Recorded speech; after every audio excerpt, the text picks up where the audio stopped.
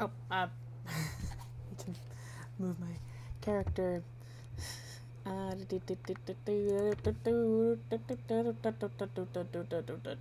Okay.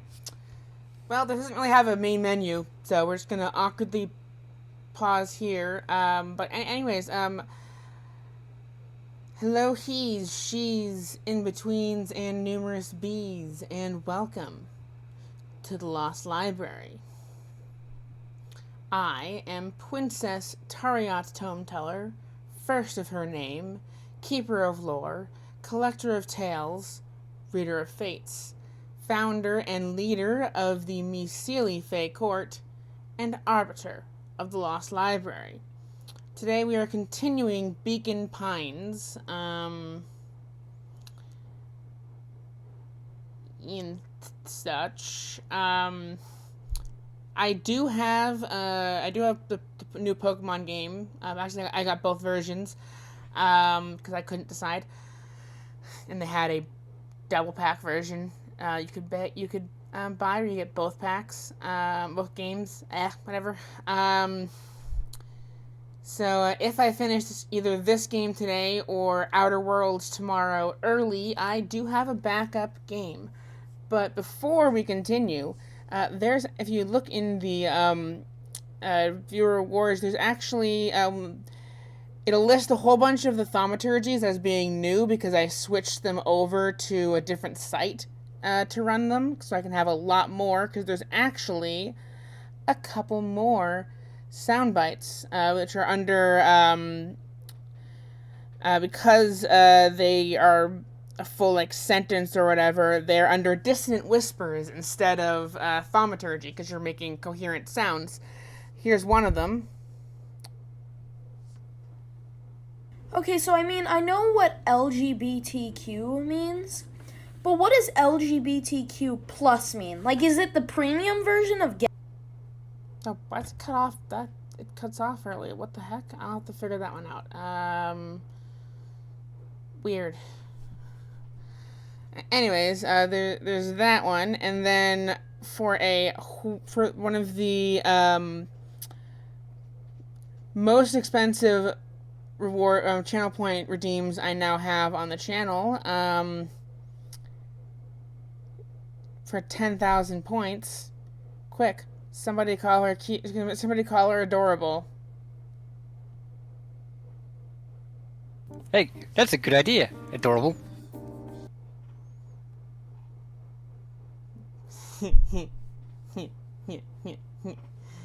That soundbite actually comes from a a TikTok I made from the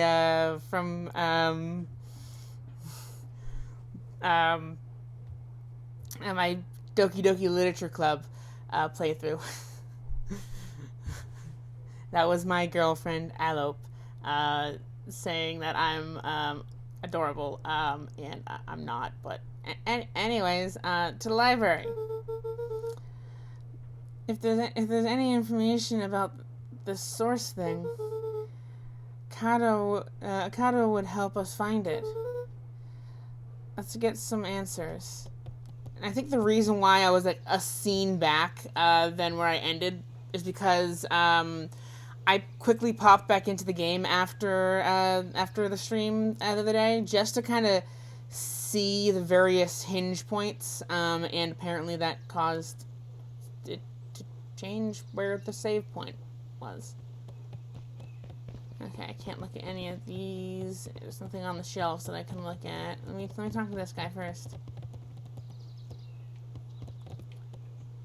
Oh, it's not even letting me. Okay. And also, to fill anyone in on the story so far, it's a visual novel about some weird mystery in some town, which has some special points where I can change a single word and cause a whole new course of events. We are currently in a timeline where I investigate, where my character, the goat person, I forget their name, investigated the abandoned factory by themselves, but they escaped the captor, and then instead of instead of it being a rainstorm that kept me at the cat girl's house, the sky cleared and we both went to the treehouse. So we're all friends. So yeah, we're also our grandmother is involved in some shady shit, and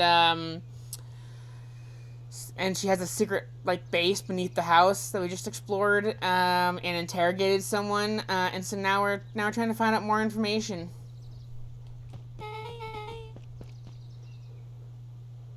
This is a dang nice library. Thanks. We worked hard on it. Aren't you a little young to be a librarian?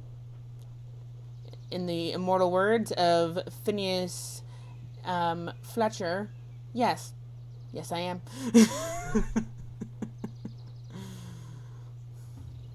Or sorry, Phineas Flynn Fletcher. Their hyphenated last name. Anyways,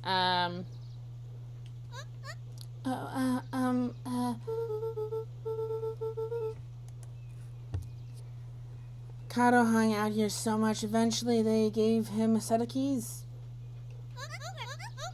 I just keep an eye on the place for Miss Novak sometimes. They got you working for free? It's quiet, and I get access to all the books I can read. What more could a person want?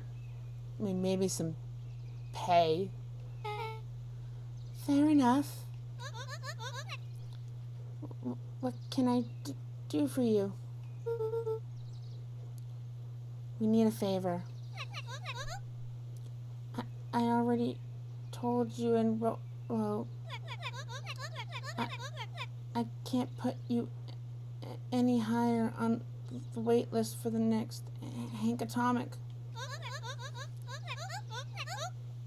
And if you're here with more candy, I have to know. I have you know I can't be bought. Call it a personal code of conscience. Conscience? Actually, we're looking for some research. Now, you're speaking my language. What are you looking for? I wonder why I'm giving this guy, this little kid penguin, like a stutter, even though it's not written. It's because they did describe him in one of the previous timelines as being rather antisocial. So I'm just giving him anxiety and stuttering and such, even though it's not technically written into the thing.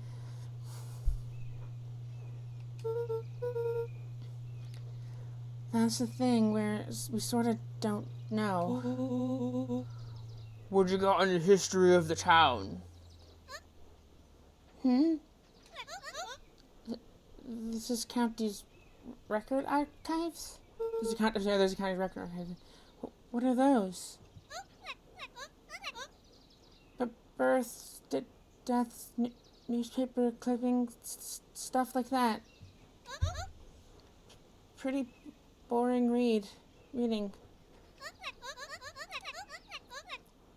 But they do go all the way back to when the town was founded.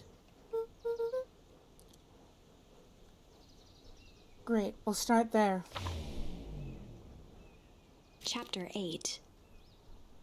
6 feet under, 3 towns over. The kids spent the rest of the afternoon combing through dusty piles of old county records, desperately searching for anything that could help them make sense of Mr. Tolliver's cryptic utterance.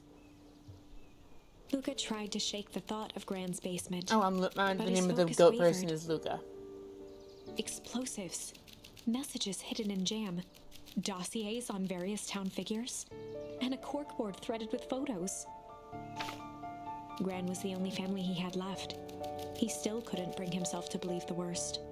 But the old map with the symbol of explosives in town square made that difficult. As the sun began to set, the kids were no closer to the truth.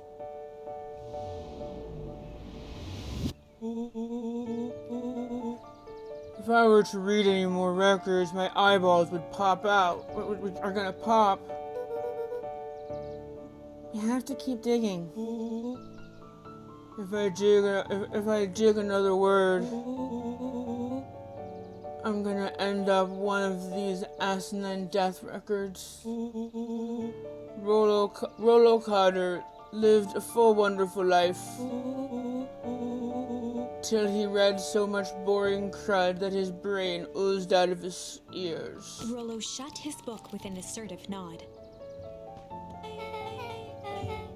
If you got a better idea, spit it out.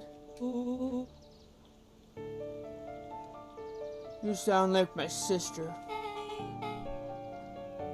Keep pushing your luck, pal. And it won't be boring county records that kill you. I'll put you in the obituaries myself. Rollo muttered under his breath.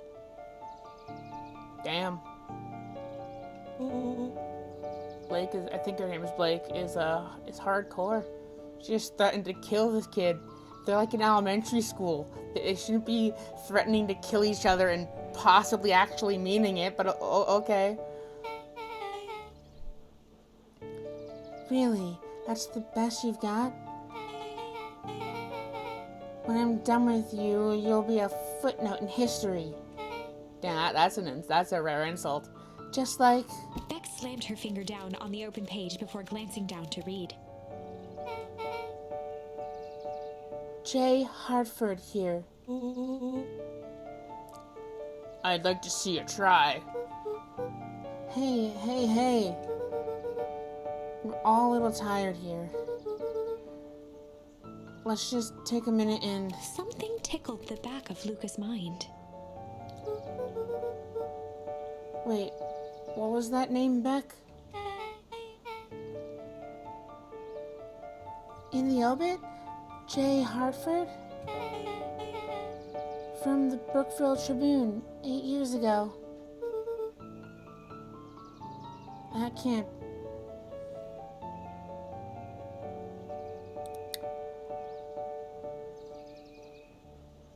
whatever the fuck this is, I'm trying to read your comment. Whatever the fuck this is, it is adorable. It's called Beacon Pines. It's a, I guess described as like a furry, a furry Stranger Things, or just, it's basically, there's a weird mystery, and it's a visual novel, with these anthropomorphic animal characters, and we're trying to figure out what the heck's going on. Basically, it's our summer vacation, and something strange is going on at this defunct fertilizer plant that several years ago completely ruined the entire town's harvest, known as the foul harvest or the terrible harvest or something like that. A new company is moving into the area and revitalizing things, but Luca's mother disappeared, father's dead, Beck's two mothers just moved to town, one working for the old company, one working for the new company, so things are a bit tense. And then we have the son of one of the local carrot farmers, Rollo, here, and we're trying to figure out what the heck Luca's grandmother is involved in, wearing hazmat suits and having clandestine meetings in the middle of the night and going and possibly being the individual who is messing around at the defunct fertilizer plant. In one of the previous timelines, the entire town was sent into a deep freeze, and we got a the end and had to change something in the past, and that's how we got here. That can't be right. Where is it?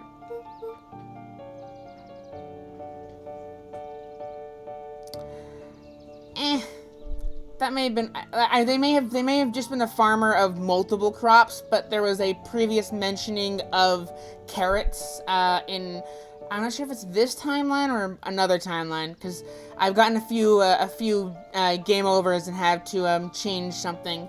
But as I acquire new words to replace things in certain points in the past, I can go back to those game overs and continue them. Like, this timeline spawned from Luca having to explore the factory by himself and almost getting kidnapped by someone working there. There was previously a dead end as the first example of, hey, look, you can change things. I changed it from, originally it was that this is a story about change. You can go back and change things. When I finally was able to return to this timeline, it was like, this is a story about, and I changed it to struggle, and then I managed to actually escape, and that's how we got to this point. I guess I can briefly pop over here. So this is all the points that I can change. This one, nothing really changes no matter what I say for that one. If it has a check mark next to it, I've used that word to its fullest in that instance. And then there's this path. This is the one where this is the path I think where I managed to go to the factory with Rollo. And this is the path we're currently on. This was the previous end. Now we're this was another end, but now we're at this one. And there's even a possible other branching ability of this thing. But anyways, back to the library. J. Hartford. That's my grand's name, Juniper Hartford. Maybe there's two J. Hartfords? Miss Hartford survived by her young daughter, E. Hartford. My mom's name is Eleanor. Okay, this is getting creepy. If your grand's 6 feet under, 3 towns over. Up, there's the title of the chapter, Chapter 8. 6 feet under, 3 towns over.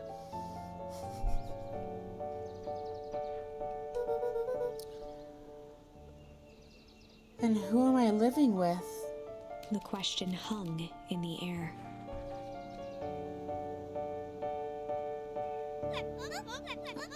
Alright, gang, I gotta close up for the night. Beck rubbed her eyes. How is it late? How late is it? Almost 10. Oh crap, Pa's gonna kill me. I gotta go. Yeah, my parents will be worried sick. Okay, let's meet up again early, as early as we can at the festival tomorrow. Oh, this will be the second timeline that reaches the festival before getting it to the end. What are you gonna do about the unconscious man in your basement? I'll think of something.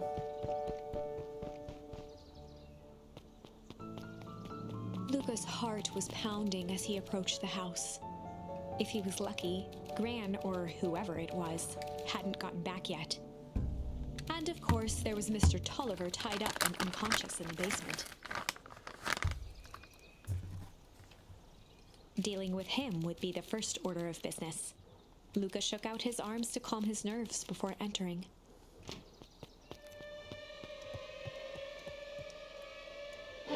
He held perfectly still, tempering his breath, and listened closely. She was asleep. His only hope was that she hadn't found Mr. Tolliver before dozing off.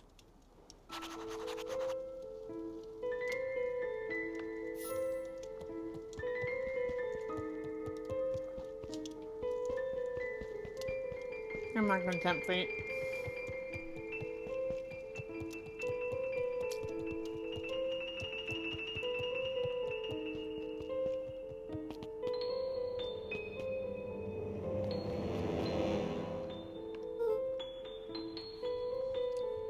Oh no. Mr. Tolliver was nowhere to be seen.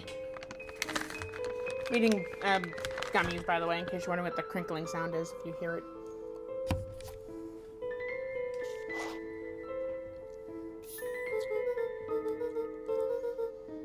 Maybe he woke up, escaped from his bindings, and left without a trace? Or maybe Gran knew everything. What do I do? Luca's hungry stomach groaned. Not realizing it, he'd gone the entire day without eating. Okay, I can figure this out. I just need a little brain food. Luca rushed over to the pile of jam jars, unscrewed one, and shoveled a handful into his mouth.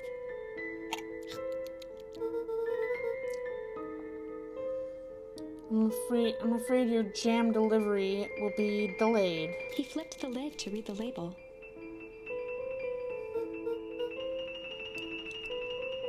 Mr. Nuncreed. Okay, now I can think. So if Gran knows we tied up Mr. Tulliver, I'm screwed. If she doesn't know, then I need to play it cool. I guess the only option is to go to bed and act as if nothing is wrong. Gran will think Mr. Tulliver finished what he was sent to do and left when he was done.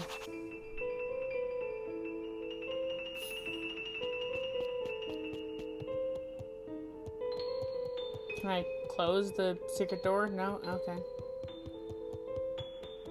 Can I interact with anything else in this room? Can I go out the back door? Oh, hey, I can.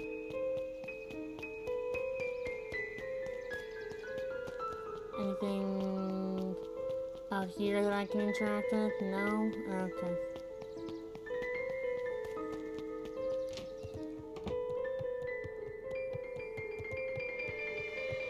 Uh-oh, she's not there. She's not there. This is bad. Gran? Okay. Stick to the plan. Go to bed and play it cool. As Luca climbed the final stair, the emotion of the day dragged heavily on him. With each consecutive step, his legs weakened. His stride began to falter. I ate the jam. The jam was probably drugged. He tried to grab for the railing to steady himself. Something was wrong. Come on, legs. Just a few more steps. Luca groaned and tried to move. His limbs might as well have been bolted to the ground. Through numb lips, he mumbled just before falling asleep.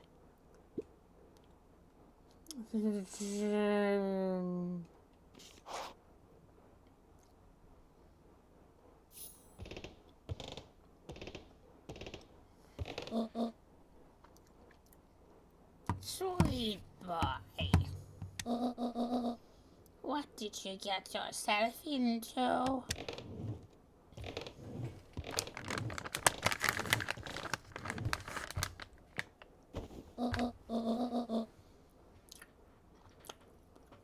Rest now and let me handle everything.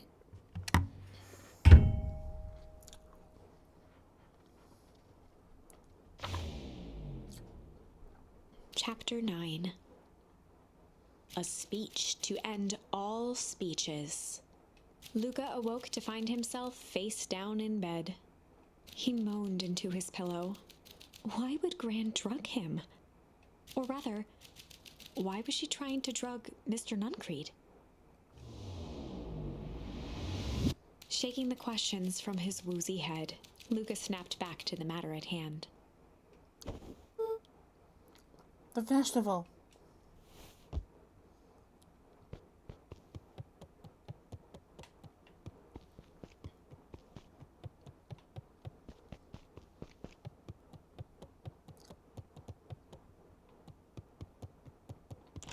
Yep, still shit's locked. And shit's locked.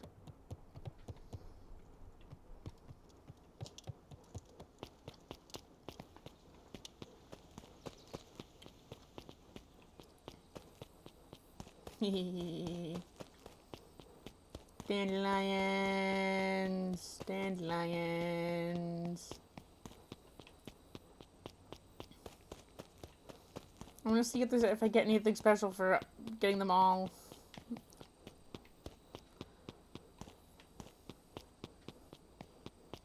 Nope, they grow back too fast. Okay, let's just...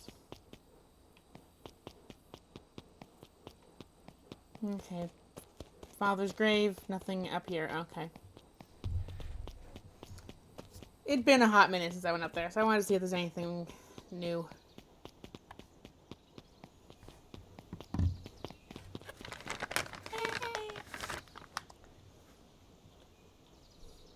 Where have you been?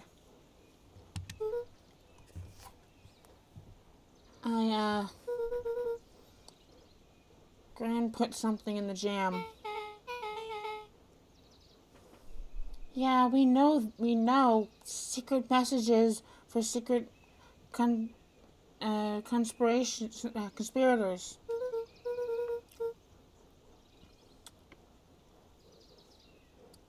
Not this one. This one intended for Mr. Nuncreed. Put me to sleep. Whoa, ho, ho.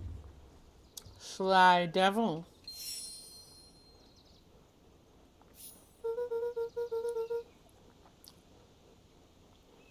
I think she's trying to remove him from the equation.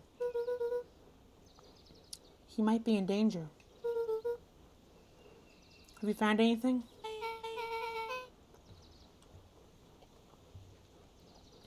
We looked around, but haven't seen anything odd. Your Gran is nowhere to be found. But Mr. Nuncreed is just loafing around waiting for the speech. What speech? Mayor Gus just got up to the podium. Everyone is gathering at the stage. Let's get moving.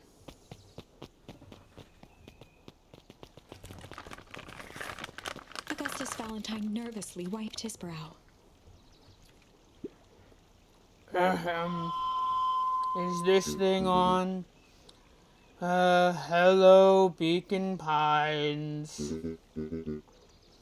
I'm Augustus Valentine, your mayor, and I suppose you already know that. Oh yes, before we get started, I just wanted to take a moment to recognize someone who couldn't be here today.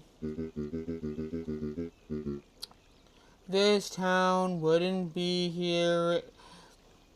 where it is today without my father, Sharper Valentine.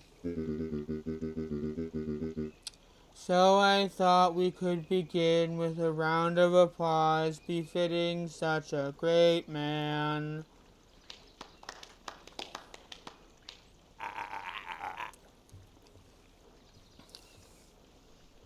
Even that's more than the old Cotter deserved. Gus cleared his throat and awkwardly loosened his tie. Right, where was I? William Kerr bounded on the stage with the energy of a preacher at a big tent revival.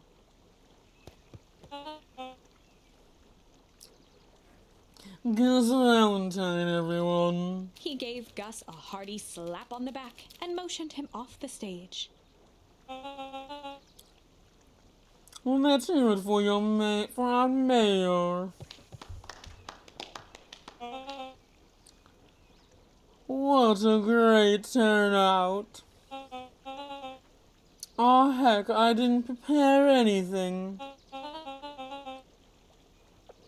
But I suppose I could say a few words.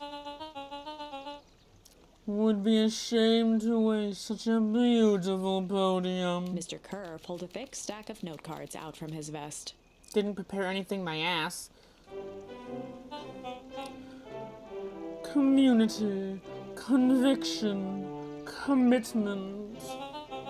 These are the things we celebrate at perennial harvest. God damn it, Alep. For us, these are pillars of the bridge to a better tomorrow. But I think it's time to add a new pillar. Change. Change is a powerful thing. It's inexorable, unavoidable, and undeniable. And I am dadgum thankful for it. Change is the reason we're all together today. It's hard for me to believe that it was only 4 years ago when the fate brought me here. A simple business trip which brought me to a small town, which would change my life forever. Mr. Kerr took a moment to survey the crowd. You know what? He wiped away a single tear. From the second I set foot in Beacon Pines, something about the place has held me captive. You see, change represents opportunity. It represents potential. It was change that helped me recognize the potential of this place. To see that the people of its town, despite suffering great loss, still held on to things that made them special. He thumped the podium to emphasize each word. Geez, you think this guy's running for president with this kind of speech? At least people can leave if they want to. Community, conviction, commitment, change. Mr. Kerr nodded confidently, biting his lip. The crowd was silent, in rapt attention. Fate made a perfect match that day.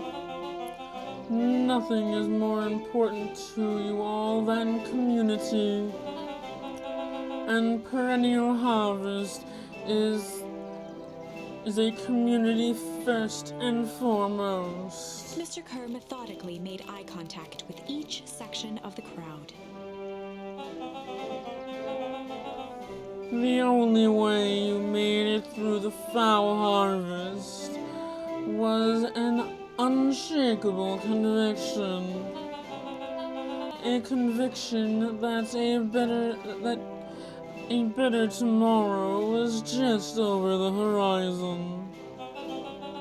Perennial harvest was founded on the conviction that we are that horizon. This festival is a symbol of our commitment to each other. His voice began to build to a crescendo. We now walk hand in hand into the future we will shape together. And that is what change is all about. Grabbing the future by the scruff of the neck and making things happen. Change is a choice. I am tickled pink we will be making that choice together. How great is that? Just imagine what we can accomplish. What was that? The crowd began to look around nervously. Don't worry, a little thunder isn't going to ruin this day. Everyone remain calm. Mr. Kerr quickly flicked through his note cards. Where was I? Through all my travels, I have learned one true thing. Hello. One always reaps what they sow. We have all planted a lot of good in this town, and so it is with a happy heart that I proclaim He raised his hands up to the heavens. our harvest away.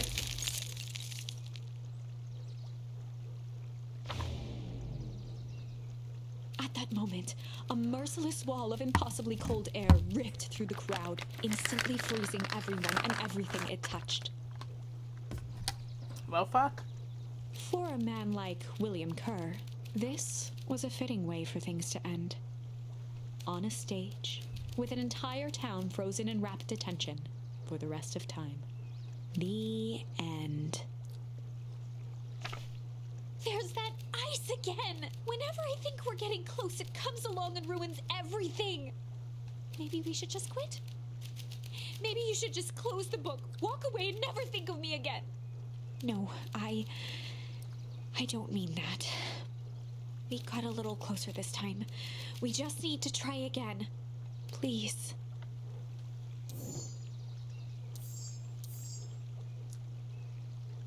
Okay. Let's go back to this point.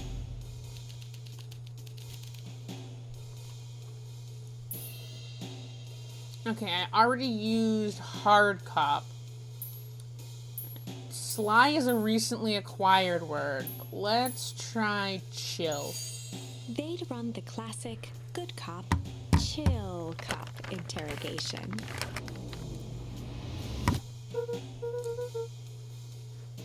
I'll handle this. Just gotta play it cool. Luca walked calmly to the light switch, flicking it off and on a few times. Mr. Tolliver shook his head, gathering his wits. Golly. I sure got my bell rung. He looked over to find Luca, who returned a calming grin. Sorry, Mr. Tolliver. This was all a big mistake. Luca, what's going on here? Why do you have me strapped down? No one's fault, really. Rollo just got a little startled. Rollo's here. Rollo and Beck emerged from hiding to give a timid wave. Grabbing another.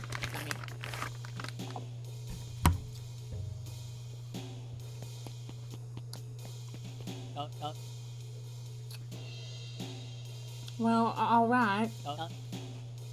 Mistakes happen. You two gave old Hiram a good scare. Just let me out of these ropes and we'll call it even. Luca glanced over to Rollo and Beck, who replied with skeptical looks.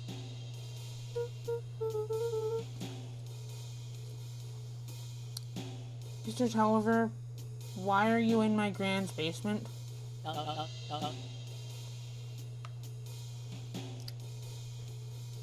I'm here to help, of course. Help with what? What's my gran up to?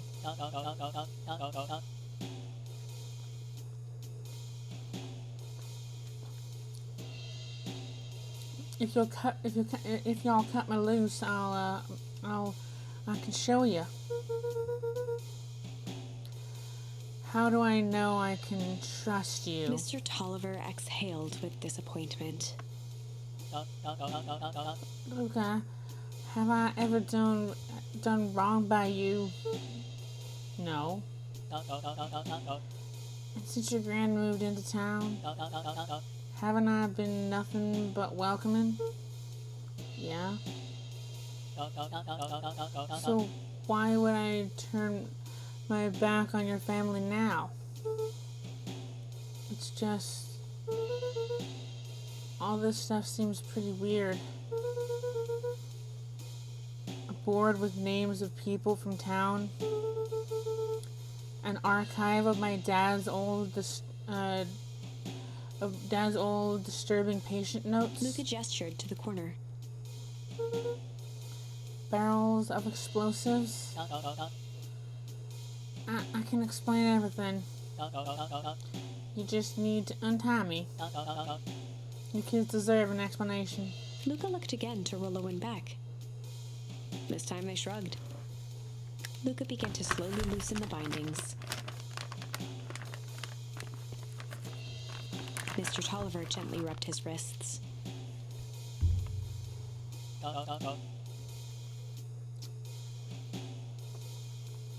That's a good lad. So all makes sense in time. He edged imperceptibly toward the stairs as he spoke. You see, this town has secrets, Luca. A very dark past indeed. Before the kids had even noticed his movement, Mr. Tolliver was at the light switch. A past that must be brought to... He punctuated his final words by flicking the switch and rushing up the stairs. light. Son of a... Beck darted to the wall and turned back on the lights. It was too late. Rollo confirmed what they all heard. You just locked us down here? Mr. Tolliver's muffled voice came from behind the door. I wasn't lying, you know. It's just for your own good. You kids just keep tight down there. And let the adults handle this. They looked bewildered at each other.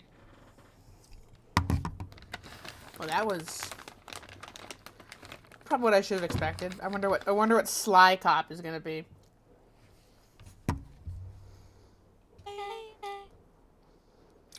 Play it cool, huh? Not now, Beck. They heard the staccato thump of quick steps exiting the house. The kids looked down in resignation. This isn't how it goes in Hank Atomic. For some reason, they'd always assumed it was up to them to save their town. Luca opened his mouth, hoping to conjure some magical words to make this right. Only a hollow croak escaped. The end. Well, we certainly aren't going to find a grand resolution to our tale locked in a basement. Back to the drawing board.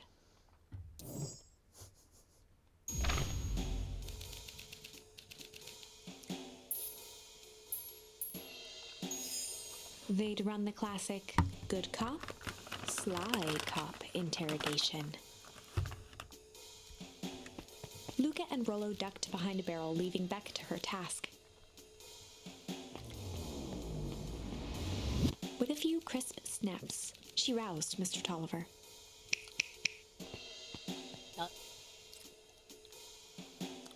What? What's going on here? You're that mold little girl?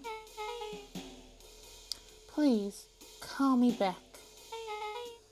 Sorry about all this. Mr. Tolliver looked down and shifted a bit, testing his restraints. It seems there's been a mix-up. You see, I'm down here for the same reason you are. Juniper sent you here. Beck caught herself before letting the surprise manifest on her face.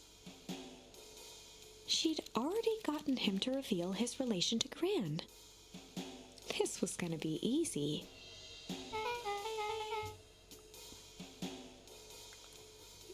You know how Juniper is with her precautions. Operation Sparkplug has us all on edge. I guess she thought you needed some backup. But she sent a child? That's... What better way to avoid prying eyes? Who would suspect a kid? I suppose that makes sense. Mr. Tolliver wriggled a bit in his restraints.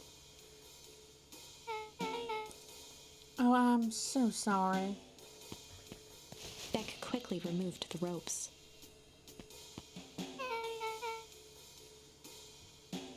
That had to be uncomfortable.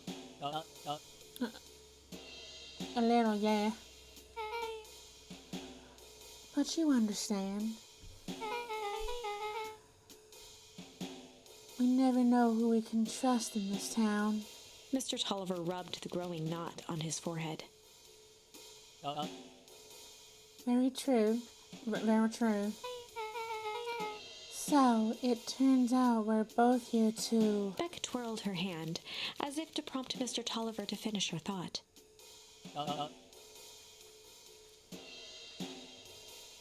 Okay, then. Destroy the evidence? Beck shook her head and clicked her tongue. Yep, the old gal is nothing if not thorough. Mr. Tolliver let out an amused huff in agreement. She sure is. Can't blame her, though. If anyone found out about what about that we're going to destroy the source, well, we both know how bad that might be. No one will know anything once I finish cleaning things up down here. Beck was on a roll now, playing Mr. Tolliver like a fiddle. You're sure you can finish this on your own? Juniper trusts me for a reason. You can leave the rest to me. Good, then. No more loose ends. Good. There's no more loose ends. I'll go work on... Loose end? Oh, it's nothing really. The other day I had the radio on scan while restocking the candy shelf. And wouldn't you know, I intercepted an odd phrase in the perennial harvest transmission. Underground secrets. That's ominous. I think it might be a password, but Juniper dismissed it. She said it wasn't mission critical. What's the password for? We don't know. So we have a password and nowhere to put it.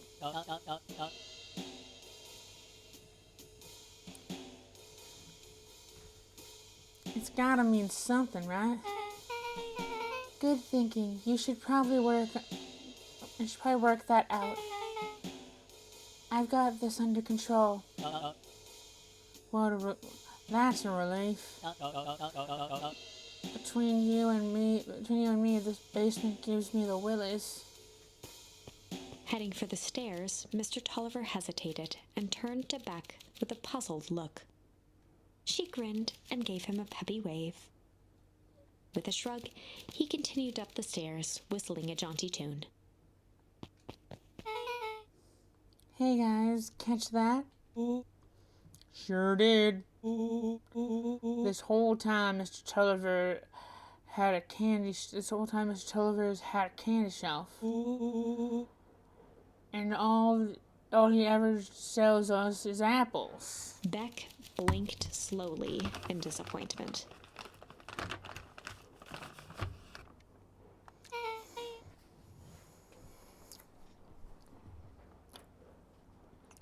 The password, Rolo. Well, sure, but once things are back to normal, I'll be having a word with Mr. Tulliver about that candy shelf. Fine. In the meantime, I've got an idea. She turned to the table and began tearing small scraps of paper.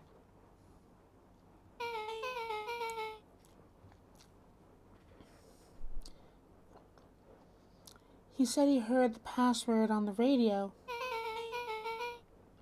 Any good spy transmission is never what it seems. Beck marked each scrap of paper and leaned back.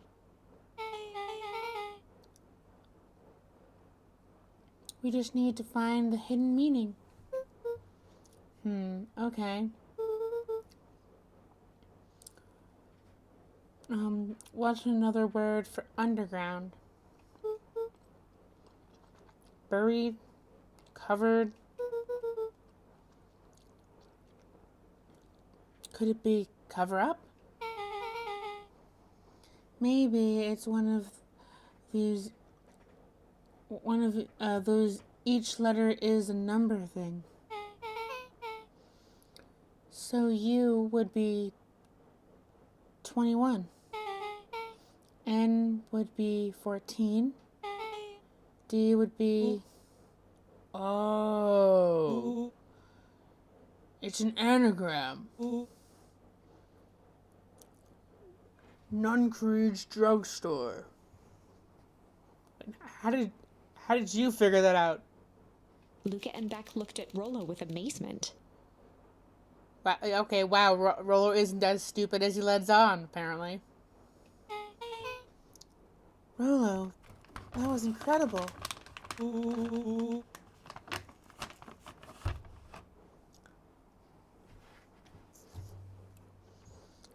Well, it's either that or Kren's nude rug store. Yeah, I think you were right the first time. How did you do that? What can I say? I love ciphers. Well, I guess we know where to go next. That's why they wanted the drug jam for Mr. Nuncreed.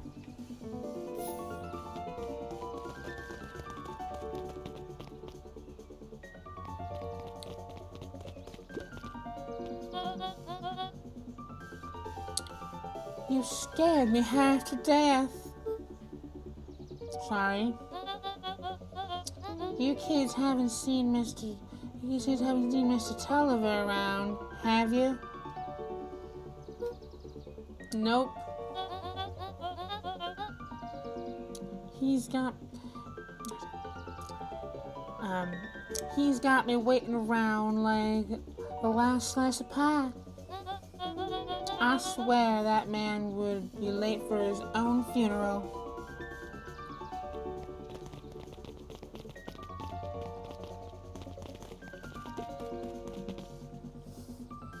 No, I'm not gonna go this way, even though I can. Come on. Cross the bridge.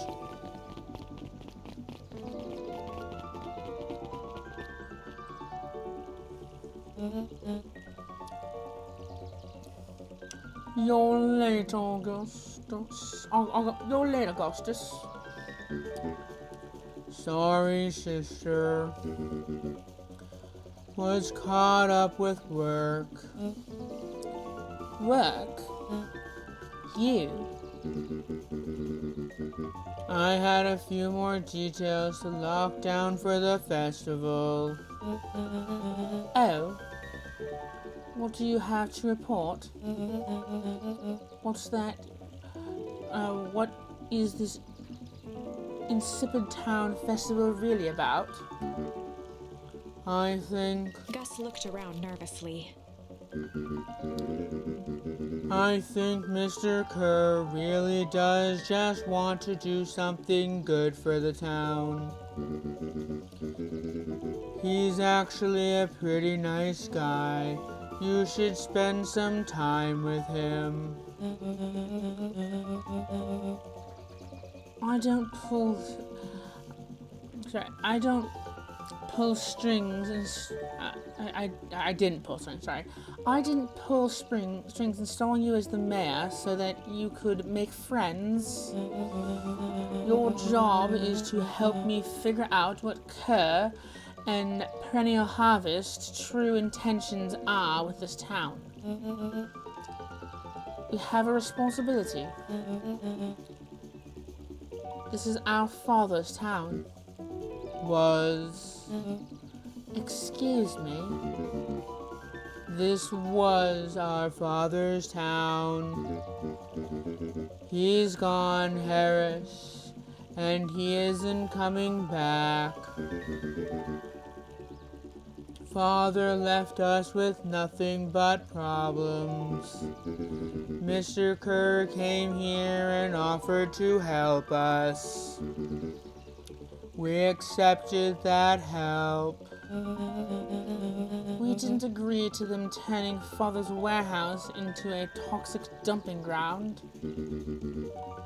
That's just a temporary arrangement.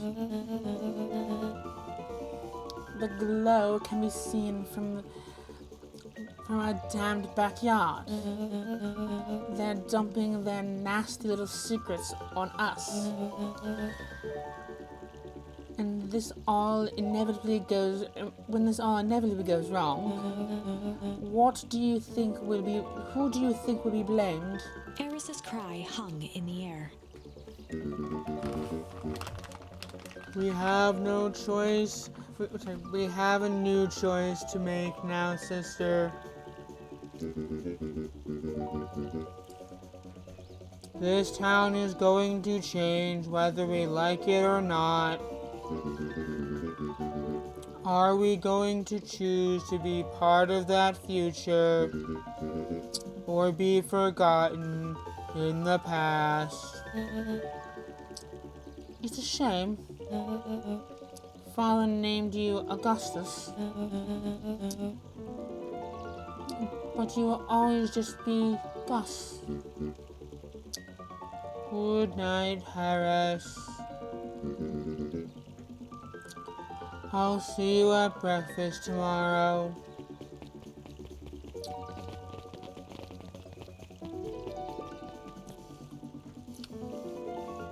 It's getting late, children.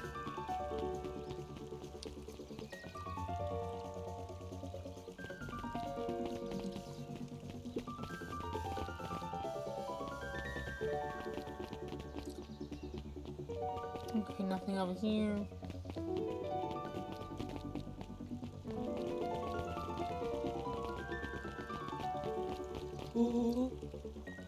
We'd better get to Nun Creed's. Dang it. Okay, fine. First, though, I gotta slap some melon.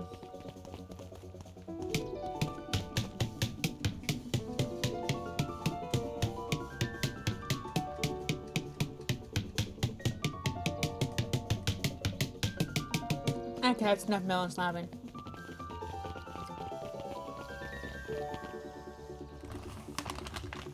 What? I gotta slap the melon every chance I get.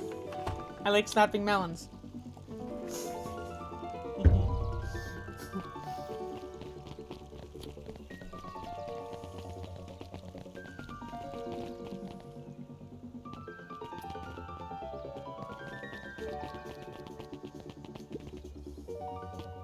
Solomon stood proudly at the entrance to the drugstore, holding a brown bag overflowing with black licorice. Hey, Solomon. We're looking for Mr. Nuncreed. Is he still in there? I'm afraid not. Then where'd you get that candy from? You might say we have an arrangement. Solomon shoveled a surprising amount of licorice into his mouth.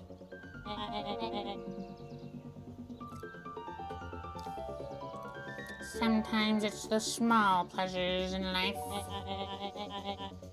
Though we might not always have family to rely on, licorice has never let me down. Well, I can't say licorice would be my first choice, but whatever floats your boat.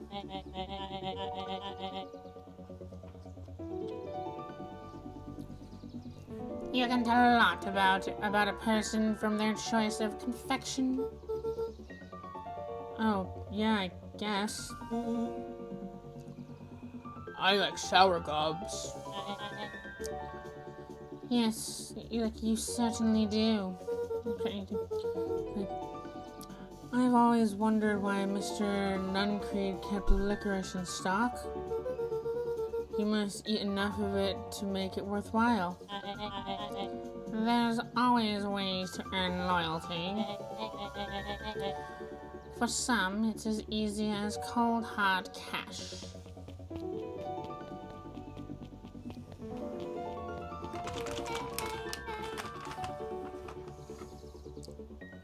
Oh, shit's locked. Well, he's right, it's locked.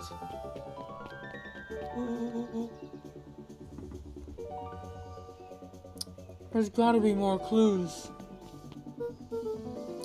Okay, let's see.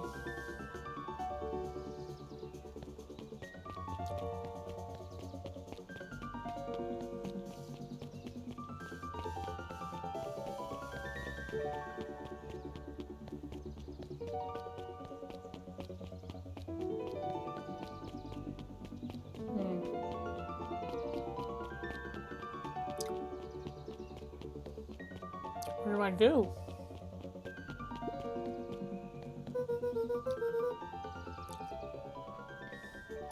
Have you seen anyone actually use this thing?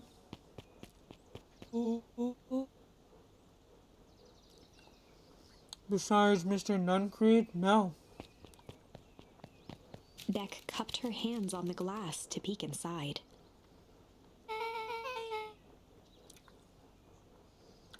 That's not a normal phone booth. It's like a blinky keypad. Why would there be a blinky keypad?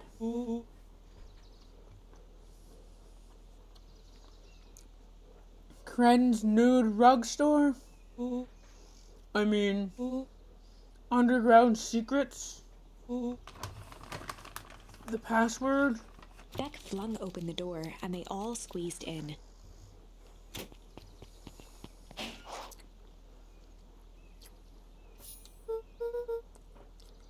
Alright, let's see here. Luca cracked his knuckles and entered the letters into the keypad.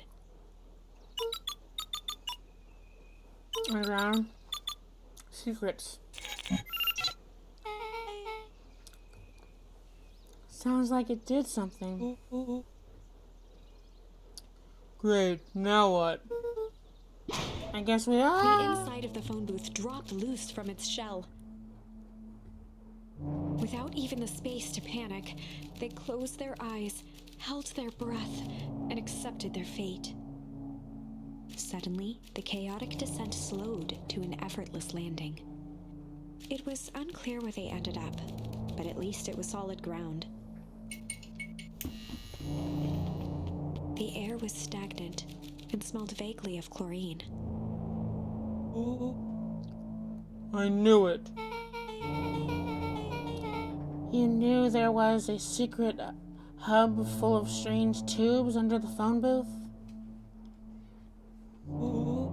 Of course I did. Did I say that?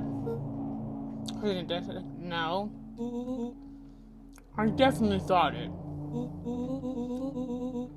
Luca, do you remember when I said how cool it would be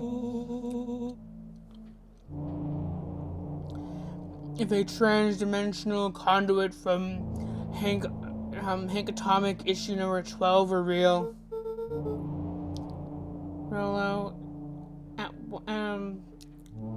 one point or another, you said that about every technology ever discussed in Hank Atomic. That's why I'm such a good predictor. It's like these... Sorry, it looks like each of these has something written on them.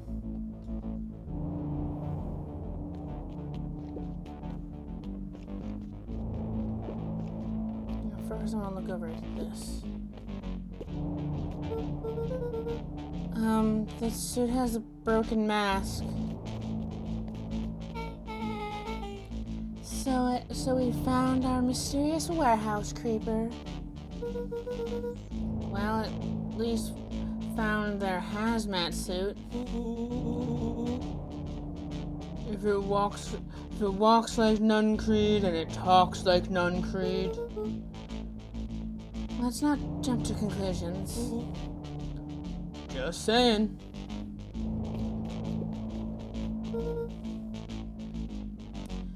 Mining Operations Alpha.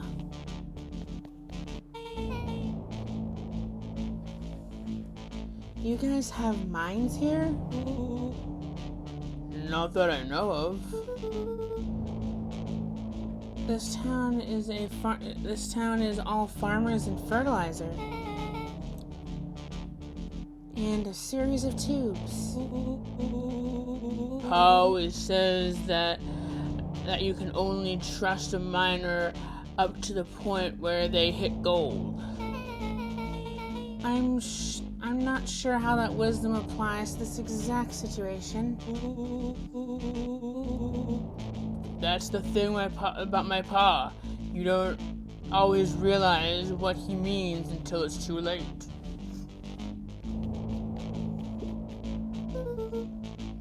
Perennial Harvest Main Office. That's where my mom works. What does she do? Science stuff? Is she involved in all this? We just moved here. How could she be involved? True.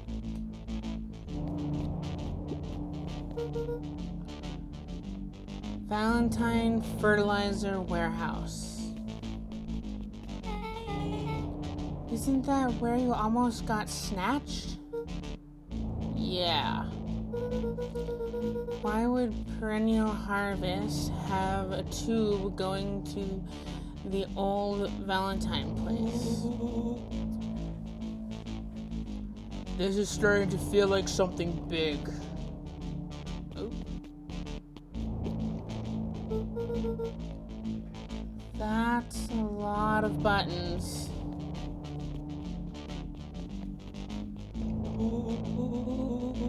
Stand aside, Earthlings. I've read enough Captain Atomic to know my way around sci-fi tech. Rolo's hands hovered over the field of blinking buttons.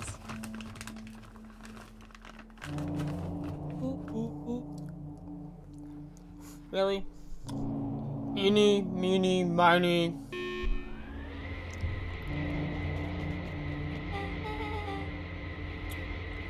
Rolo, what did you do? Nothing. I didn't even mow yet.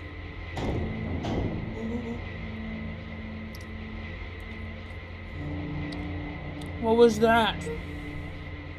Hide. Where? There's nothing but weird tubes down here.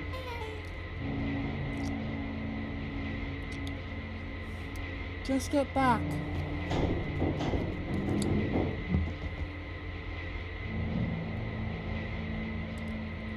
Oh, shit. Shit. Shit. Awesome.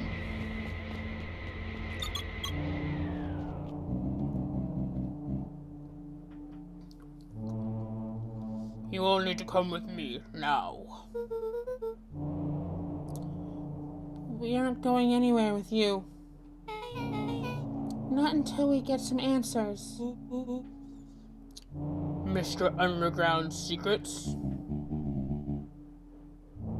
I told them that password was absurd. But they love anything that makes them feel clever.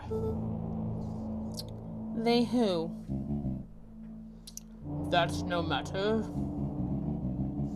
If I can keep you hidden until after the festival, I might be able to save your skins. We don't care about our skins. Hold on now.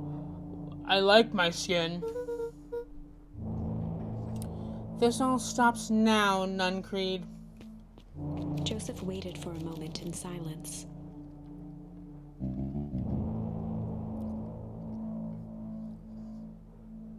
You sound just like him. Who? Walt. You don't get to talk about my dad. You know your father and I were friends back before. He gestured toward the strange tubes. All this. That's a lie.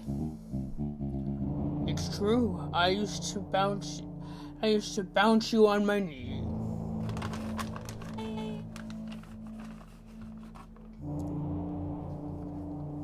What happened? Same thing that always happens. Reality, complications, life. We were a team, Walt and I. An idealistic doctor and a bright-eyed pharmacist. Both hell-bent on helping folks. So you were his sidekick? So you were his sidekick? No. We were partners. He helped the patients and I helped him.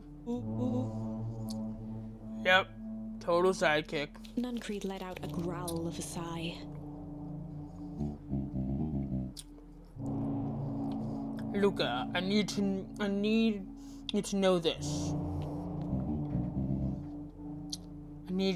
I need someone to know this. One day, Shopper Valentine comes to us. Says he's got an opportunity. He'd found something he didn't quite understand. And he was willing to pay us both handsomely to help him understand it. And my dad said no? Your father and I both believed in helping people. But the thing I could never get him to understand was, it's a lot easier to help others if you help yourself now and then. Classic sidekick into villain plotline. Walt loved being righteous. Almost more than he loved his family.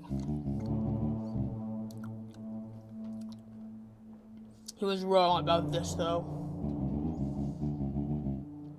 When he begged me not to take Valentine's offer, he said, Joseph, if a person says yes one time to Sharper Valentine, he'll make sure they keep on saying yes to him until the day he's dead and gone. He shook his head wistfully.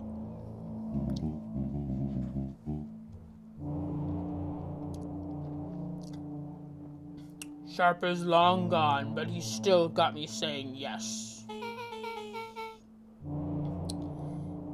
Is there a point to this sob story? Not really, no. Just an old man trying to delay what needs doing. Nuncreed took a menacing step towards the children. I tried to keep you safe. I tried to keep you and Juniper out of this, but you forced my hand. Luca began to laugh. What? You really don't know. My gran isn't out of this. She's been scheming right under your nose. Juniper? Seems like she's planning on crashing the town's party. She's going to disrupt the festival? Why would she? The color drained from Nuncreed's face. How does she know? Apparently she knows a lot of things. What? Let's just say this isn't the only underground lair we've busted into today.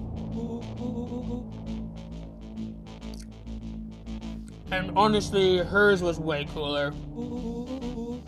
She's got maps and explosives and bad intentions. Big man. Nuncreed grabbed Luca by the shoulders. His eyes were frantic.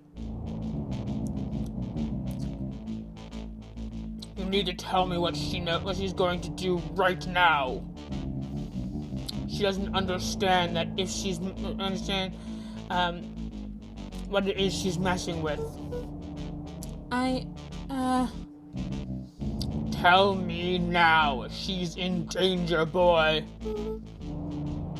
I don't know. She had a map with marks on it on the fountain in town square. The fountain? But why would... A jolt of realization struck Mr. Nuncreed. She knows about the source. What the heck is the source?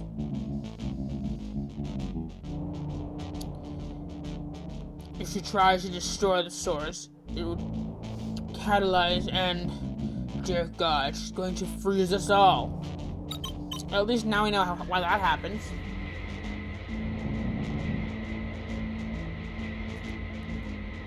You all need to run.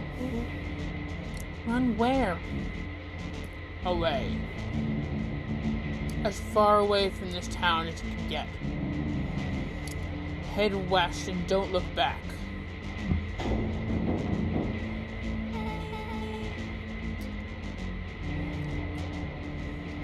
What? That did not go how I expected. So... we're totally following him, right? Totally. See you on the other side.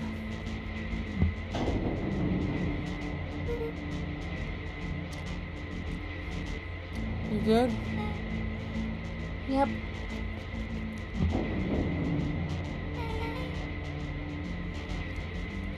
I love this town.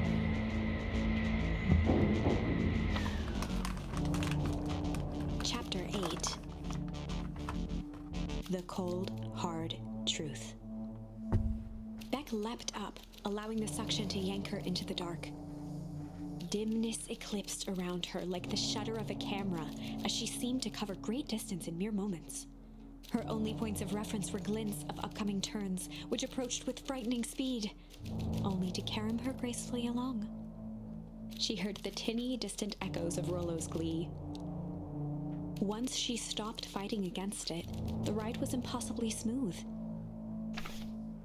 Then, all of a sudden, as if minutes had passed in an instant, light blazed into view. A burst of wintry air snuffed across her face, and she was flung out into the cold.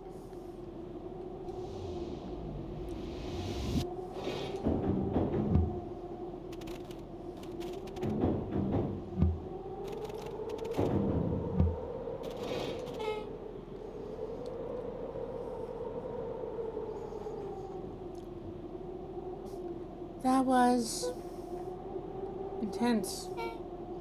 Yeah. I think I might have parted with some fluids in there. Any idea where we are? somewhere cold. Doesn't it look...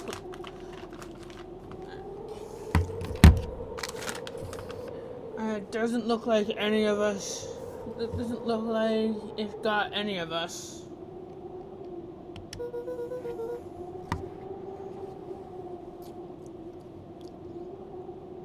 Didn't feel like it traveled that far.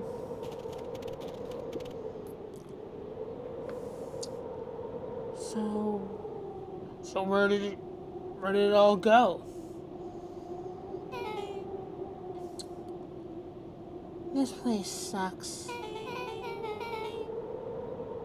Why would anyone even want to blow something up out here? Only one way to find out, I suppose. Gotta catch up to Nun Creed.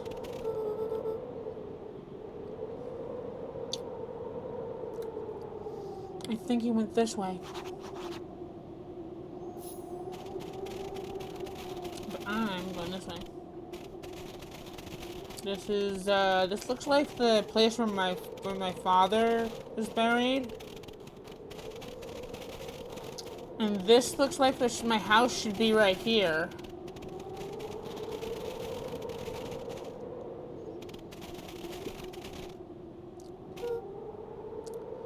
This looks familiar, yeah. Maybe we can clear it off. Maybe we can clear off the snow. Maybe we can clear off the snow. No time. Nun Creed's getting away.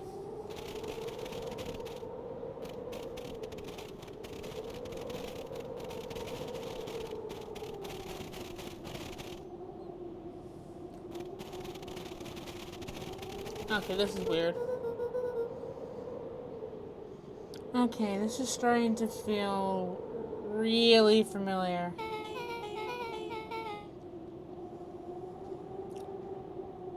I may not be the most well-versed in all things Beacon Pines, but this doesn't look like some sort of... does look like some sort of frozen replica of town. I got it. It's obvious. It's so obvious now. Mr. Nun Creed is an alien.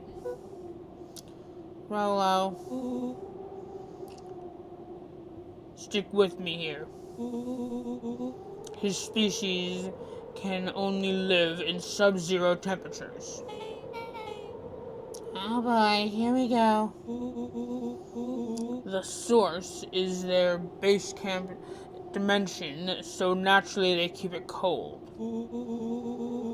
We found it by traveling through those metallic wormholes back there. The final objective, kill us all and shapeshift into Beacon Pines citizens of their choosing. You never really had me. But you very much lost me there. You get used to it. We should keep moving.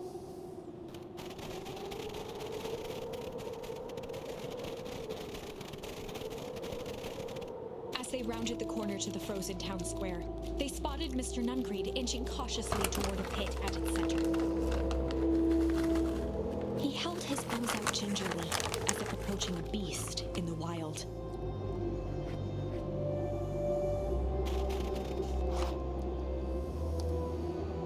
Upon closing the distance, Luca recognized what Nun Creed was after. Gran stood confidently at the edge, one arm outstretched over the abyss. Nearby, a wheelbarrow had been emptied out. She held a lit torch, which flickered in the bitter wind.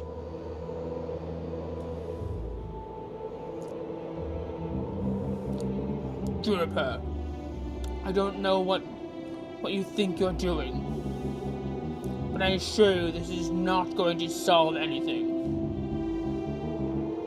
If you drop that, you've doomed this whole town. It wasn't me who doomed this town. I've been watching you, Joseph. I know what you've done. You and your co-conspirators. Gran? What's happening? Luca, you and your friends need to leave. Right this moment.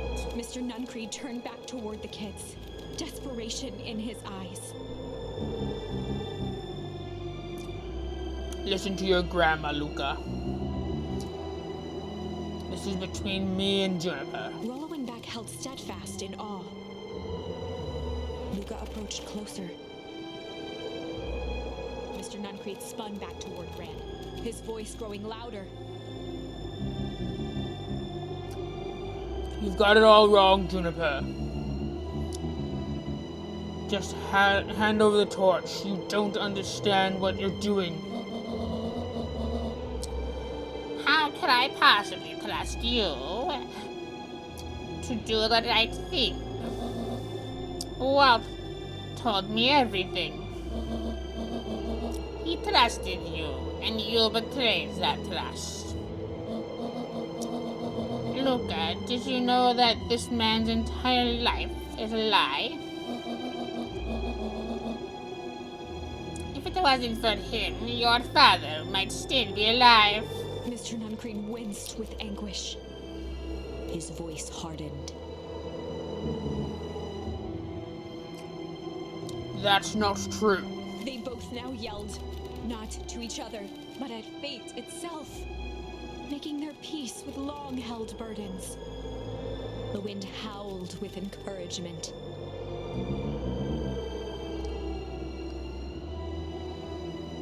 Walt was like a brother to me. We had different ideas, but how to affect change.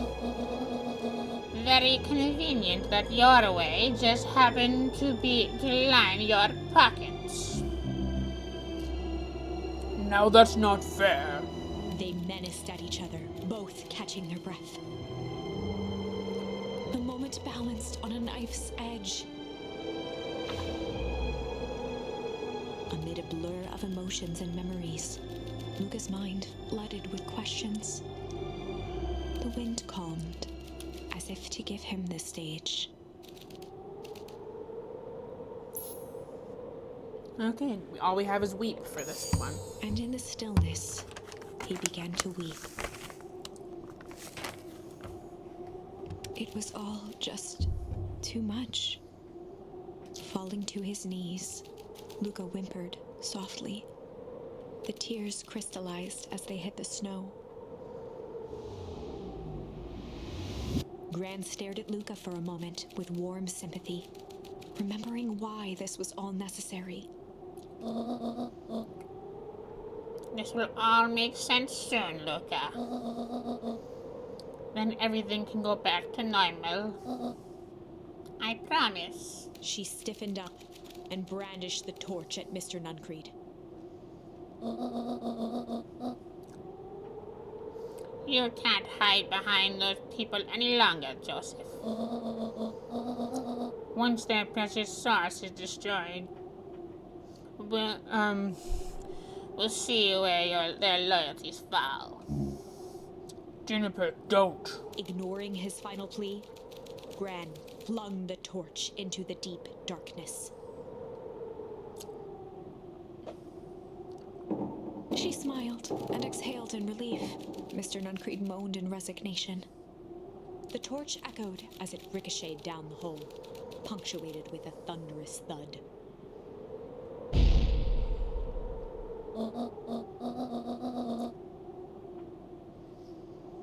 You see, Joseph, I've learned one very important lesson in life. If you want things to change, then you must be willing to... Before Gran could finish, the ground shook her to silence.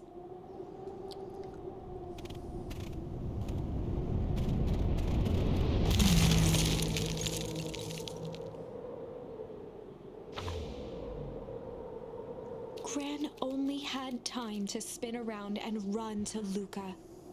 Her attempt to shield him, an honorable but trifling act. Unflinching love, pitted against an unthinking horror. There was no contest.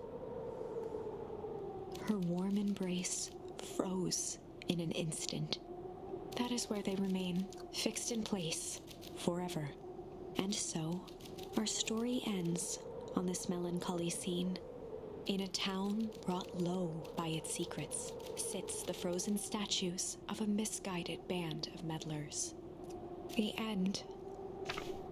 Well, that was dire. On the bright side, we finally figured out where all the ice is coming from. Now, we just need to find a way to deal with a mystic, unfathomable force of nature.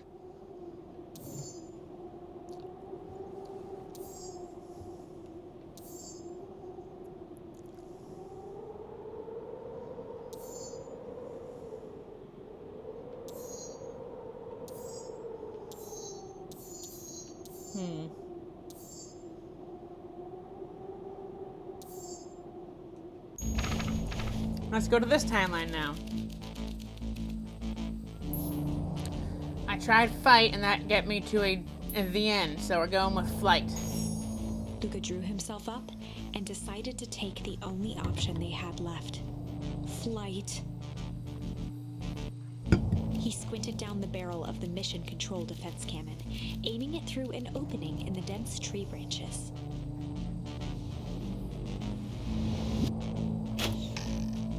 He looked up with surprise as it struck true and taut.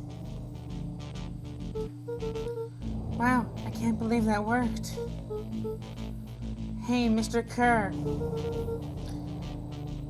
We'd love to hear your thoughts, but I'm afraid we have places to be. Come on, Iggy. Yeah, what? Yeah, see ya, you jerks. Yeah.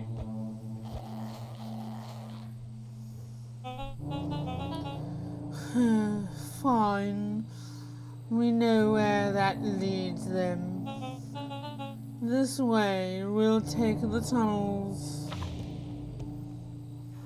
Luca and Iggy winced as they sprinted through the thicket. The branches clawed at them, reluctant to give passage. After what felt like a marathon, Luca stopped in his tracks as they reached the clearing. What the? That was all he was able to say before Iggy slammed into his back.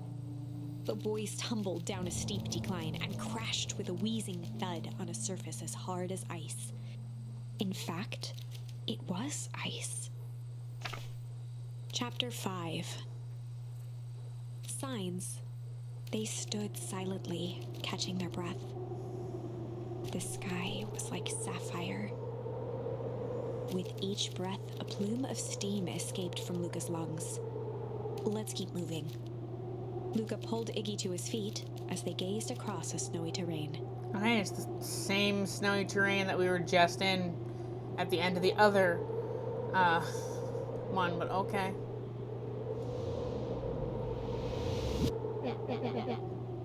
That was actually pretty badass. Yeah. I think we lost them. Are we up the mountains? I don't think so. If anything, we went downhill. What's up with the Winter Wonderland? Yeah. All I know is there's no going back the way we came. Let's see if we can get our bearings. Follow me. And again, this feels like the freaking place where my character's house would be. What's the readout? Still above 258 Kelvin. That's down from last time. Should we report this to Mr. Kerr? Meh. Still within safe ranges. It may spread, but it's under control for now. Even a small nudge to equilibrium could cause a cascade. Dude, relax. Just a few more sights to hit before we can punch out. Let's get this over with.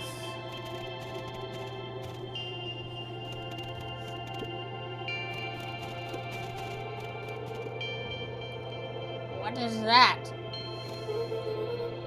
Hard to say with all the snow. I think it's the town sign. Yuck, yuck, yuck. I can almost make out the letters under here.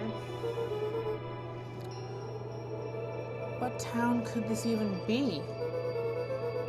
There couldn't be another town this deep into the Weep Woods. I'm thinking... I'm looking at evidence of the contrary. Let's figure out what we're dealing with here. Step 1. Snow's gotta go. I'll see what I can do.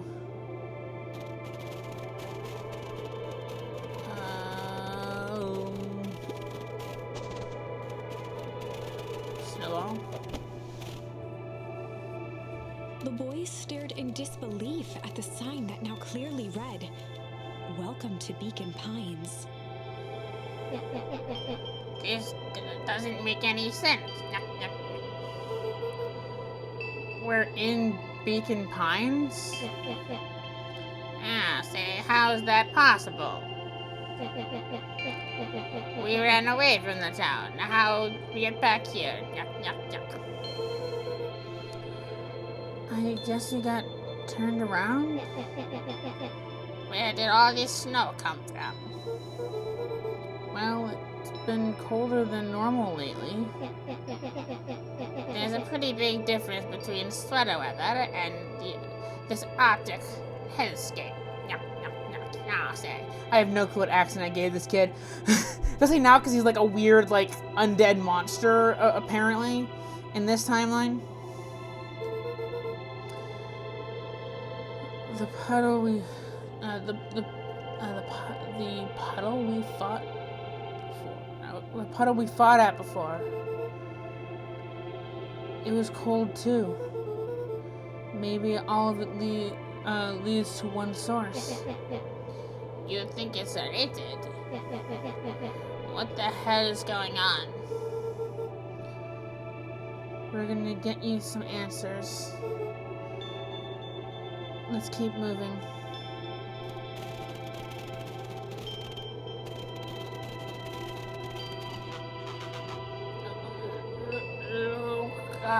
Luca, there.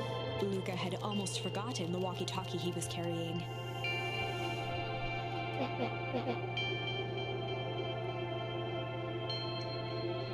It's that bozo, her. I hope nothing bad has happened to you in those woods. Luca looked at Iggy with hesitation. No need. No need to be rude. With a resigned sigh, Luca responded. It seems like the only dangerous thing in this woods is you. He speaks, the young man of the hour. Now, how in tarnation did you end up with one of our radios? Just lucky, I guess. Boy howdy, you Van Horns are full of surprises, aren't you? You knew my parents? I never had the honor of meeting your father, but your mother was a handful. Luca winced, shoving the walkie-talkie back into his pocket. We gotta keep moving.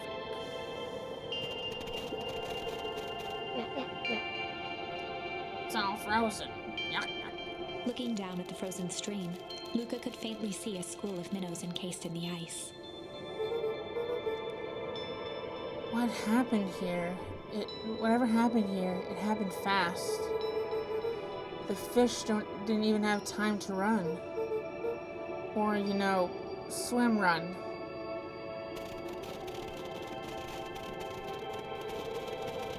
The crunching of footsteps trailing Luca went hush. He looked back to see Iggy's face twisted with confusion. Everyone's gone. What? There's nothing here but more snow. There must be an explanation for all this. We have to keep looking. You can keep looking all you want. Yeah. I quit. Iggy, you have to keep going. No, you don't get it, do you? This isn't one of your pathetic Hank Atomic stories. We aren't going to save the day. We aren't even gonna save ourselves. My face is mangled. The town is destroyed. And everyone we've ever known is gone. We don't know that. You can't just quit. Do whatever you want. I'm done. Iggy, it's gonna be okay. Luca peered upward at the darkening sky. He let out a long, foggy breath. Faintly, Iggy began to cry. Seeing Iggy in such a pathetic state gave Luca a sense of compassion and more than a little guilt. It's getting pretty late, I think. Probably now's a great idea probably not a great idea to stumble around in the dark anyway.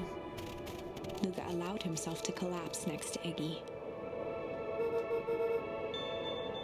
Let's just rest for a bit. The boys huddled together for warmth and comfort. If not for exhaustion, their minds would be racing, trying to make sense of the events of the day. As it was, all they had energy for was to sit in silence, numb.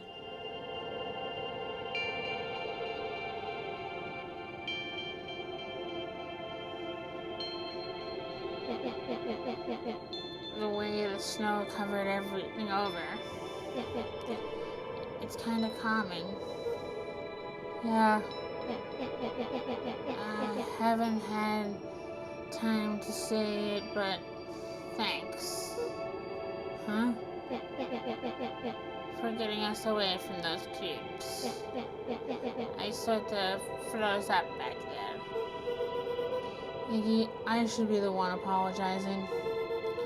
This all happened because I lost my temper. Nah.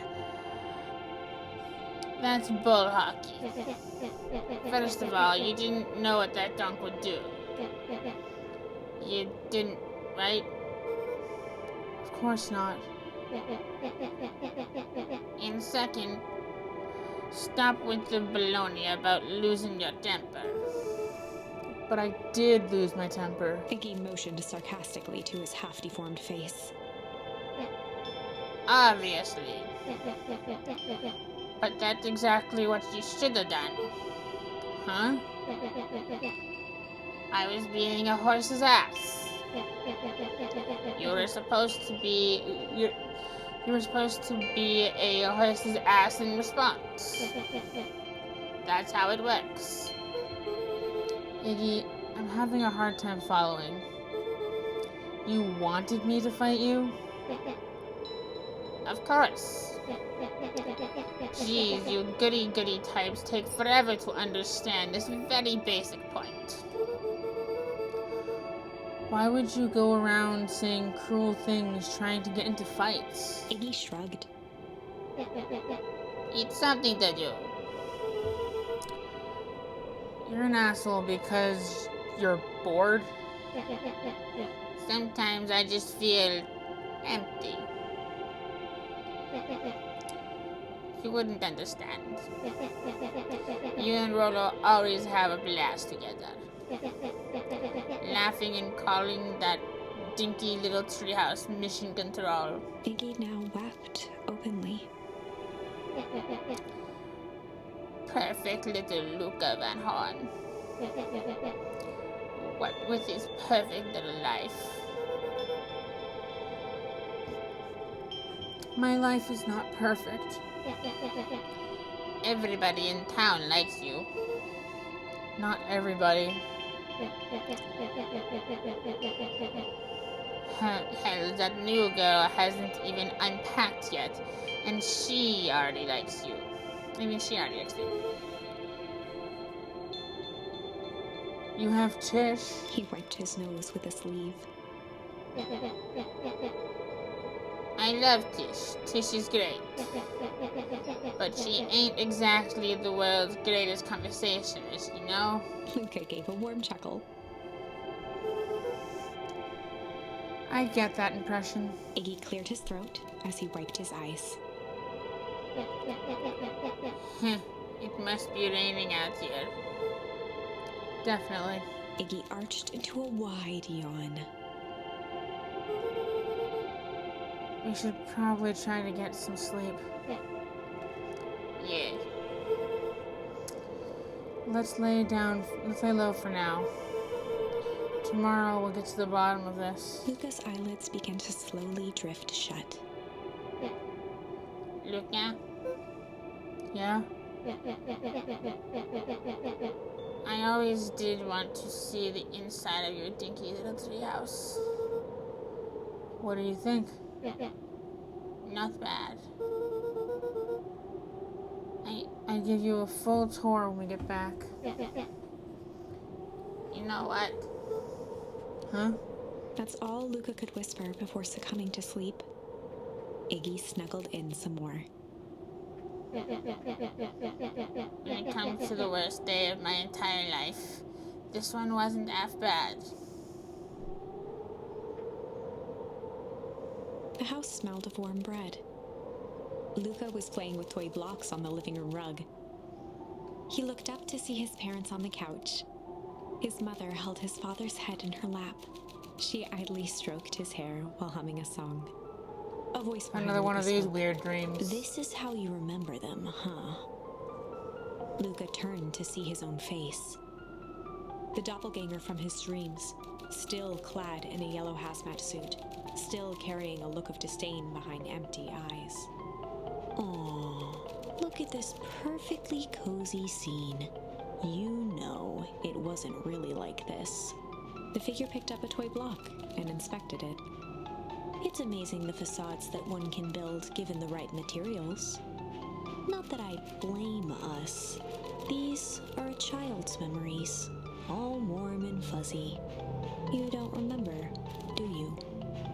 Luca snatched the block from the figure's yellow-gloved hand. Remember what? The doppelganger pointed to the couch. The last day we saw him alive. The day he chose to abandon us. Luca turned to look at his father, still lounging on the couch. That's not true. He didn't abandon us. The doppelganger waved his hand dismissively. Everything is true here. It's just a matter of what we choose to see. Well, let me show you. The world flickered and pulsed. Luca was sitting next to his bed, listening to his heartbeat with one of his dad's stethoscopes.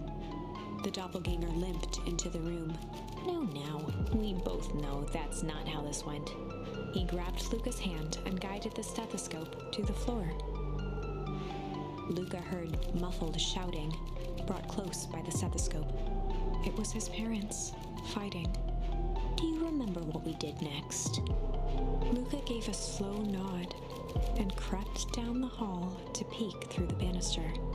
He could see the outline of his mother at the bottom of the stairs. Damn it, Walt. We can't afford to get involved in this. She was scared.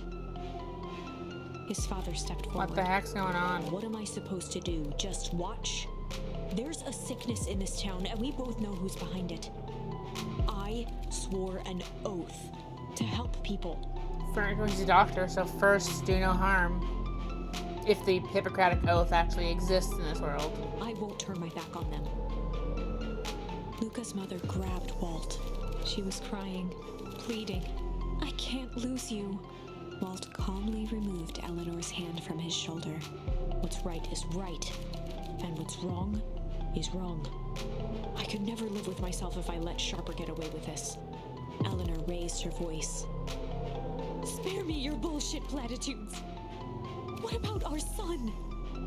Luca flinched, dropping the stethoscope down the stairs. Walt turned with a panicked smile. Luca, is that you, buddy? With tears in his eyes, Luca descended the stairs. Mom? Dad? What's going on? Walt dropped to a knee to meet Luca eye to eye. Nothing, buckaroo. Your mom and I just got a little overexcited is all. Luca placed the stethoscope against his father's chest. His heart was racing. It sounded like you were going somewhere? He's going out for milk. Don't worry, Luca. He'll be back soon. Walt gently removed the device from Luca's ears. Listen to me, Luca. I have some business to take care of. I'll be back in time to tuck you in. Luca hugged his father tightly. Promise? Walt stood up and walked to the door. He glanced over his shoulder. I promise. With a wink and a grin, he put on his hat and strode out into the evening sun. A figure approached soundlessly from the foggy snowfall.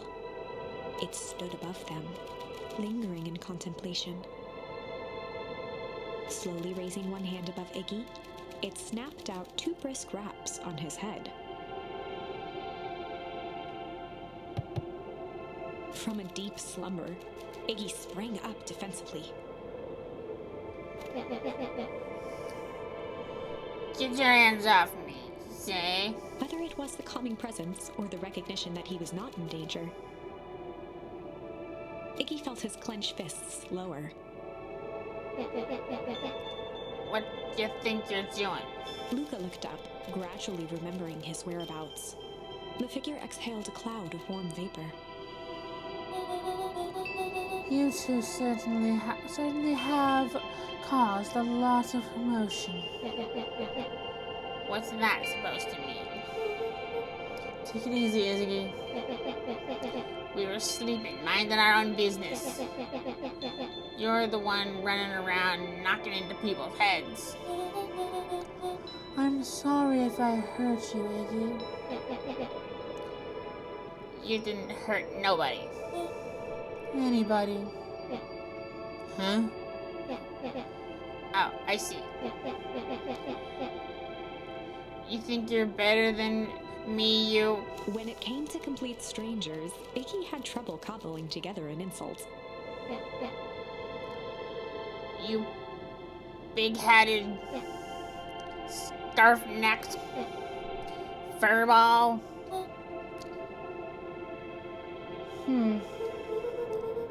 Okay, let's lower the temperature a bit here. Interesting choice of words. I mean, let's just calm down. Who are you? A friend. An observer. A hitchhiker on the infinite expanse of possibility.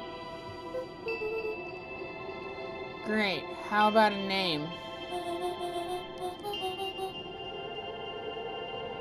If you must call me something, you can call me Nat. Why do I get the feeling that that's the narrator of the story? Nat, narrator. Maybe it's a stretch. Iggy huffed with gratification.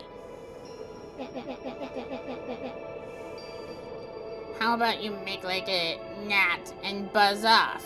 Ha ha ha ha, it's a pun. It's a pun. Iggy made a pun. Iggy made a pun.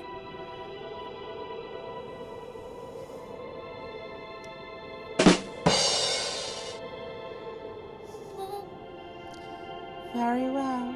Nat began to turn away indifferently. Wait. Do you live here? You might say that. So you know where we are. You might also say that. Look, pal, we just want to find a safe way out of here. You gonna help us or not?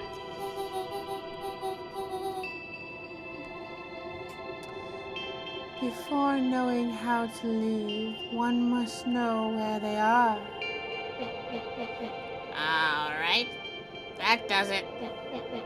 Luca, I don't know about you. I'm getting out of here. Out of here, one way or another. Iggy turned sharply and began to stomp off.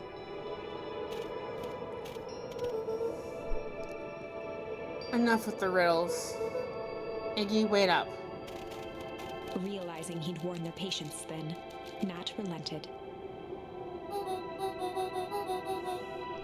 Very well.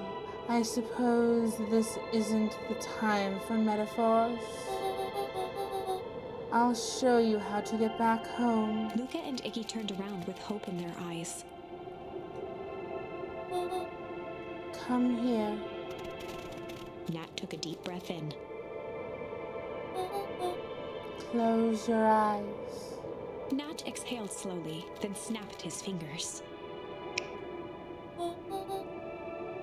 Well, I guess it can't be the narrator. The narrator has a female voice. Then again, you never know.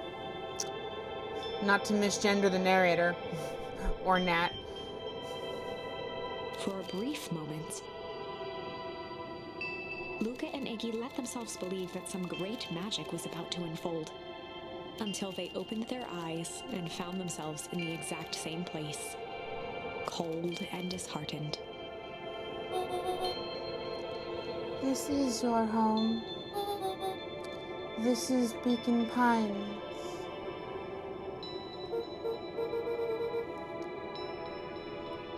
Look, Nat. We don't know how we got here. Maybe we stumbled through some time travel gate in the Weep Woods? Or we teleported to some alternate universe? Or this is just some cruel experiment by Kerr and his goons. But this is not our home. You're inching closer to the truth. Alas, the reality is much less fanciful. Just give it to us straight. So be it. As I said, this is Beacon Pines. The original, true Beacon Pines. Wait, what?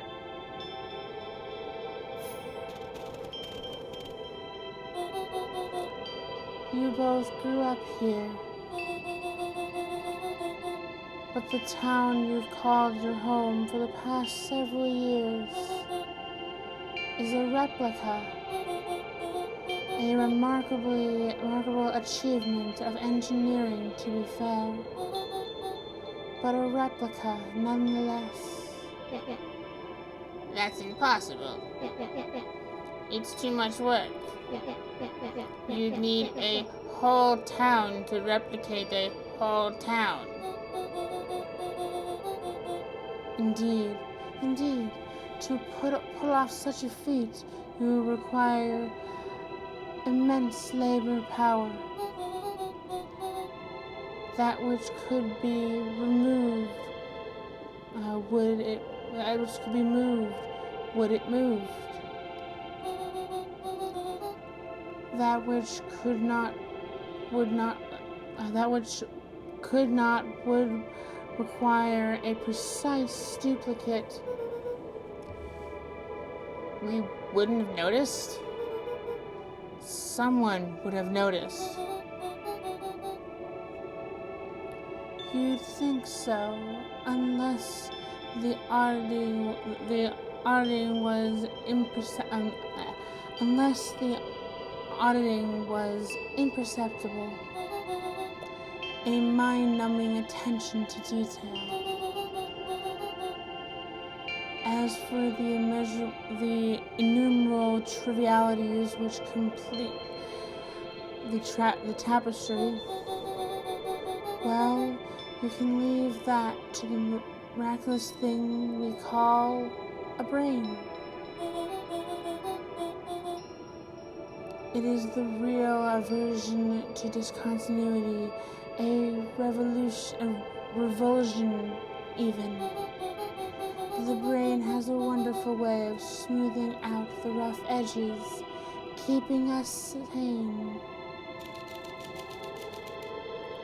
Luca and Iggy looked around uncomfortably. So you're saying that someone made an entire new town and moved us all and no one noticed? Precisely. But why? Sure, but why? Why is the one question that can never be answered with certainty.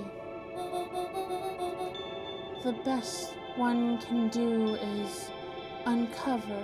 Nat narrowed his eyes, furrowed his brow, and uttered, The source. What did you say? The source? Like what? Why, indeed. Luca began to laugh uncomfortably. It's all ridiculous. There's no way they He could. looked down at his feet. His eyes darted back and forth in contemplation. With a sudden pain, a thought struck him. If this really is home, He sprinted off into the pale distance. As Iggy turned to follow, Nat called out. Iggy, Iggy. It's too late to turn back. Simply head west through the Weep Woods.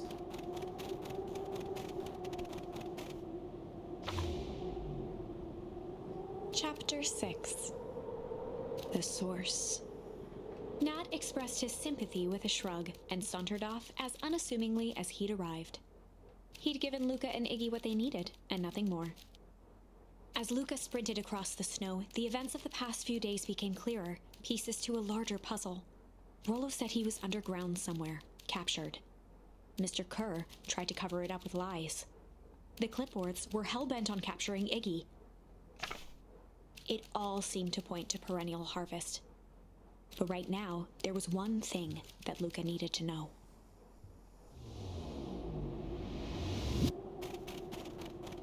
Luca stopped dead in his tracks.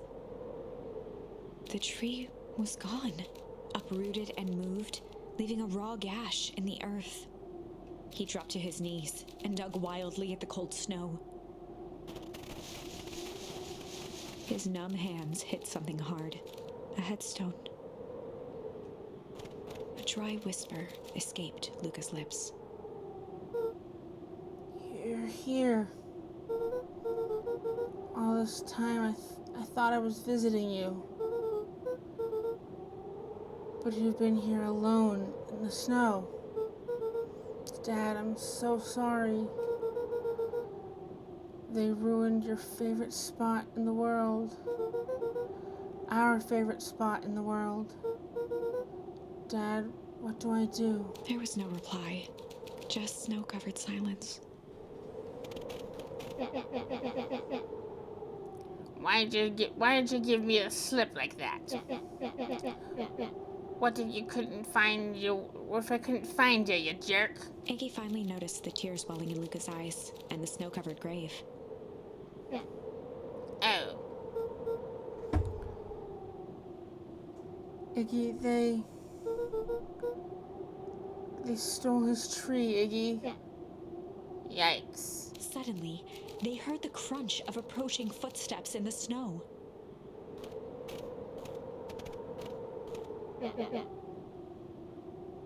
Gotta hide.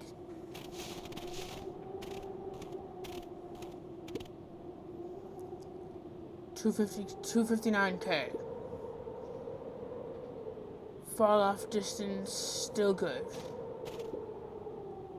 Dude, did you hear me?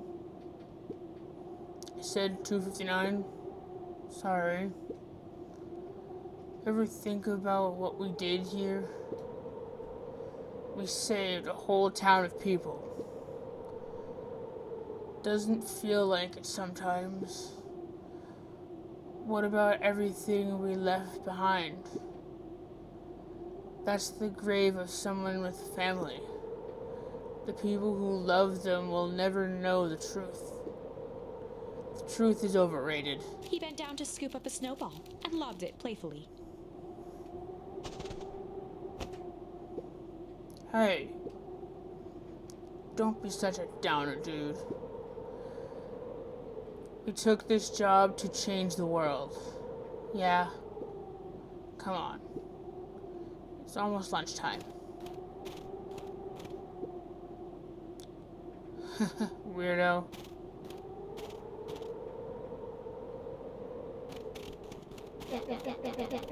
Here I thought I was a jerk. These dinguses are out here literally dancing on graves. Luca stuttered through heaving sobs. I thought I was visiting him. I thought he was with me. Not gonna lie, that's a bad break.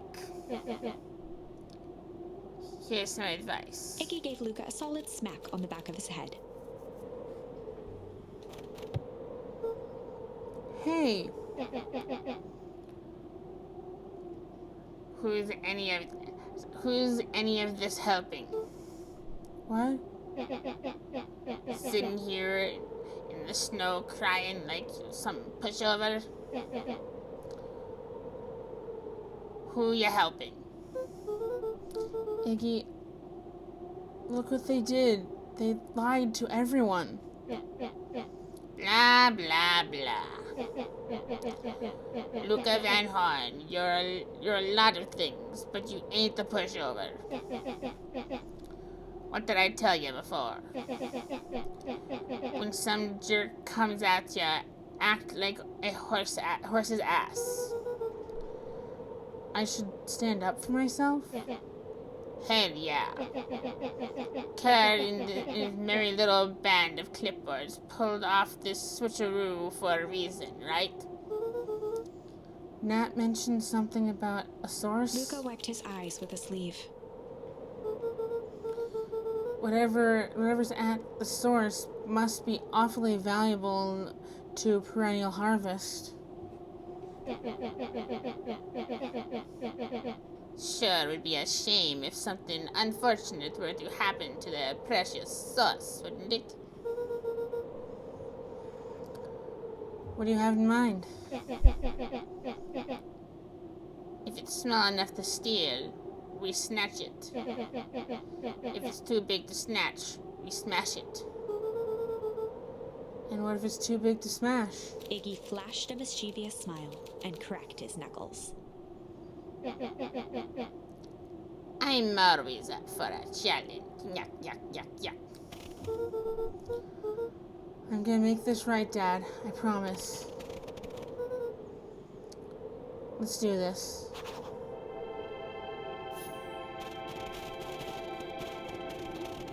And my character's house isn't here. It can get awful cold out in those woods, Luca. Probably best you stay put and conserve your energy. Help is on the way. Where's Rolo? Where's my mom? Did you kill her? Oh heavens, no. Do I seem like a killer to you? Iggy and Luca shared a skeptical look. Well, do I? Aw, shucks, now that hurts my feelings. Screw that guy.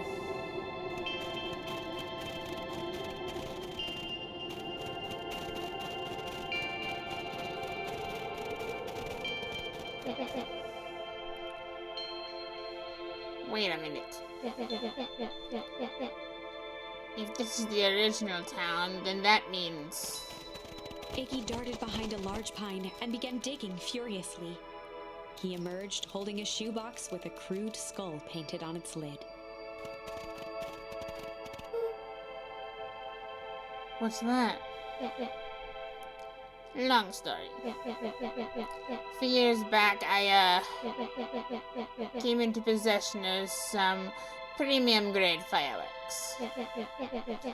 Now the wimpy not the wimpy firecrackers, stuff they give kids, the good stuff. So why did you bury it under a tree? That's the long part of the story. You and Rollo were doing chores at Rollo's chicken coop, and you guys pissed me off for some reason or another. Luca rolled his eyes with realization. No, you didn't. Iggy stifled a chuckle. Yep. I just wanted to give you a little scare. But like I said, those were some primo fireworks. So I might have underestimated things.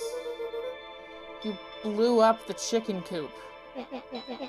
I prefer to think of it as incendiary redecoration. Sorry, but you should see the look on your face. Rollo got grounded for months. Which is why I need to stash the evidence and lay low. So I buried him under that tree. But when I came back for him later, they were gone. I figured some grown-up found them. Hello, Ultra Christ. Found and tossed them. Iggy triumphantly raised the shoebox. Turns out it wasn't the fireworks that got moved. It was us. Unbelievable.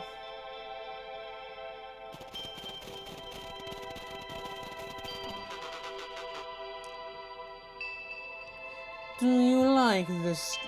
Do you think this is a game? Newsflash, boyo. You're not a hero. You're a little brat who's in way over his head. A hero is just someone who refuses to give up. Comics these days are rotting children's brains. Everyone thinks they're a spaceman superhero. I was always partial to Hank Atomic myself. Is that so? Do you really think you have a chance against us? You have no idea how powerful we are. Prepare for blast-off, loser.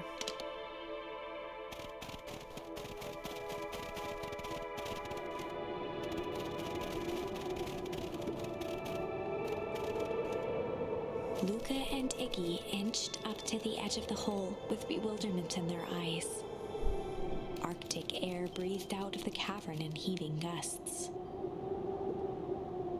Echo, echo, echo, echo, echo. Whoa. I can see why they wanted to move us all out of town now.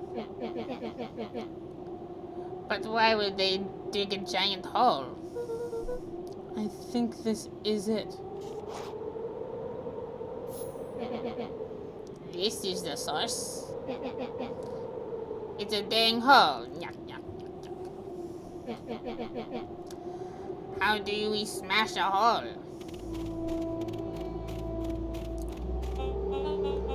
Oh, so much more than it's so much more than that, my annoying little friend. Kerr. Where's Rollo? I wasn't lying before. He is safe. Well, safer than you two, at least. Drat, it's cold. You just had to drag me all the way out here, didn't you? Mr. Kerr gazed down the abyss in contemplation. It really is something, isn't it? What did you do to our town? What is all this? Well, that's a doozy of a question. This is the source where they collected the unrefined, Kerr scratched the back of his head. Honestly, boys, I don't understand any of this well enough to explain it. The fact of the matter is, I'm not paid to know. What do you mean you don't know? Ain't you in charge? Yuck, yuck, yuck. Oh, heavens, no. My role is merely a flash of winning smile and manage various complications. Complications like us? You are a smart little boy. I added a little bit because I felt like it would fit in there. His face contorted into a saccharine grin. It really is nothing personal. Some people are destined to strive for greatness, and the others are simply obstacles along the way. Seems like you're destined to be a creepy lackey. Yuck, yuck. The point is that we all play our part. Mine just happens to be a lead in the role of a lifetime. And you happen to be extras ready for your curtain call. You aren't giving up without a fight. Your smile's not gonna be so winning after we're done with you. Yuck, yuck, yuck. Now, boys, there's no need for melodrama. It makes even a professional such as myself embarrassed for you. Let's change the mood a bit. Kerr snapped his fingers. Scene change.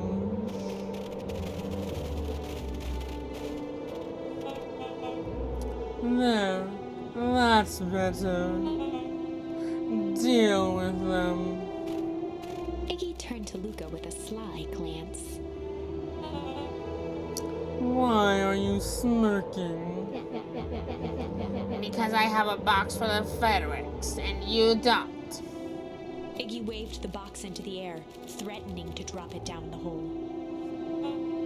Stop.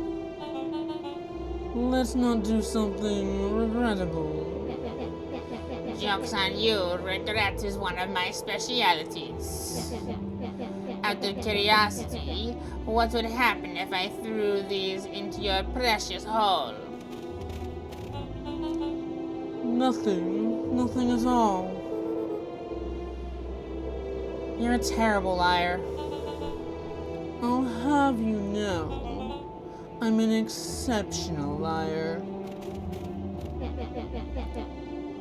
Bump, bump, bump. That's far enough. Iggy plucked a single bottle rocket from the box and held it up with reverence. Stop, you fool. Call off your goons. Yuck, yuck, yuck. After a long pause, Mr. Kerr flung up his hand with frustration. Very well. You all head back for the night. It's been a long day. I'll handle these two from here. Mr. Kerr sighed into the frigid air.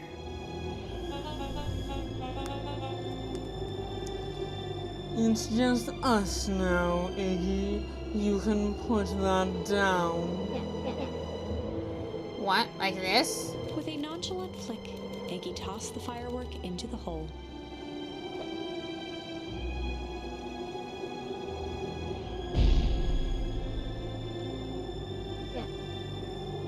Oh. Whoa. With a growl, Kerr leapt at Iggy, crashing through Luca. Iggy tried to twist away, but in the struggle they both tumbled over the side. Luca dove forward, bracing Iggy's hand just before it slipped. His grip was made precarious by the cold, wet snow. He could see Kerr further down, clinging to Iggy's coat. You reckless child, what have you done? Luca, listen to me. Hold on tight and use the walkie-talkie to call them back.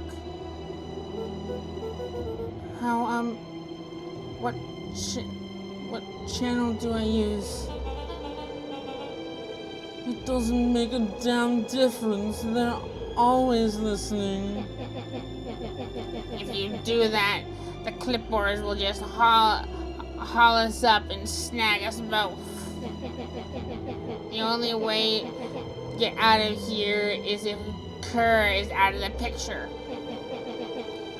Just let go and save yourself. Yuck, yuck. If he lets go, we both die. I don't want to die, but seeing the look on your face almost makes it worth it. Yuck, yuck. Wow, from bully to self-sacrificing noble hero in just a couple of chapters. It's the fastest redemption arc I've ever seen. Mr. Kerr, you had a long life. Why don't you actually do something selfless and just let go? Mr. Kerr gasped with insult. Long life? I'll have you know I can still play 25. Yeah, sure you can. You should have heard me sing the part of Phyllis Young. With a wild look in his eye, Mr. Kerr began to hum a proud melody. Dum dum dum, dum dum dum. Wow, can you believe this guy? Yuck, yuck. Hum. Okay. Luca's hand began to cramp. His voice began to crack. Kerr, just let go. No can do. If you want to save your friend, you'll have to save me too. Luca, look at me. It's okay. Luca felt Iggy loosen his grasp. You aren't going to kill your friend like that, are you? Every muscle in Luca's body burned. I'm not his friend. Yes, you are. Nah, I'm just a no-good bully. Like you, Kerr. Iggy, no. Luca felt his hand slipping. And I told you what you need to do with bullies. I can't. It's your only way out of this mess. Two birds with one stone. It makes sense for us to fall together. Wackadoos travel in packs. Calm settled over Iggy's face. Luca, let me do this. Iggy's voice was colder than the bitter air billowing from the chasm. Let me do the right thing for once. Yuck, yuck, yuck.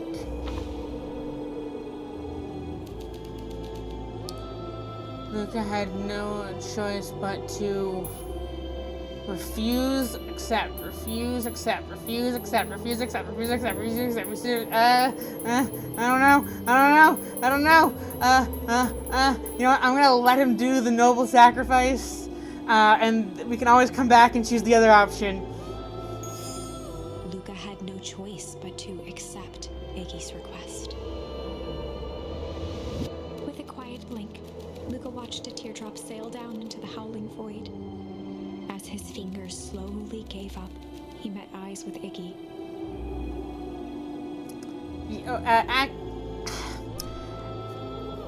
You know what? I won't argue there. It is kind of metagame to think, oh, I can come back and choose the other option. But that's the point of this game, so it's not really metagaming. It'd be metagaming under D&D standards, but, Good.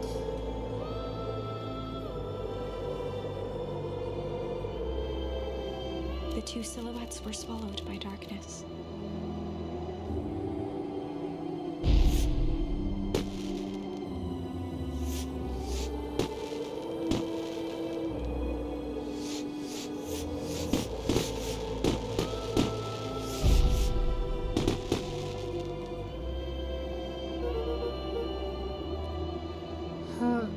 hell of a goodbye, Iggy.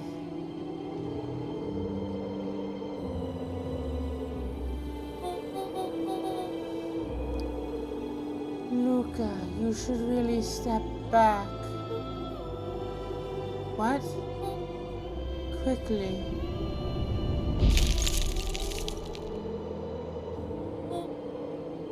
Curious.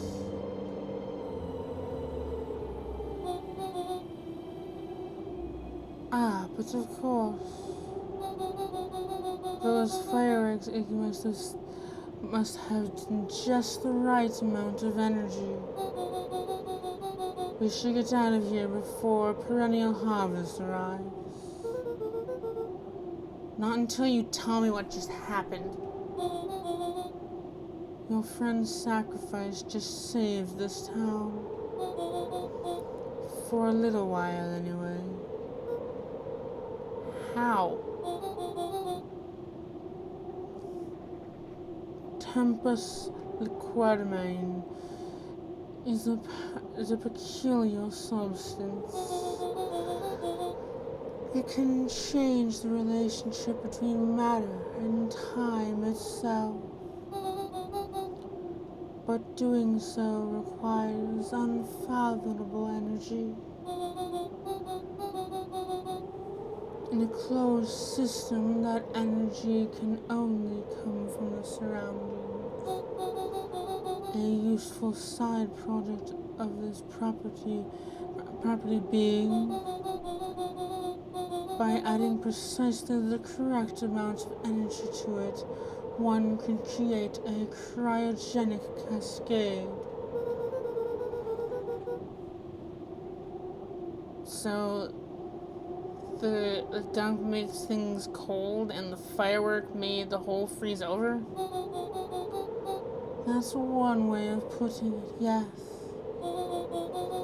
As dumb luck would have it, the firework was strong enough to generate a runaway reaction. I shudder to think of what would have happened in that case. We have some idea what that would look like. Yep, we do. One of the two other timelines we've been through.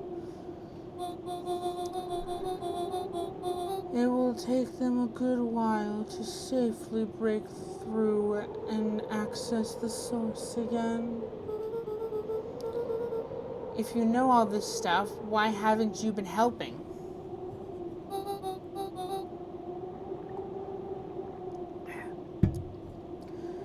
I have been in my way.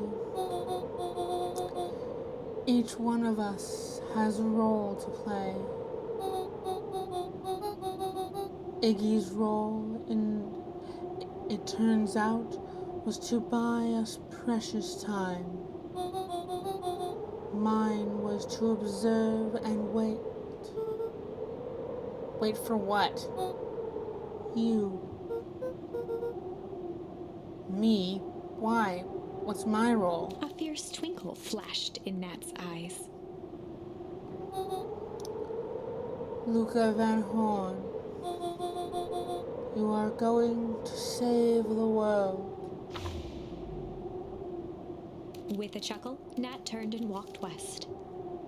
Dumbfounded, Luca followed behind him, trudging through the snow. Every step taking him further away from everyone and everything he knew, and closer to destiny. To be continued in Beacon Pines, Pines Harder. Revenge served cold. Second time's a charm? Wait, that's it? This ends with a crummy cliffhanger just when it was getting good? God damn it, game. I was even starting to like Iggy. No way. I refuse to be associated with some never-ending parade of sequels. Let's go back and find something more definitive.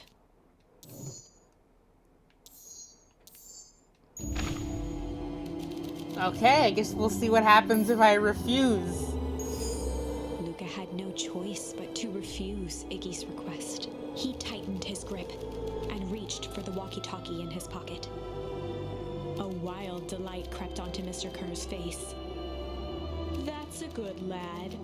Now, radio for help. Iggy begged Luca with his eyes one last time, but Luca pressed the button and called out. We need help. Mr. Kerr is in danger. It wasn't long before they were once again surrounded by clipboards. Mr. Kerr sighed with relieved frustration. There you are. You really are a worthless lot, aren't you? Mirror, now. A clipboard dutifully produced an ornate ivory hand mirror, and Mr. Kerr began preening his tousled hair. Ah, that's better. Mr. Van Horn, I applaud your sharp thinking under duress. I'll put in a good word for you with the founder. Take them away. A swarm of hands overpowered Luca. The last thing he saw before a cloth bag was pulled over his head was the defeated look on Iggy's face. And Oh, wow, that was a lot quicker. I think this was one of those times where doing the right thing was the wrong thing. Okay. I've done both of those, so now we're flipping all the way back here.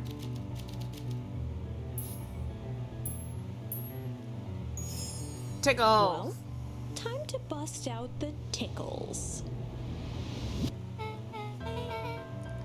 Hey, Tish. Want to see something cool? Hey, Tish, want to see something cool? Yup.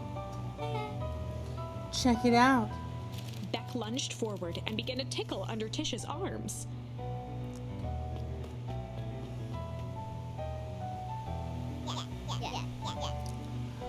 What the? Tish, is she tickling you? Yuck, yuck, yuck. Yup. Yup. Tears began to form in Tish's eyes as she gasped for breath between gales of laughter.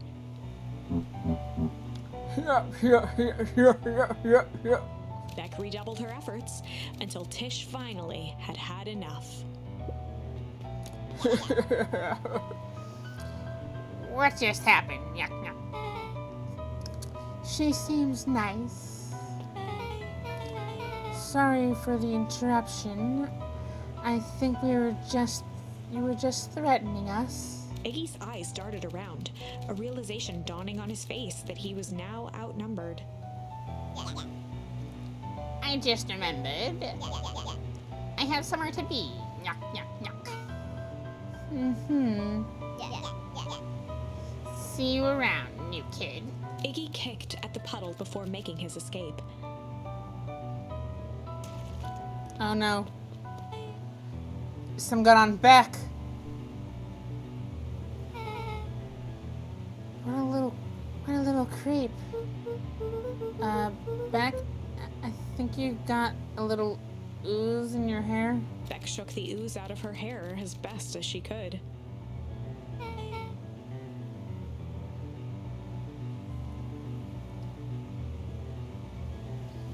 Is it bad? It depends. What are you feeling about having a more mature, refined look? Oh, God. Well, that's Chapter interesting. 4. Instead of Iggy getting his comeuppance and falling in the puddle, Beck got hit with the goo. That's not good. The best policy. Luca paused for a moment, catching his breath.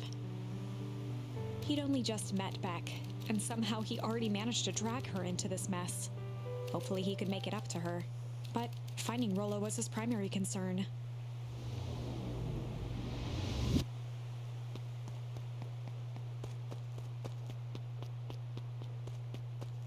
Can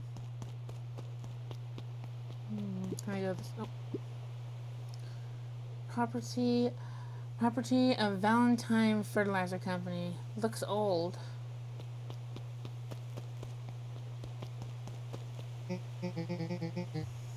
Luca, what the hell you doing out here? And why did a kid with gray hair just run past us in a panic? Roxy and Fitz looked drained. It was clear they'd spent all day searching. That's Beck. I don't care who she is. What happened? We were just looking for Rollo. Luca, I need you to start telling me the truth. Roxy's temper could often be dismissed as the impatience of an older sibling.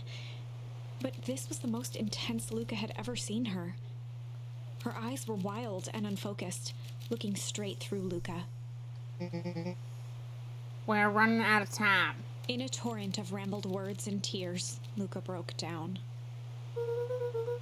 Rollo and I were just playing in Weepwood yesterday. We were investigating lights at the old Valentine warehouse, but someone was there in a strange suit, and we hid in the dumpster, and had a heavy bag dropped on us, and I think it was a body. And then we ran, but we got split up, and I ran home. And it's all my fault. And now my best friend may never come back. Wow. Just wow. Roxy, still exhausted and angry, softened briefly as her eyes hunted the ground in thought.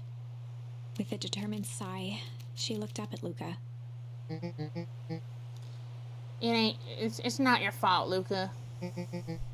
Rollo's gonna be okay, I promise. Roxy drew herself up. I'm gonna fix this. Luca, go home. But I wanna help. It's too dangerous for a kid. I just can't sit around. I have to do something. Roxy tried to think of the safest place to send Luca. You go back to your little tree house. Little tree house you two like to play in.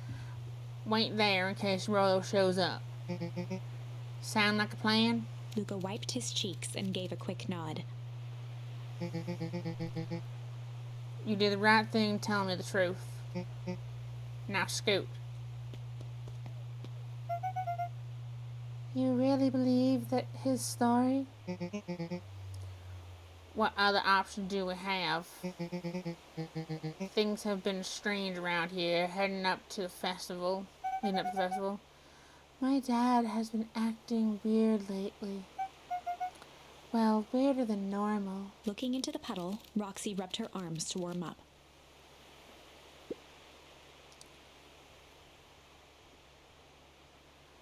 Why is it so cold here? This place gives me the willies.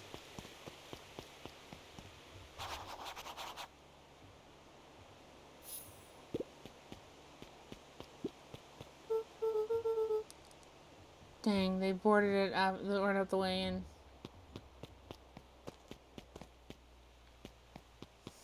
Can I talk to you? Nope. Okay. Can I go check on Beck?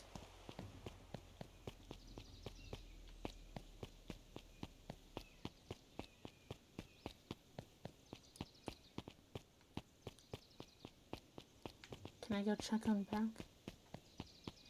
Oh, I guess in this time then I don't know that's where she lives.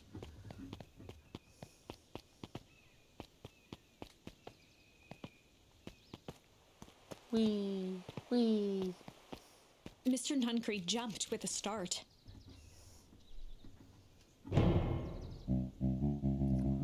Whoa, don't sneak up on me, an old fella like that. Sorry. Who are you talking to? What? Luca motioned to the phone booth. Oh, no. Just checking because I thought I heard it ringing. But the ding thing never does, of course. Yeah, I've never seen anyone use it, really. The whole thing's a waste of money, if you ask me. Any word from Rolo yet? Not yet. Long time for a boy to lose his way. Rolo knows these woods too well to get lost. I suppose you're right. Silly boy antics have this whole town worried sick. Antics? We all know Rolo likes his little pranks. You think this is a prank?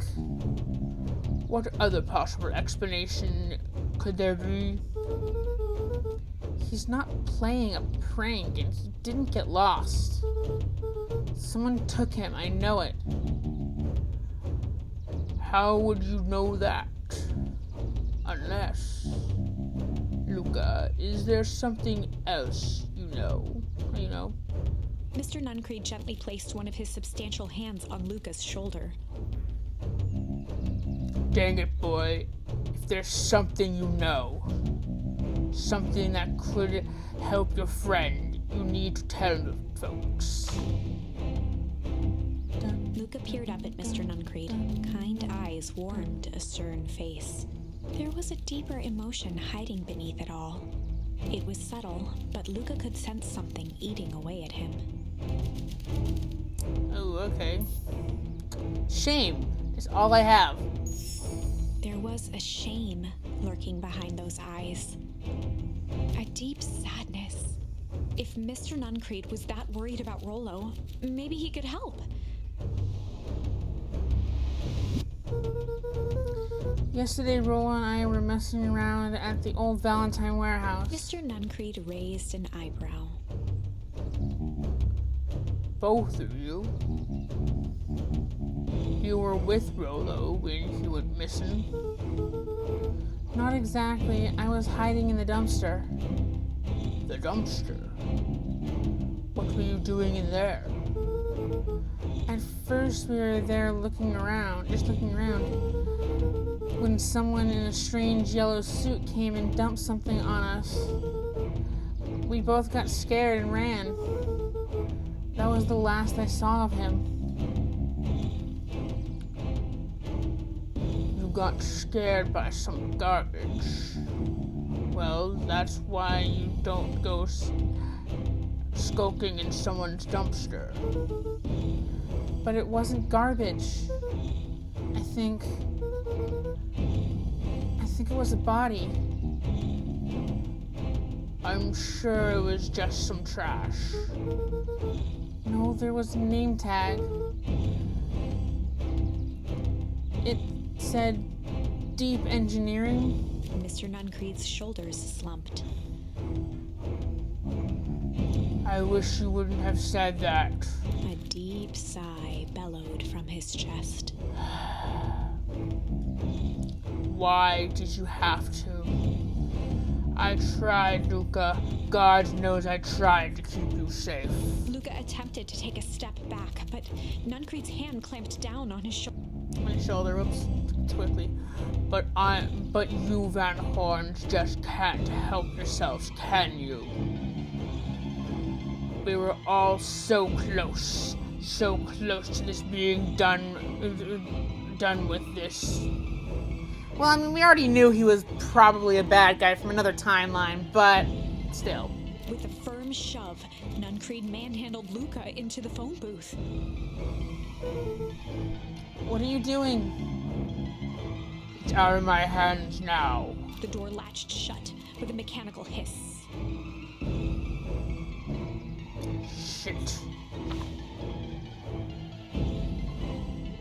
As Luca pounded the glass, the floor dropped from under his feet. The inside of the phone booth was now a loose capsule plummeting at gravity's whim.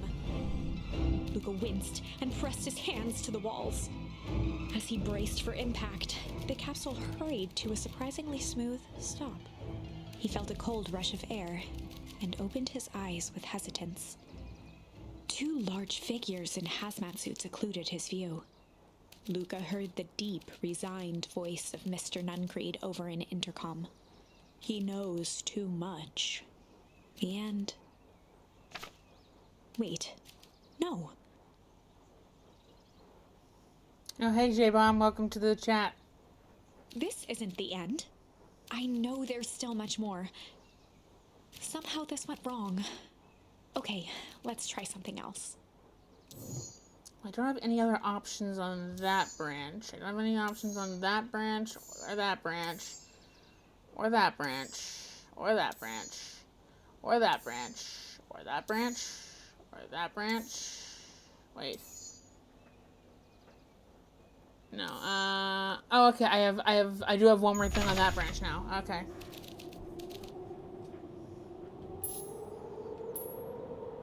Hum. And in the stillness, Instead of weeping, he now I'm began humming. to hum. After the death of his father, Luca had trouble sleeping. Each night, his mother would sit at the foot of his bed and hum a gentle melody. It was the only thing that could calm his mind. The only thing that, however briefly, could make it all seem okay. That melody pervaded every memory Luca had of his mother. Shivering in the raw snow, he began to hum it out loud.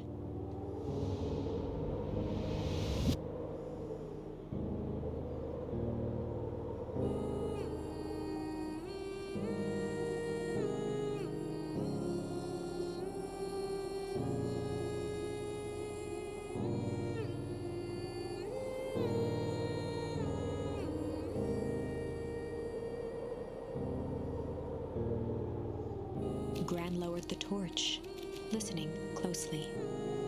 As recognition slowly set in, her heart sank. Those countless nights of consolation, the incomparable loss they shared together. She let the torch fall to the snow and sizzle out. A few steps toward Luca was all she could bear before dropping to the snow herself. Through a flood of tears, she began to hum along, note for note. That's beautiful.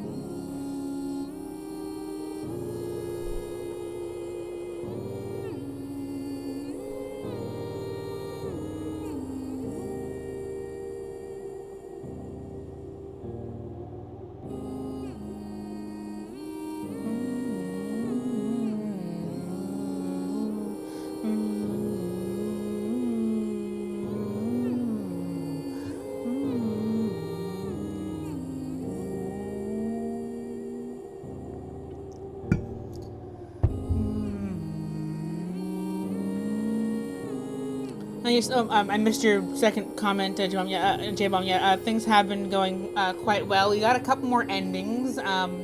We've been jumping between timelines a lot more frequently because we're running out of words to use.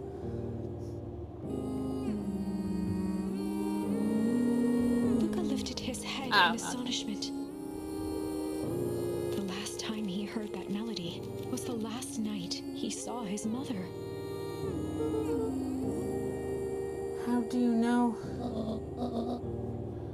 I'm so sorry, my little buckaroo. Buckaroo? The only people who call me that are my dad and Your mother. Luca blinked through blurry, watery eyes, trying to see more clearly. He could just make out the impression of a familiar face. He peered across the snowscape at the woman on her knees. Something about her was undeniably his mother. Only smaller, older, changed.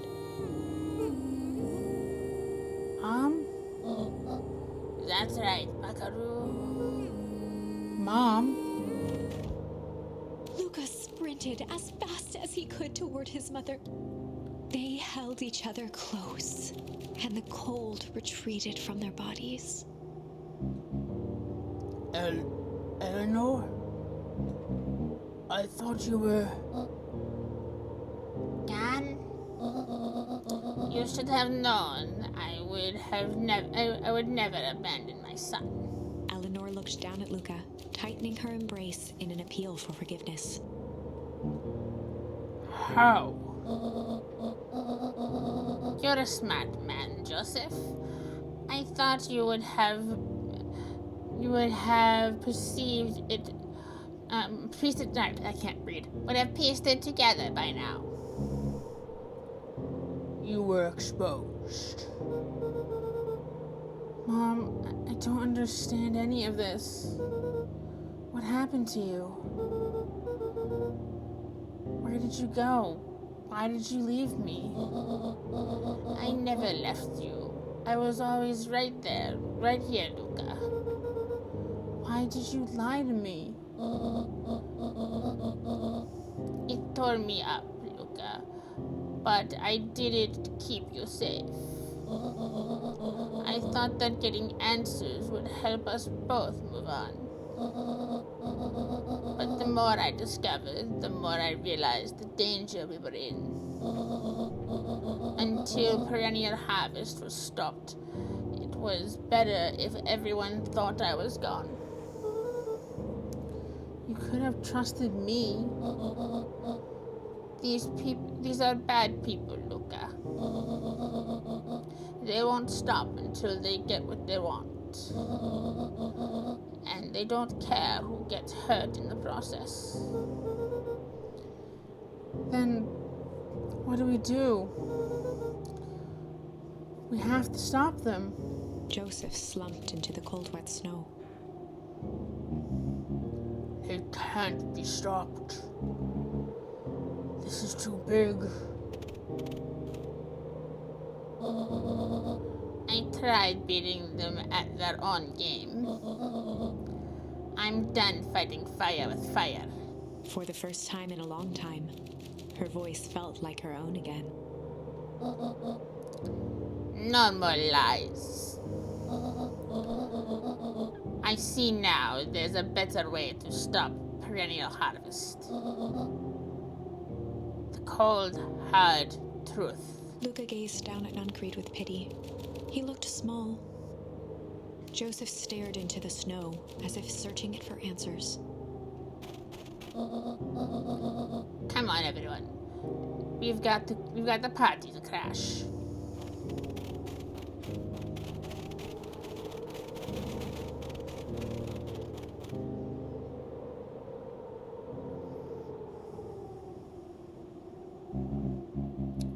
You don't understand. He always wins. Chapter 9. The Devil You Know. 7 months ago, Eleanor Van Horn crept down the maze of sterile hallways under perennial harvest. She stopped in front of the large steel door marked Deep Engineering. No turning back now. She raised a trembling hand. The stolen keycard worked as promised, and the door bust open with mechanical efficiency. She was immediately hit with the smell of disinfectant. It was some sort of laboratory. In one corner was a desk covered in papers. Across the room stood a tall metal pod with hoses protruding from its base. She rushed to the desk and began shifting through the piles of papers.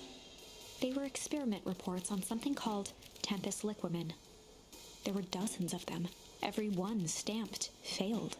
Eleanor heard the sharp echo of footsteps approaching. She was out of time. Her eyes scanned the room, eventually landing on the strange pod. Muttering a curse under her breath, she dashed over and dove inside.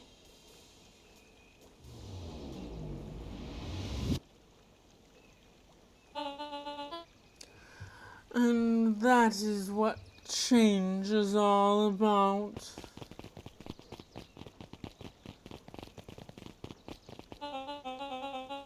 Grabbing the future by the scruff of the neck and making things happen. Change is a choice. I am tickled pink that we will all be making that choice together. How great is that?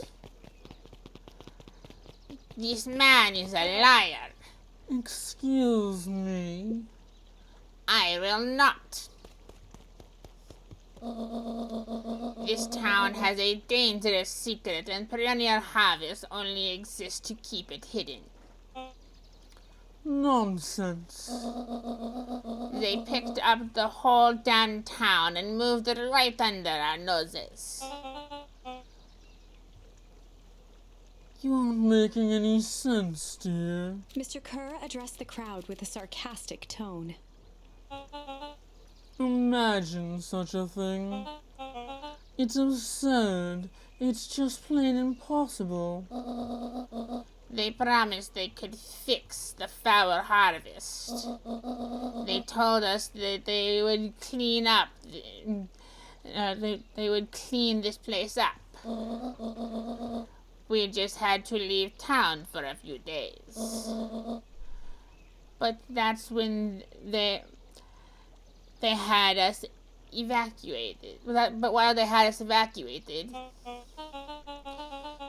Miss Hartford, I'm afraid I'm going to have to ask you to. you're afraid of a lot of things, aren't you? You sniveling little worm. This is growing tiresome. A little help, please.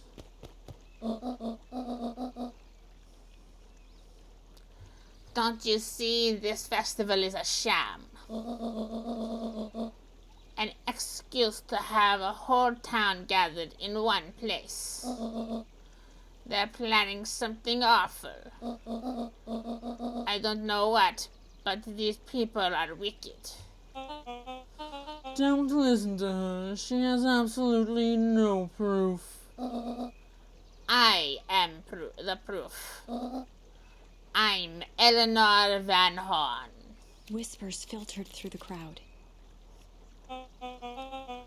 Well, aren't you just a sneaky as the dickens?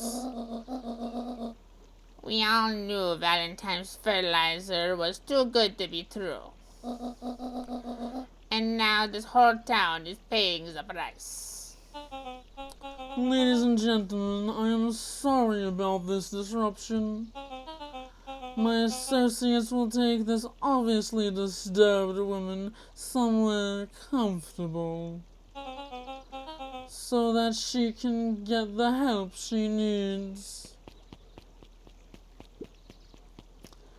She's not the one who's disturbed. You two-timing clown.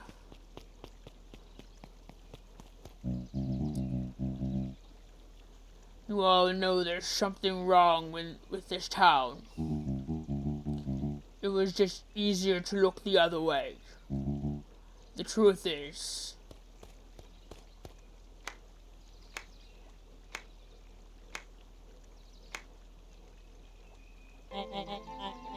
that's quite enough, Mr. Nuncreed. Torment dragged on Joseph Nuncreed's face.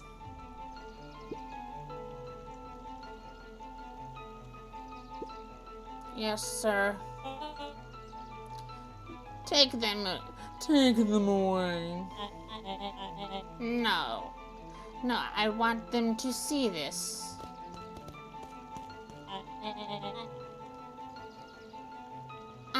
The ever-temptress Eleanor Van Horn. You've been quite a thorn in my side. Like a weed that's burrowed in where it doesn't belong. I must confess, you look dreadful. He paused for a moment, plucking a piece of fuzz from his sweater and discarding it to the ground. Consider yourself consider yourself in rare company. You've managed to pull one over on me. It won't happen again. I knew you had some sort of plan to disrupt our little party. But alas, I expected something a bit more impressive than incoherent rambling. No matter, your failures are yours to bear. Mr. Kerr. Yes, sir. It's a shame it was cut short, but I thank you for your rousing oratory. Sorry. I will take it from here. Yes, sir, of course, sir. You have done quite quality work for me, William. You can look forward to the recompense we agreed upon. Kerr gave a bow of deference.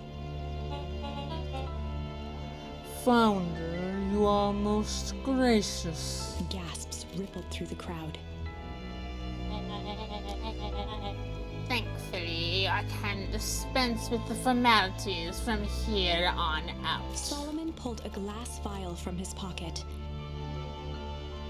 In one smooth motion, he downed its contents. A triumphant smile grew across Solomon's lips.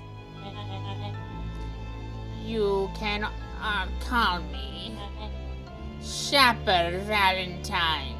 His body and face began to contort and expand as he disappeared into a belching green mist.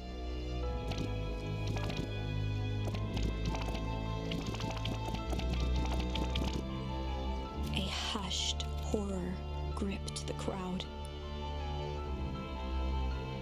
This is a story about change. What? No. Ah. You, Okay, the controller batteries are low. That's cool. Okay. you didn't see this coming? Good. Sharper examined his new hands. Well, this is quite the improvement. Everything looks so much smaller now. Eleanor was right about one thing. This festival was a ruse. I wanted you all to witness my glorious return with your own eyes. How does everyone look why does everyone look so downtrodden? This is a celebration, people. Maybe it would help if we set the mood. Mr. Kerr, be a dear and reveal the sign.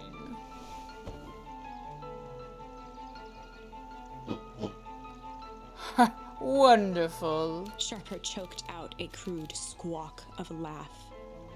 Oh, this was a shocking reveal.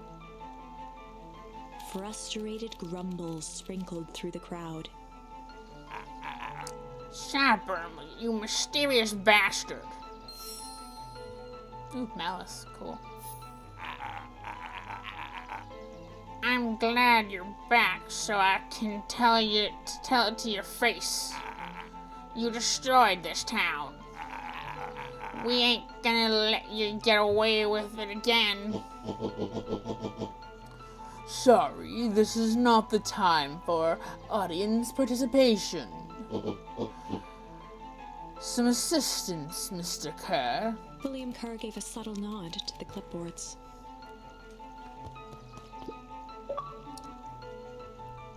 Okay, cool. My headset batteries are low.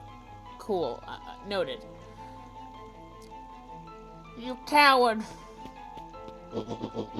Does anyone else have something to contribute? A helpless quiet settled over the crowd. I thought so. Did you all truly believe you could be free of me? A town complete and utter fools. You people should be celebrating my return. You're clearly lost without me. And that leads me nicely to my children. Daddy? I gave you both the greatest gift a parent could give. The opportunity to prove yourselves in my absence. Squandered. So today I am disappointed. Would be... I can't read. To say I am disappointed would be an understatement. But Silent Augustus. The adult is speaking. An adult speaking. I don't know which is worse, a son who's completely hopeless, or a daughter with such potential who inevitably let me down. Harris, you fail me with considerable consistency. Thankfully, I was counting on it this time. Father, I have been wasting time, my dear. What have you accomplished? I was focused on cementing our legacy. Legacy? Who needs a legacy when you can just live forever? But what about? It's all right, kiddo. I'm afraid you suffer from a complete lack of imagination. There's no helping it. Now then, where is Joseph? You didn't take the opportunity to slip off, did you? Ah, there he is. Everyone should give him a hand. None of this would have been possible without Joseph. I think you've said enough. Nonsense. The people deserve to know how helpful and loyal you've been. I only did what I did because she had left me no choice. You always had a choice, Joseph. You were simply too weak to take it. No matter, cheer up. You are about to be rich beyond your wildest dreams. You should follow Mr. Kerr's example. When I found him, he was in a sorrier state than any of you. An aging actor desperate to recapture his youth. He played his part as soon as he was able to play the leading man again. Forever, in fact, if he remains loyal. That goes for all of you. Well, those who haven't already flitted away my goodwill. Beacon Pines is mine again, and I am willing to share its spoils in exchange for absolute loyalty. Are you saying William Kerr was never in charge of perennial harvest? Ha! You think that puffed up blatherskite could have accomplished all of this? done, I suppose it's time for the big exclusive. Sharper addressed the crowd with indignant pride. He'd planned this moment for so long that now, at the deed's fruition, it almost felt frivolous. You see, I needed a figurehead to hold things down while I orchestrated my return. Someone to misdirect, lie, and bilk this town for a spell. So I invented William Kerr. Take your bow, you've earned it. Mr. Kerr flourished a preposterously elaborate bow.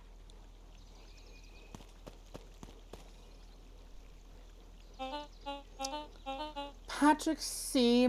Montesquieu, thespian extraordinaire, at your service. Founder, I just want to thank you again for this opportunity. It truly was the role of a lifetime. Wait. So Bill Kerr was a Pat C this whole time? Now that your secret's out in the open, what stopped this town from rising up against you?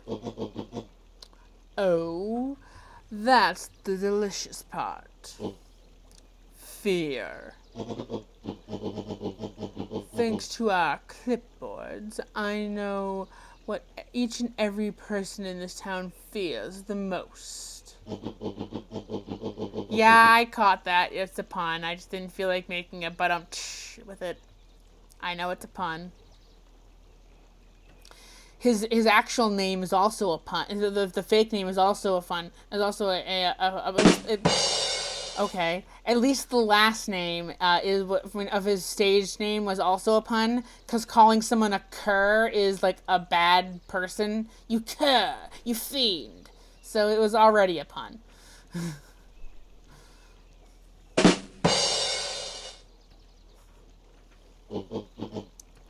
The choice is simple. I'm not afraid of you. Ha! The young hero. I've kept a keen eye on you, boy. You and your friends made a habit of disrupting my plans. What a pity if things would have gone a bit differently. You might have had your moment of triumph. But that's fate for you. You can't do this. Oh, but I can. I have won. Never underestimate what a great man can do given time. And now time is my plaything. Perhaps the most expensive thing I've ever bought. But well worth it. Ha! Sharper coughed up one final laugh and cracked his knuckles. Enough chit-chat. Let's get to work, shall we? And so, Sharper set about remaking the town in his own image. The fertilizer factory soon reopened for business.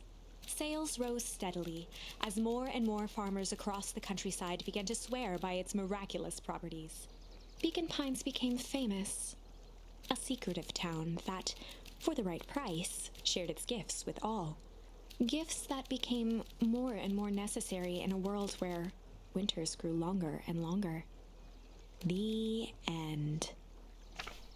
This is wrong, but things are becoming clearer now.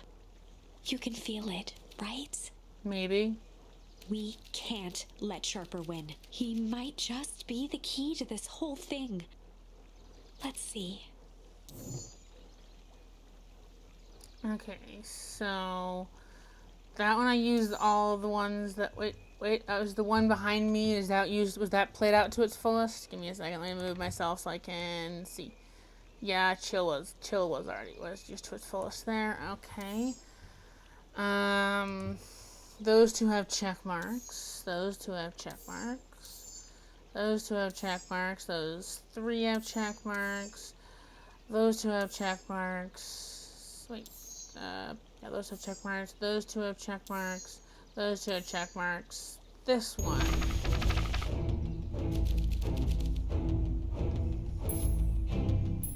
Malice. There was a malice lurking behind those eyes, like a trap ready to spring. Luca felt the weight of Nuncreed's hand on his shoulder. Something wasn't right. He didn't know why, but something was telling Luca to get out of there. I just want this to be all over. Of course. I'm sure it will all work out soon enough. I should get going. I told Roxy I'd check for Rolo at the treehouse. Luca twisted free of Nuncreed's grasp. Of course. Luca. You know your dad and I were good friends back in the day. You can come to me with anything. Anything at all. No, we can't. Fuck you. Hey, library's open. Okay, I can't talk to these people, apparently. There's nothing new to say to me. I see how it is.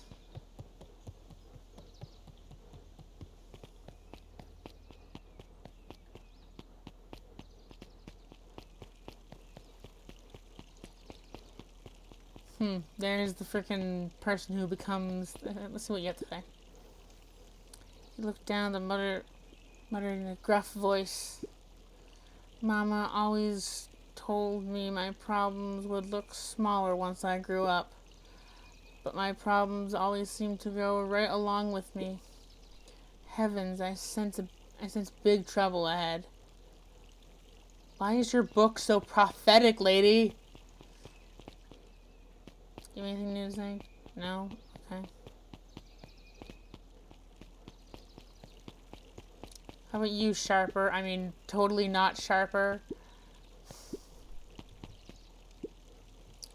The vegetable decorations are a bit humdrum. Now, if I were to throw a festival, it would be a thing to behold.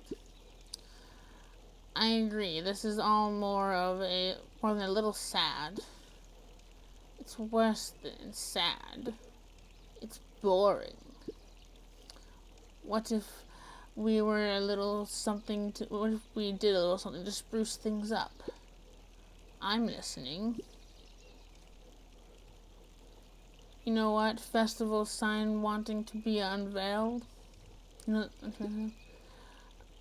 It would be a shame if someone... The two scurried off, eagerly formulating a plan. But wait, isn't one of you actually Sharper, or is that not a thing in this timeline? Okay, let's see what... Oh, I guess Dawn doesn't have anything new to say. She's sleeping on the job. Shit's locked. Okay,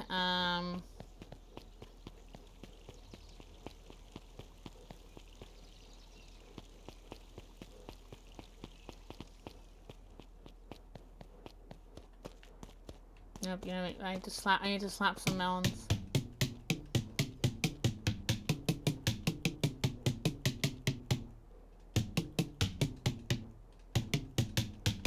Okay, that's enough melon slapping.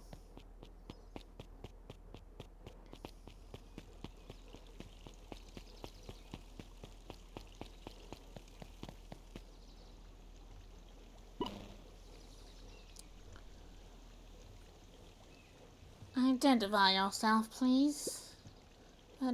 Nellie Moldwell. I work here now. I'm unable to locate you in the staff on our staff roll. Oh, I don't officially start until tomorrow.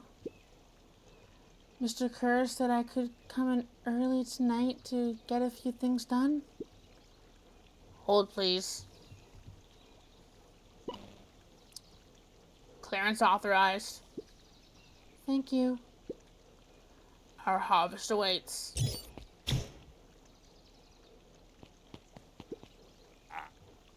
Wow. You could get a wrench. Ah, freaking alarm.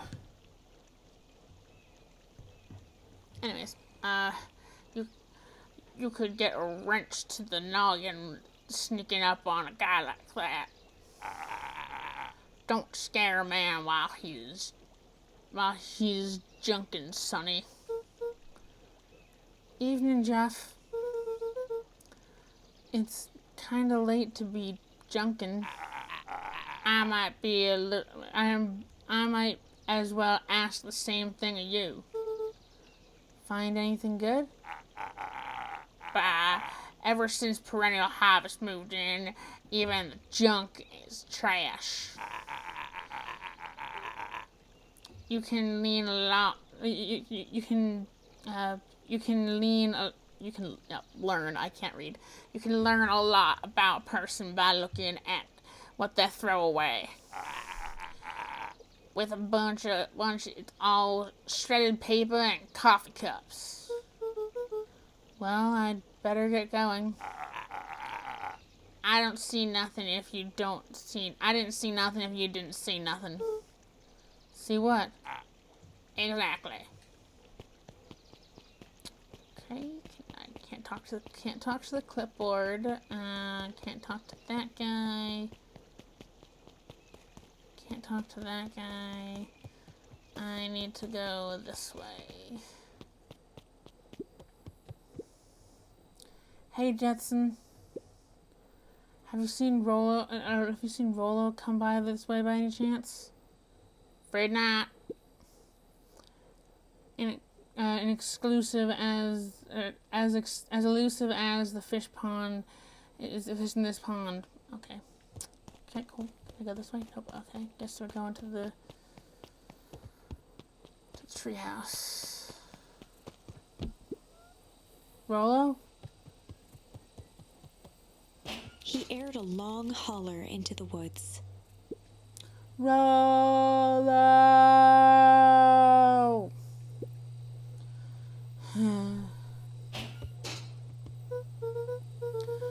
Rolo, wherever you are, I hope you're okay. Luca felt his eyes getting heavy and plopped into the beanbag. He conceded to its lumpy embrace. I hope we have another dream. Once again, Luca found himself in a vast black expanse. This time, he knew exactly where to go. He took a single confident step forward. The world flickered and pulsed. He found himself standing in front of the frigid air of a blazing campfire. The source. He plopped down cross-legged and gazed into the cold flame, waiting. Soon enough, the fire began to die out, popping sporadically, until all that was left was a single ember. Luca stood up and dusted himself off. He plucked the glowing ember from the cold ash, examined it, and slid it into his pocket. A keepsake. The voice of his father spoke behind him. "You made me proud, Buckaroo." Luca turned to face him. "Dad, what is this place?" A warm grin grew across his father's face.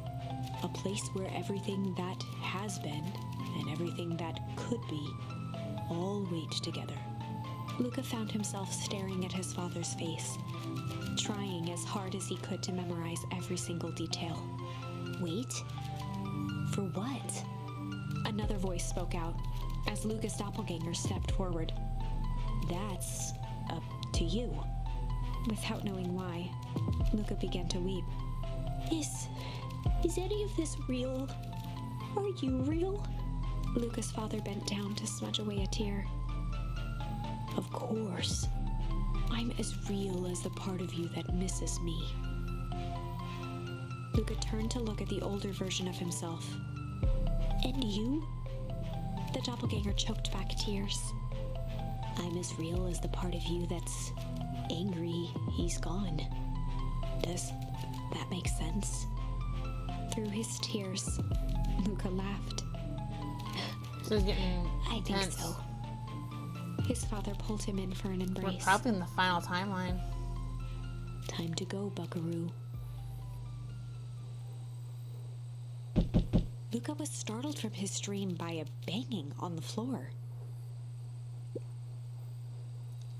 Are you in there? A commanding voice rumbled from below. Just as Luca sprang to lock the entry hatch, the door knocked open. Chapter 5. Dangers big and small. Luca stumbled back. He heard the rope ladder creak under significant weight. Keeping his eyes fixed on the hatch, he inched backward to the balcony. As his hand grasped the door handle, Luca froze. A large figure clumsily wriggled up through the hole.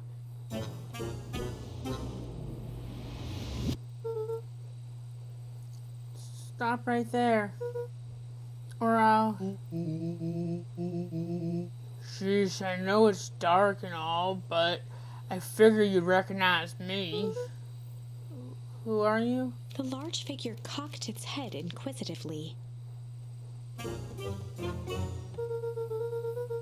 Now, stop now, or I'll clobber you with a baseball bat. Whoa, whoa, whoa. Take it easy. Luca, you need to get your eyes checked. It's me, Rolo. Nice try, but I know Rolo and you aren't Rolo. You're like one of his random uncles or something. Where is he? Uncle. Luca, quit messing around. It's me. If it's really you, prove it. Flamin' chicken coop, Luca. Luca's jaw dropped. He peered more closely at the man standing in front of him. Something about him was undeniably Rolo, only bigger, older, changed. How? What happened to you? When I was running away, I ran into some people in those yellow suits. They grabbed me and dragged me away. What? Where did they take you? Dunno. They threw a big bag. They threw a big bag over my head. It was cold and smelled like a swimming pool. I think it was an underground lab or something. They made my hands all big. Look. Rolo proudly presented his hands to Luca. Pretty sweet, right? I mean, it wouldn't be my first pick for a superpower. But beggars can't be choosers. Rolo, it wasn't just your hands. My feet too. Dang, Pa just made me new shoes. Wait, Luca, why are you so small? Luca moved to the side and pointed Rolo to his reflection in the balcony window. What the? His hands shot up to his face.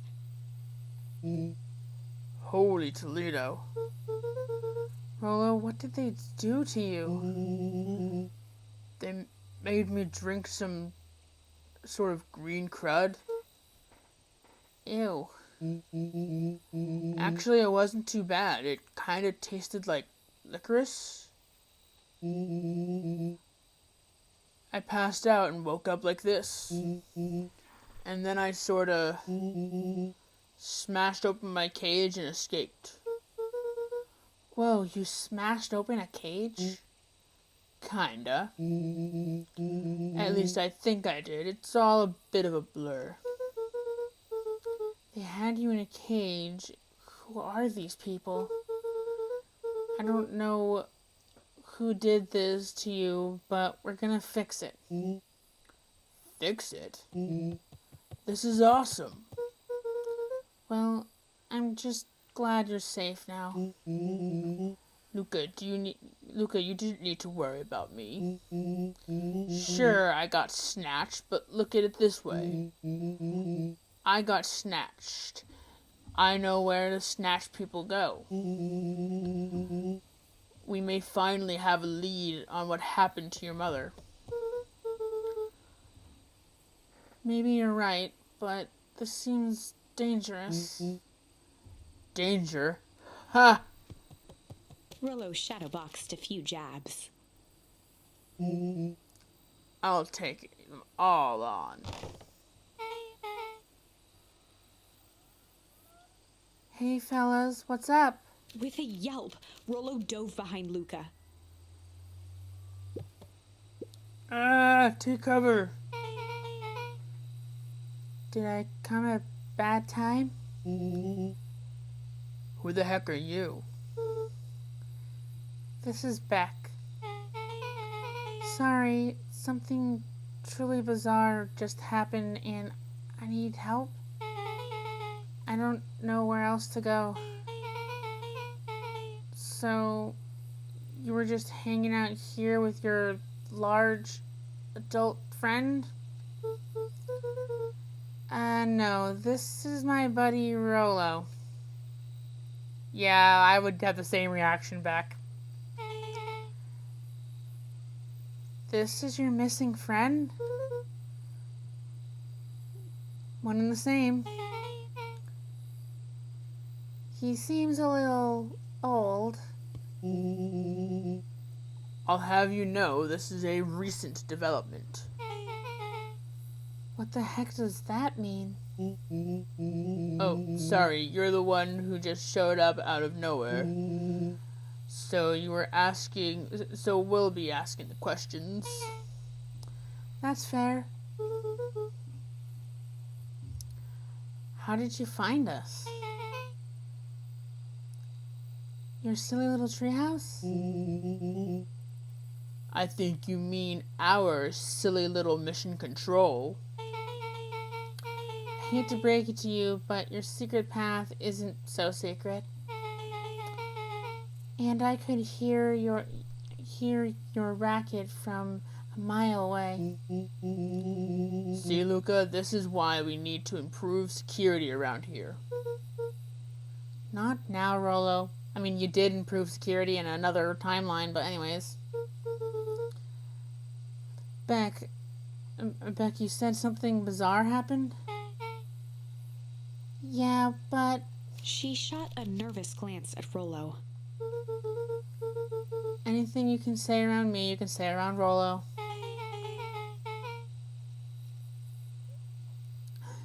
This has been a weird day all around, hasn't it?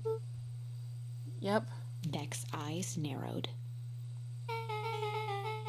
Okay, so it all started when I made it back home. My first order of business was to try to salvage my hair. So I dyed it with some stuff I found from the chemistry set my mom gave me. Ooh, flashback. Okay. Just need to play it cool and hope no one notices. Notices what? Oh, nothing. I was just... Come over here and let me have a look. Oh, honey, what in the world did you do to your hair? I was just kinda felt like a change. This is going to take forever to grow out. You were the one who said that change was a good thing, right? I was talking about your mother's new job. I was talking about us moving. Well, I guess I just took your lesson to heart. Ilona tried to put on a smile. Before I forget, I came up here to tell you that Nellie had to go into work. Tonight, her and Mr. Kerr decided it would be good for her to get some things done before tomorrow. That Kerr seems like a grade A creep. Beck? He is. Him and his weird little cult of personality. You are not going to ruin this job for Nellie. It means so much to her. Oh, I know exactly how much it means to her. It means enough to her to exile her daughter to this podunk town.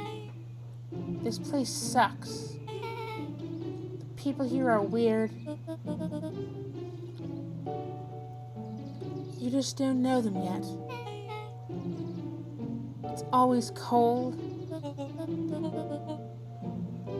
We're in the mountains. You'll get used to it. I can't even pick up a single decent station on the radio. It's all banjo music and farm reports. You know, I grew up in a town not that different from this one. This is why you're better at talking to plants than is that why you're better at talking to plants than people? Okay. So here's what we're gonna do. First of all, you're grounded. What? In the morning, I'll have Nellie come and see what we can do about fixing your hair. You need to look presentable for the festival. But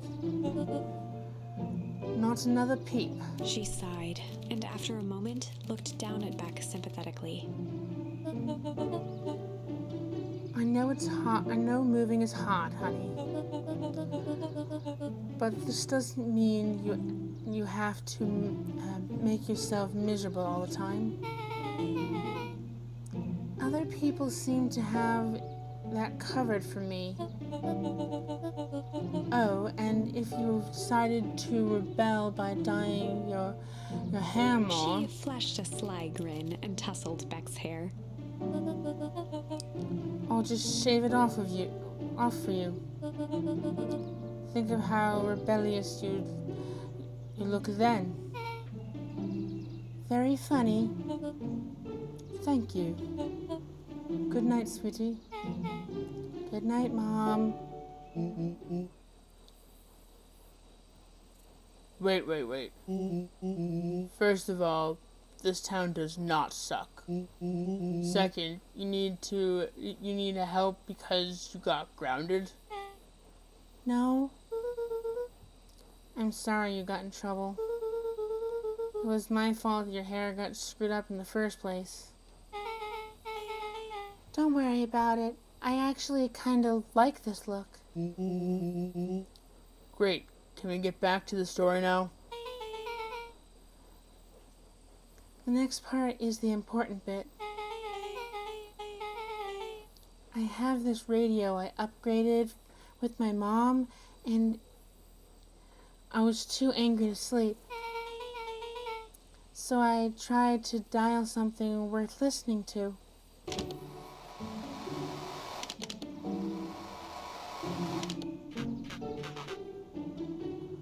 Mr. Kerr, are you there? Mr. Kerr? Yes, I'm busy. What is it? apologies. I have the founder on the line. Patch him through immediately. One moment. Hello, sir. It's nice to hear from you. Skip the pleasantries. What's your report on the new lead researcher of deep engineering? Nellie Modwell seems to be integrating nicely. At this moment, she's working to help us meet our deadline. She offered to work overtime before I even had the chance to suggest it. Excellent. And you have faith that she's capable of finishing the work left by her predecessor? Her work must be completed before the festival. I will make sure she stays day and night until it's accomplished. Good. You know how I feel about loose ends. Yes, sir. Once she has finished the work, we need to make a determination regarding her long-term prospects in the company. Immediately, sir. I shall have more time to fully bring people into the fold. We are at the endgame, Bill. After your failures with Dr. Prescott, I can't afford to take any risks. Of course, sir. No loose ends, sir. Once she finishes the work, she will either leave the office completely committed to the perennial harvest, or she won't leave at all. Perfect. Sir, if I might suggest, maybe we should delay just for a bit. Oh? It's just, we seem to be rushing to hit this festival deadline. And rushing into things has caused some issues in the past. I see. Please understand that I just want what is best for you. I'm eternally grateful for all you've done for me. Bill, I'll make this very clear for you. I brought you in to make things run smoothly, not to have opinions.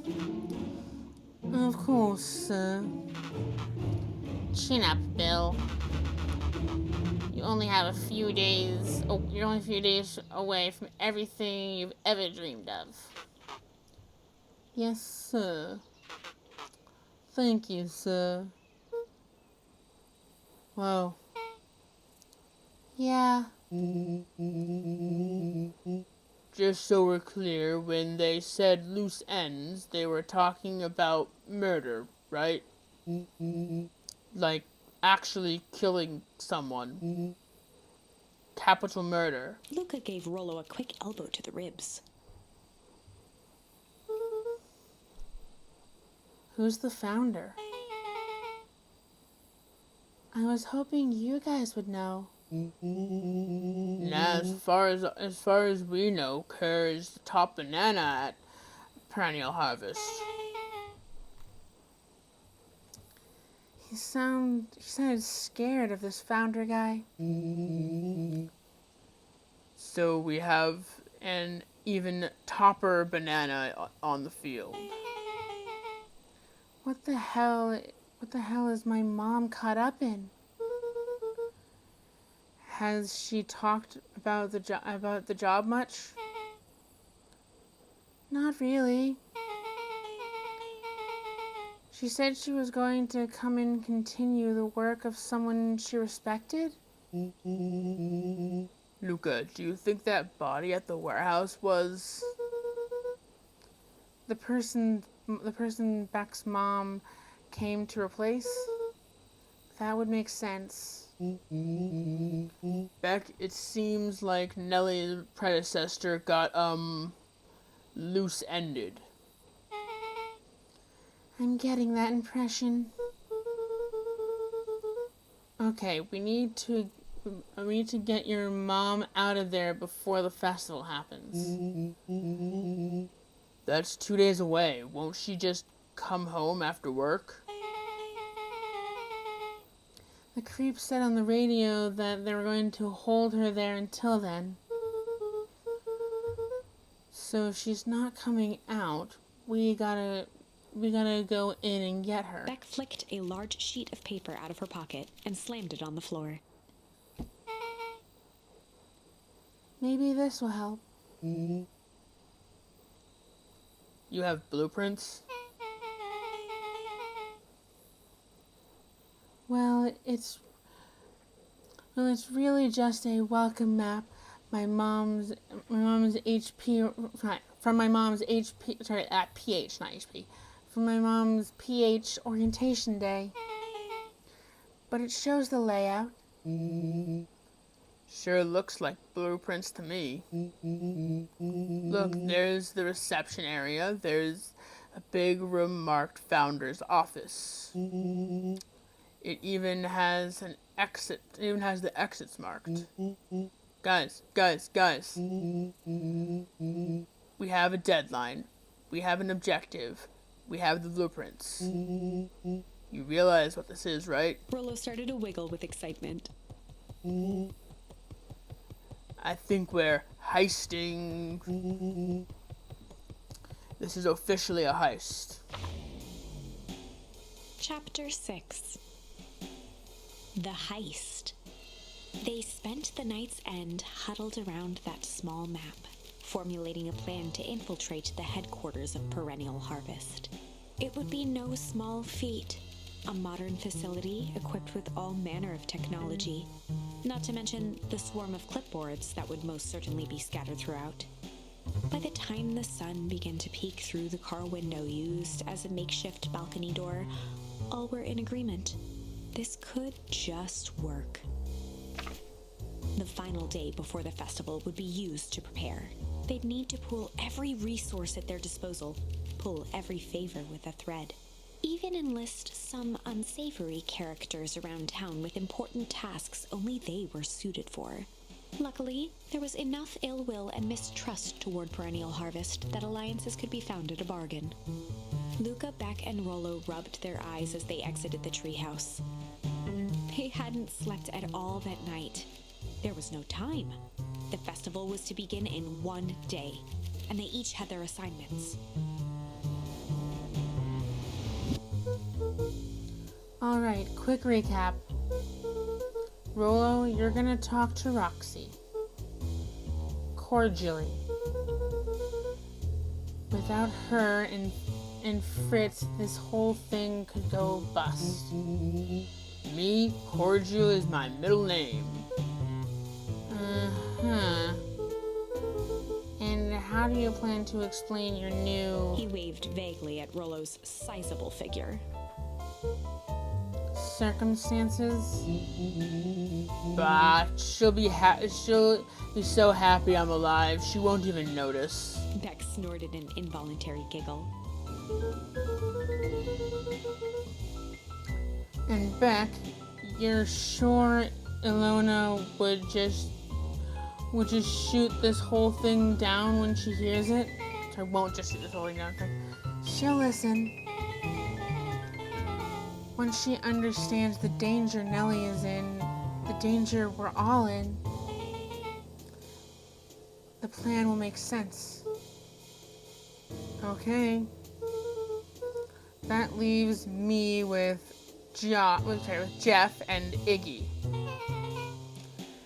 How are you gonna persuade them? I'll think of something. They each looked at each other with sleepy confidence and nodded. Well, Godspeed.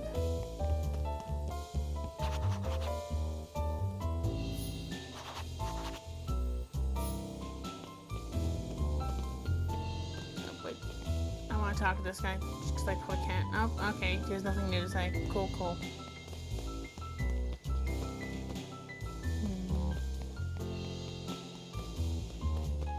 Where would they? They probably would be in the other part of town.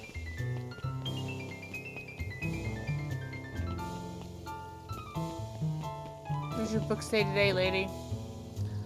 Undaunted, he shook his head. Over. No. Endings are merely a state of mind. This doesn't end until I give up. Wow. I admire the conviction.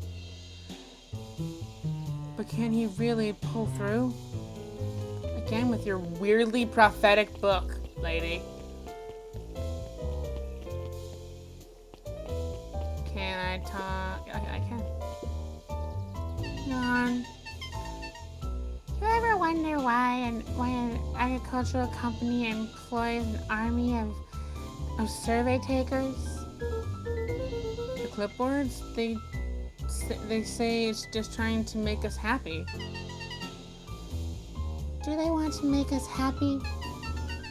Or just figure out what makes us unhappy? An important distinction. Good to know. Shit's still locked. Okay.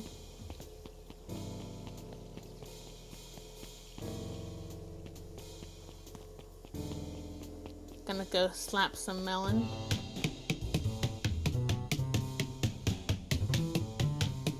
Okay. Do you have anything else to add to me? If I go in here, is it just your freaking presentation, or is it? Yeah, fuck that. Not watching that again. I don't need to watch your propaganda.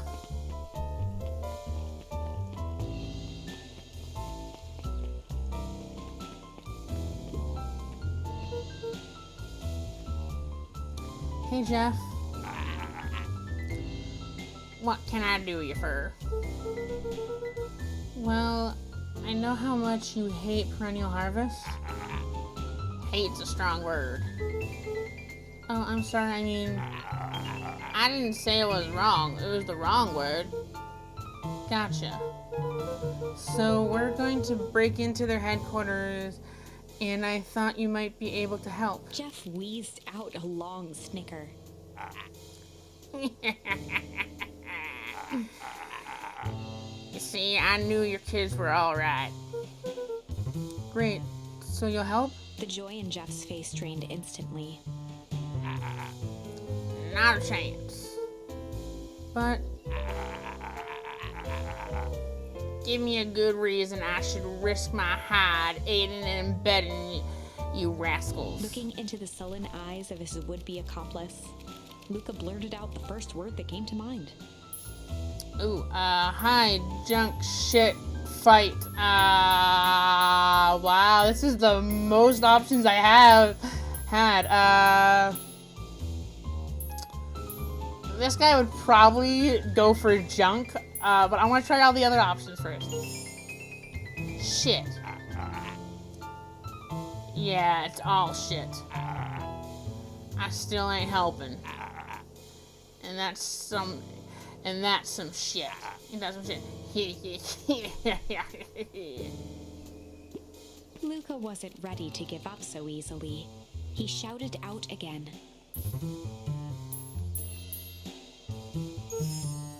Fight. I've done enough fighting for my lifetime, and more than my share of losing. Time's come to hang up the ghosts.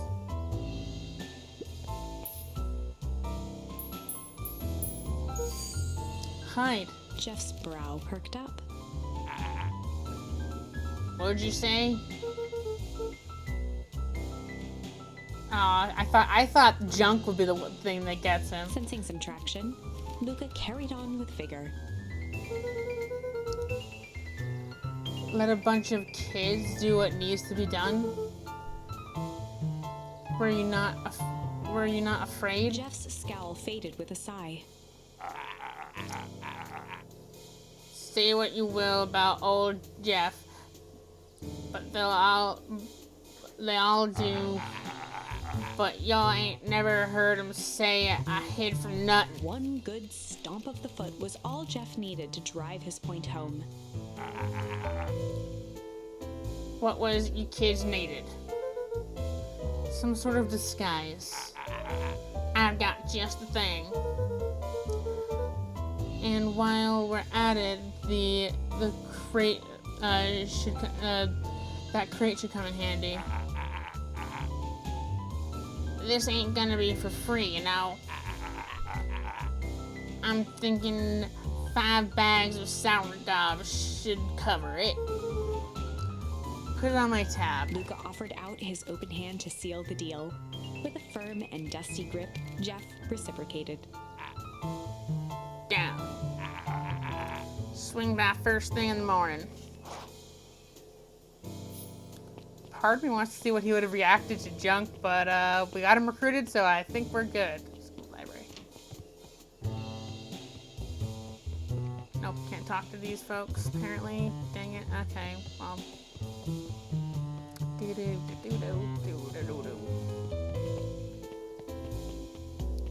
I go in here? Nope, shit's locked.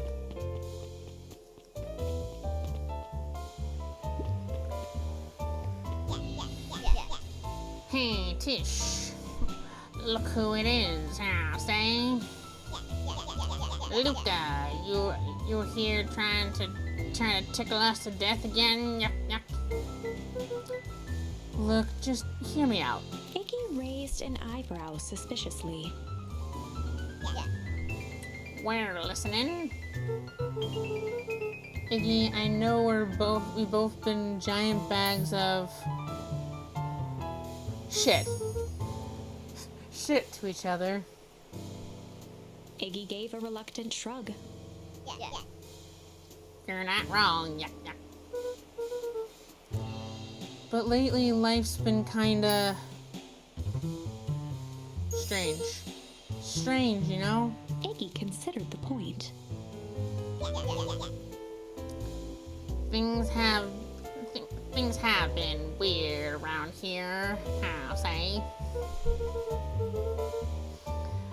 So I'm offering a truce and asking for your help. What do you say? We...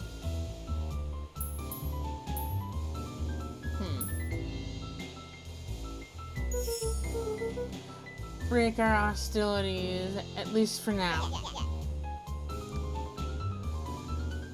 We do like breaking things, I'll say. Even if a truce means less breaking things. What if I told you there was a way to have a truce and break stuff? Go on. I need you to cause a distraction so I can sneak into Perennial Harvest HQ. A wild-eyed grin spread across Iggy's face. My, Luca Van Horn. Yuck, yuck. I'm impressed. And after it's all done, maybe you and Tish can come hang out at the treehouse sometime? Iggy glanced over to Tish, who nodded in agreement. Fine. But not because we want to see your crappy treehouse. Yuck, yuck, yuck. We just like to cause chaos. With a quick nod, Luca was off. That was easy. Did you hear that, Tish? Iggy gazed up at Tish with a smile. He invited us to hang out at the treehouse. Yuck, yuck. A single tear ran down Tish's cheek. That's all he wanted? Then why are you such a dick? I never expected this day to come. How wonderful. Chapter 7. Into the Hive. A good heist requires preparation, and thorough preparation takes time, something they had Precious little love. So far, everything was in order. Jeff, Iggy, and Tish all agreed to do their part. Beck radioed Luca that night with a simple and covert message. "We're locked and loaded on my end." And Rollo, after a lengthy confession, managed to persuade Roxy and Fitz to help. He stowed away in mission control for the night to avoid attracting attention. Rollo, being uniquely suited for the role, would be the first to breach Perennial Harvest.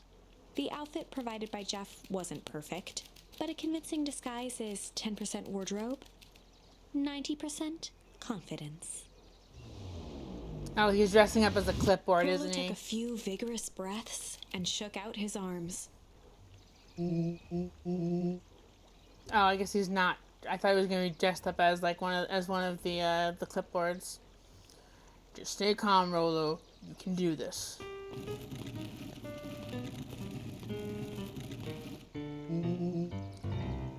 Got your delivery here. Delivery? I don't have anything in my notes about a delivery. One moment.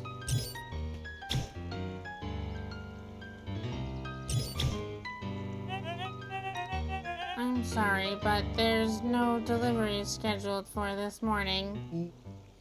Right. He had to think quick. That's because this goes directly to the founder.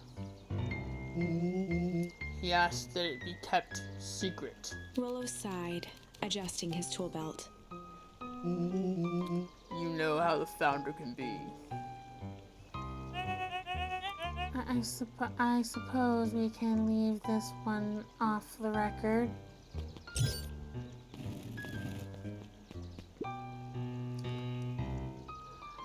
Our harvest awaits and such. With a stroke of his mustache, Rollo proceeded into the Perennial Harvest headquarters. Our harvest awaits.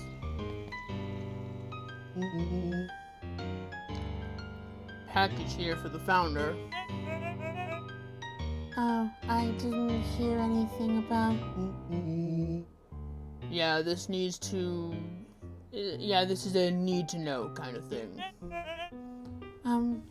I'll just check. He stammered and flipped through the pages of his clipboard. This goes directly to the founder. I don't have time to fill you in. Oh, I see. If you could just complete this form. Rollo interrupted with urgency in his voice. Every time with the forms. Look, I don't want to explain to the founder why I'm late. Well, it's your funeral. I'm sorry. What did you say your name was again? Rollo panicked. Our harvest awaits. Sir? That's a restricted area. Excuse me, sir. Our harvest awaits. Ready to light this candle, Tish? Yup. Suck on this, Perennial Harvest.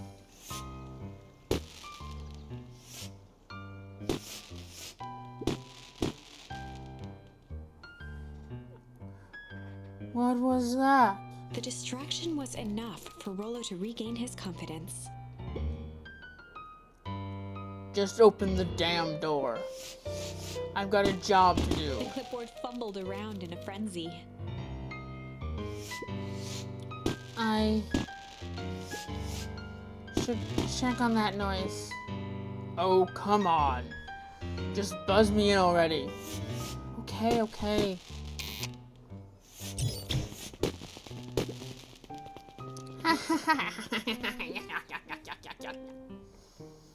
Phew. That was close.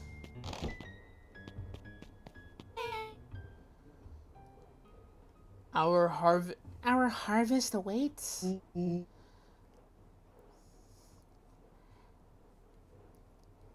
Hey, I figure when in doubt, stick with the classics. Well, that was a close one. But you pulled it off. Nice work, Rollo. Alright, everyone knows what to do? Yep, deep engineering is the north. I'll go with Beck. In case you need some muscle. I'll head east to the founder's office. You two be safe.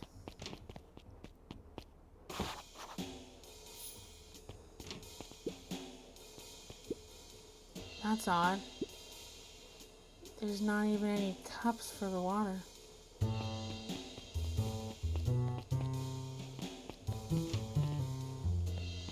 Oh, great.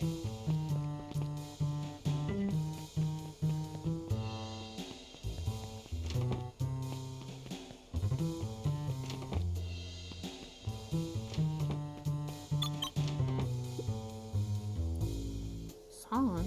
Solomon stopped in his tracks. Luca? What are you doing here? Uh-oh. He doesn't know. Anyways, it's a long story. Are you okay? A veneer of confusion flashed across Solomon's face. His words rushed out dramatically. No, I am certainly not okay. Some strange people grabbed me and... Were they in a hazmat suit? Yes, how did you know? They brought me here and locked me up. When they were distracted, I ran. Dang, okay, you should stick with me. I've got a plan. Solomon's facade briefly faltered. We? Yeah, Rollo and Beck are head to deep engineering. Thank heavens you found me. We gotta get out of here. We can't leave just yet. But they'll catch us again. I've gotta do something first. When you were running, did you happen to see a door marked Founder? Founder? Why are you looking for him? I'm not. I just need to get into that office. Now that you mention it, I do think I saw a door that said Founder. It was just down this way. Luca happened to notice a plaque above the door. Office of the Founder. Knocking comes with consequences. Oh, here it is.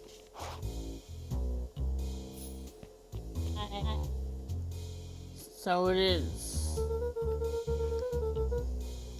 It's pretty lucky that I ran into you, or else I would have missed it.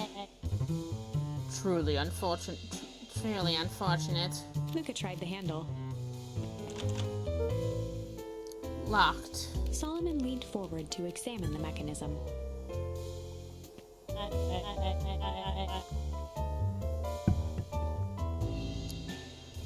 Regrettably, it seems to be some sort of electric lock. I don't see how we could possibly defeat a lock like that. Luca smiled and looked at his watch. Let's just wait a minute.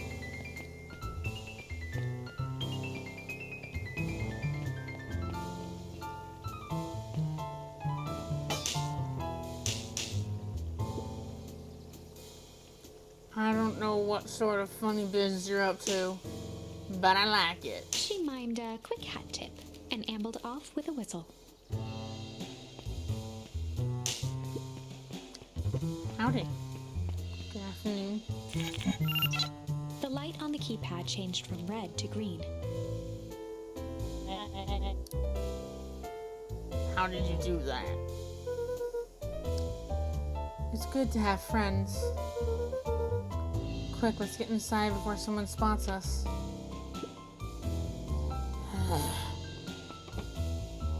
Yeah, Luca, you're traveling with the founder?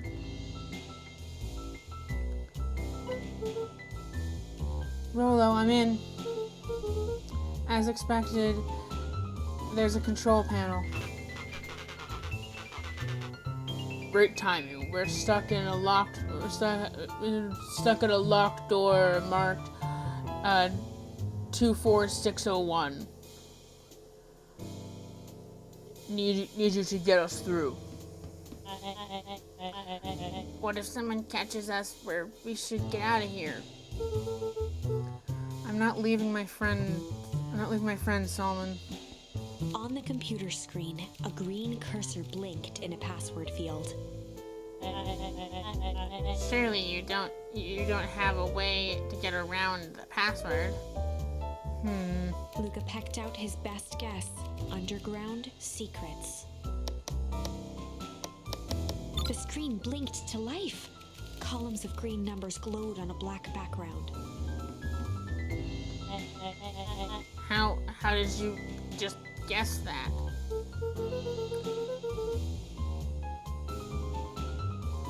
Oh, it's this absurd password Rolo heard when he was down here before. It's funny how someone arrogant enough to call themselves the founder.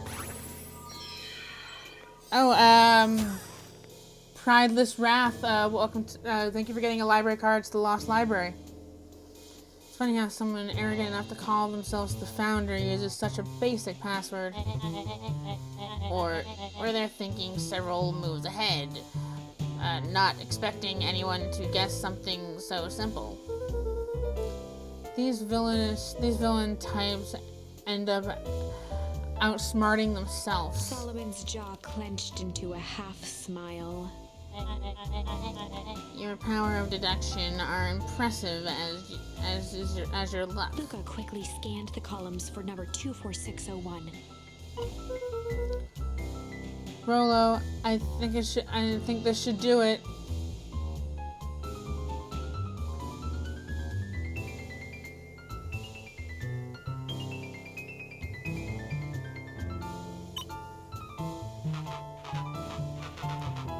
Bingo, bingo, bango. Doors open, Luca. You never fail to impress.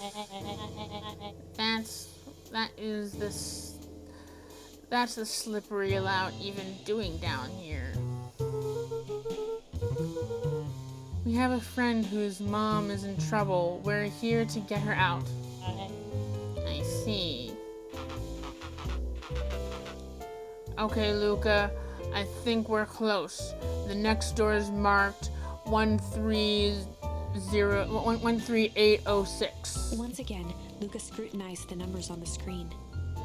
In that moment of distraction, Solomon reached forward and pressed a large red button. Maybe this one opens the lock. Maybe this one opens the lock.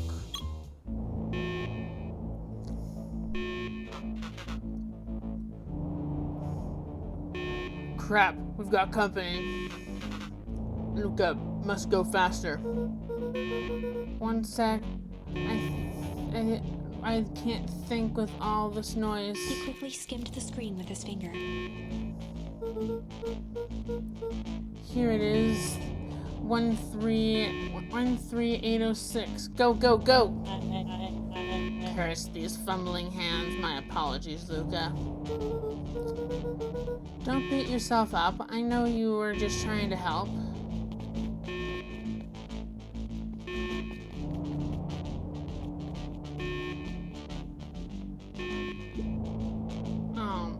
Oh man. No water cups. Hello.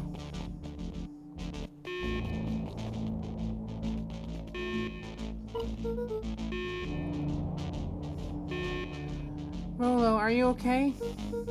Rolo, come in. FBI, open up! Approached with a sneer and spoke into his walkie-talkie. Oh, thank you for the 15 bits as well. Because that's a blurb, which is the new thing that has things you can use things I've selected, or you can spend bits to make a myriad of different sounds pop on screen. Kerr approached with a sneer and spoke in the walkie-talkie. You can turn off the alarm. They're trapped. With self-satisfaction, he called into the hallway. That, my dears, is a dead end. Nowhere to run. Rolo, where are you? Are you okay?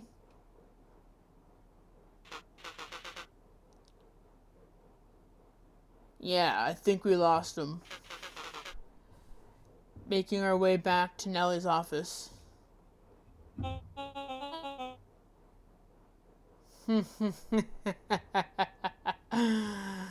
Ah, I see what happened.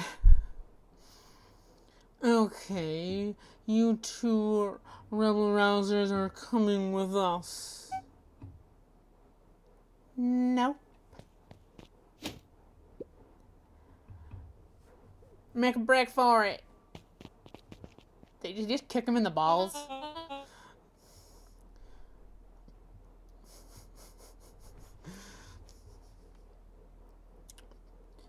Did you just kick me?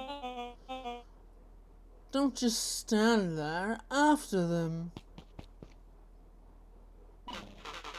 Okay, I think that worked. Roxy and Fritz have them on a wild goose chase. I'm having trouble with following what's happened. Like I said, it's good to have friends. Rolo, how long do you think Roxy can distract them?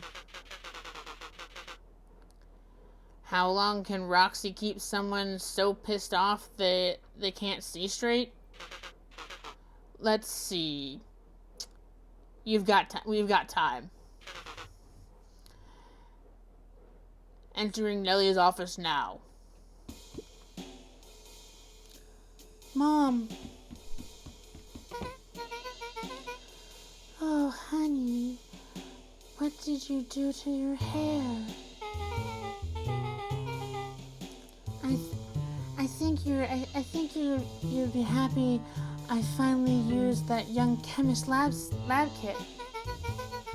You sure have a knack for making me incredibly proud in the most frustrating ways. We need to get out of here. Who's your adult friend? Oh, I'm not an adult. Ever heard of a growth spurt?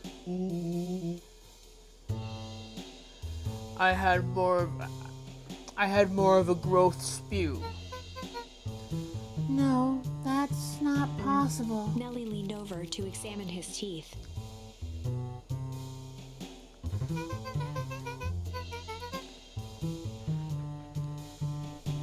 Substantial branding in the enamel of the molars consistent with tempest liquidine exposure.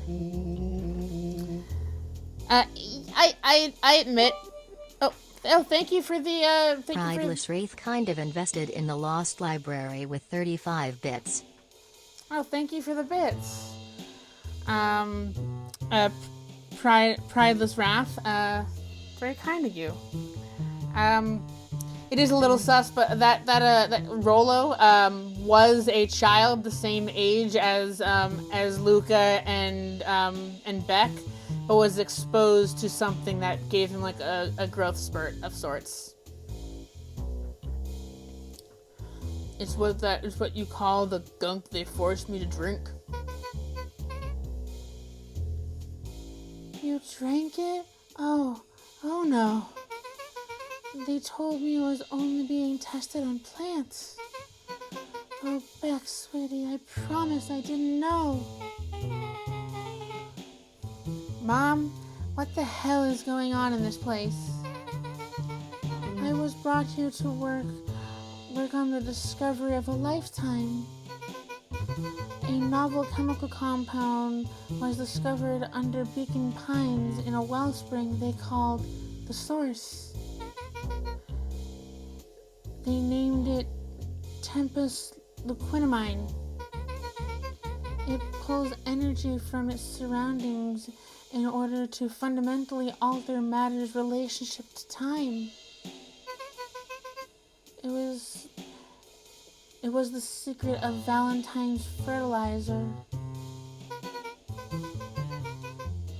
They harvested the source, infusing small amounts of tempered liquidamine into the product. It worked wonders, drastically accelerating plant growth. Crops would be ready to harvest in a fraction of the time, but it led to complications. The foul harvest. Perennial Harvest came in to clean up the mess, to succeed where Valentine failed. But Tempest Liquidamine is rebellious. Rebellious.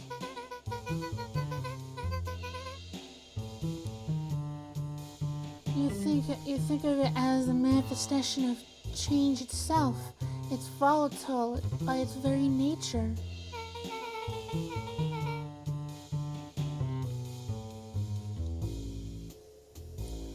So, the more you try to force it to do a specific thing, the more it resists, yes. I can relate to that. My role was to finish the work of my predecessor, Dr. Prescott. Harnessing Tempest Liquidamine to reliably manipulate an organism's age. Just imagine how many people we could feed. Mr. Kerr was very insistent that I achieve success, results before today's festival. But you didn't, right? Nellie sighed.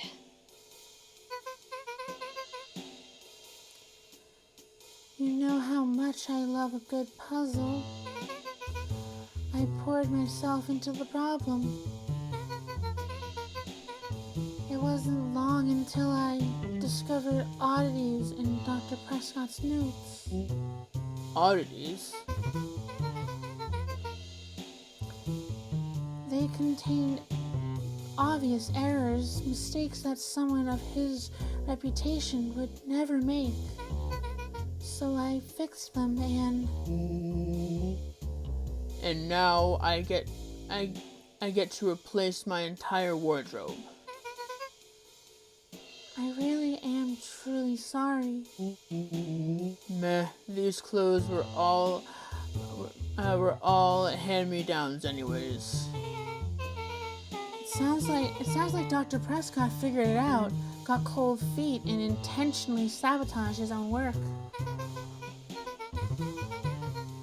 I hadn't considered that possibility. I've sent a letter asking him to clarify his thinking. Mom, Dr. Prescott is dead. Kerr had him killed. What? I overheard them talking about it on the radio. It's why we gotta get you out of here. I just... Like, now. Wait, this is vital. I've finally solved the chemical equation allowing direct control of aging. Mr. Kerr picked it up just before you came. All the reason we gotta hightail it. Luca, we've got Dr. Modwell heading on our way now. Roger that. Be careful.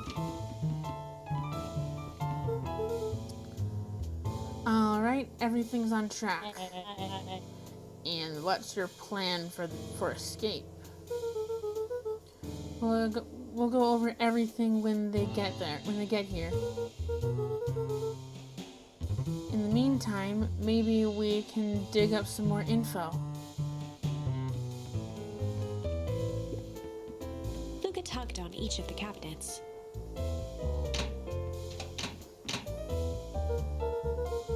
Dang, this must be the good stuff. They're all locked.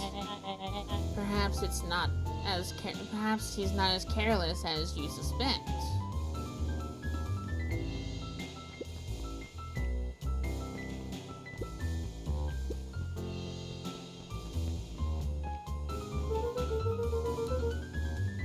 It looks like the founder was helping Kerr plan the festival.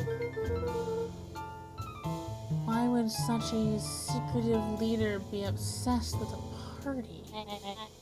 Only time will tell. Luca held his hand up to the ashtray.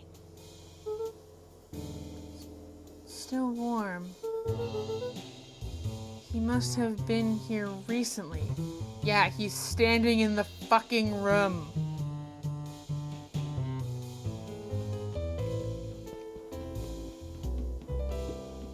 I'm not gonna talk to hang out and see. Okay.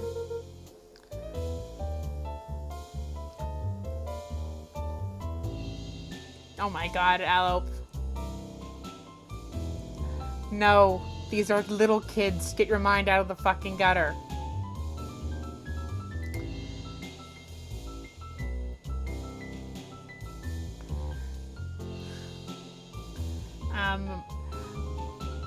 Malice 80 proof whiskey.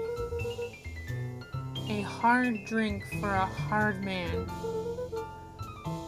Wow, even his alcohol is arrogant. Solomon muttered inaudibly. I shouldn't just smother it right now. What was that? I said I shouldn't bother you right now.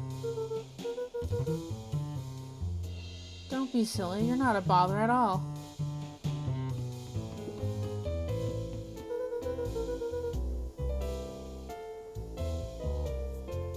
Yes, nice shave, nice save. Let's see, what else this bad boy has on it? Security system, time card logs, payroll. You know, for being evil, this guy sure is boring. Solomon once again muttered under his breath. You just wait. Huh? Oh, nothing. Okay, can't explore these. Nothing else on the desk. Okay, I guess I gotta talk to Solomon. I'm really sorry you got dragged into this mess, Solomon. Don't worry about me. Well, I feel bad either way. We're gonna get you out of this, I promise. With a subtle, quivering lip, a smile crawled across Solomon's face. They heard the trampling of frantic footsteps from the hallway. Lock it, lock it, lock it. Lock it, lock it, lock it. Locked. That was close. When we left Nelly's office, it was swarming with clipboards. We barely got away. Did they follow you? Rolo. Before you start tossing blame around, it is possible that someone ordered a pizza. We'd love to hear your thoughts. Definitely not pizza.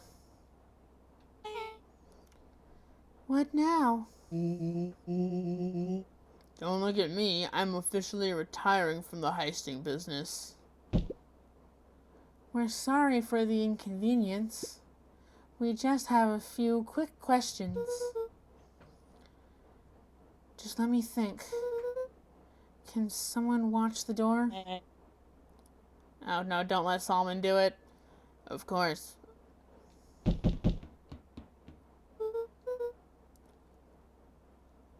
Everyone else huddle up. Oops. I think this little caper has gone on long enough. Solomon, no. Hush now, child. The adults are speaking. Dr. Modewell, a brief reintroduction is in order.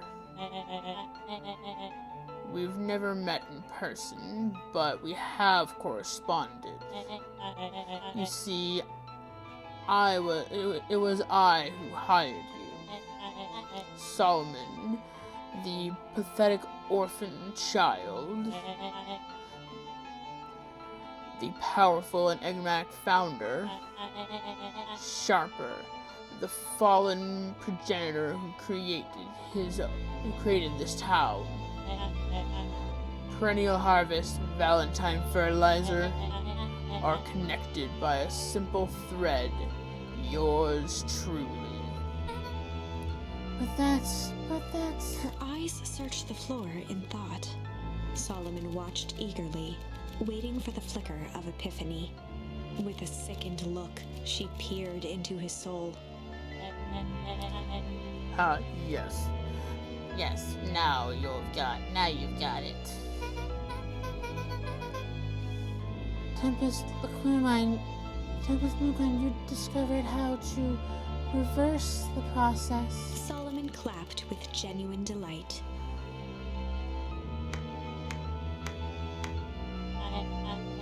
Very good, Dr. Modewell. Very good. Though the discovery wasn't intentional. Solomon glanced down, examining his youthful form. And the effects went a little too far for my tastes. That's why you needed me to finish Dr. Prescott's work. Which you did admirably. Mr. Kerr, the vital piece. Kerr presented it with a theatrical twirl of the hand.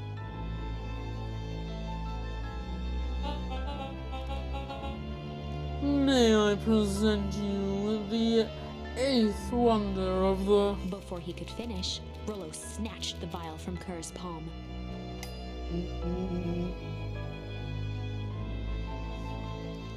Wow, this stuff sounds pretty valuable. Be careful, you fool. You have no idea what you have in your hand. Actually, we do. You just did the whole evil villain monologue thingy about it. Rollo casually tossed the vial to Luca.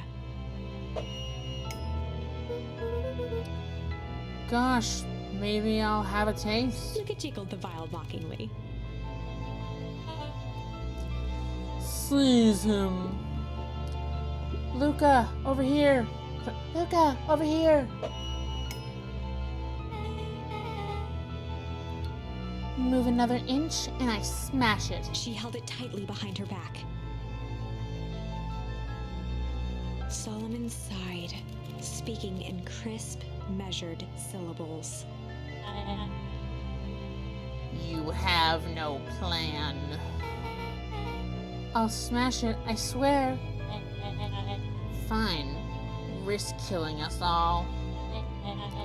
Or, if you're lucky, nothing happens. Then what? We capture you and grant you much less latency.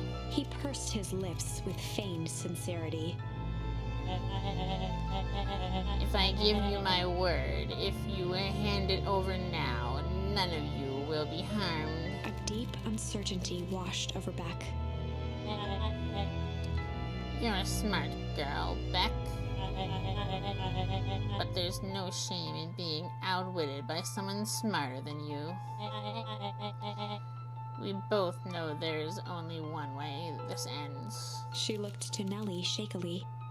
With a dispirited nod, Nellie sighed in defeat. Beck slowly approached Solomon.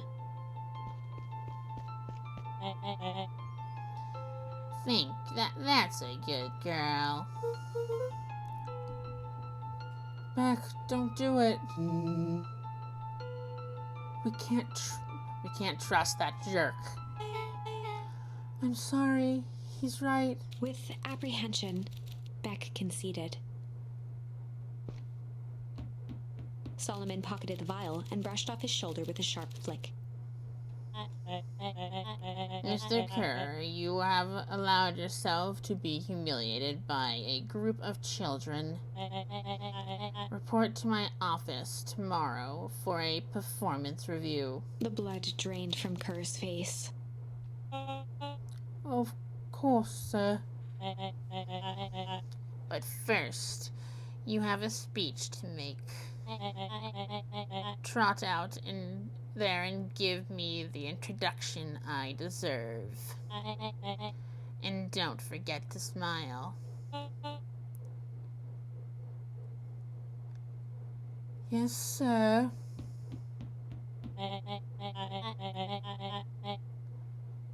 And to think all of this thanks to the efforts of Mr. Van Horn. I don't understand. How is this all because of me? I said Mr. Van Horn, silly. I said Mr. Van Horn, silly child. Dr. Walt Van Horn. Your father was always a thorn in my side. I offered him an opportunity to be a part of something great.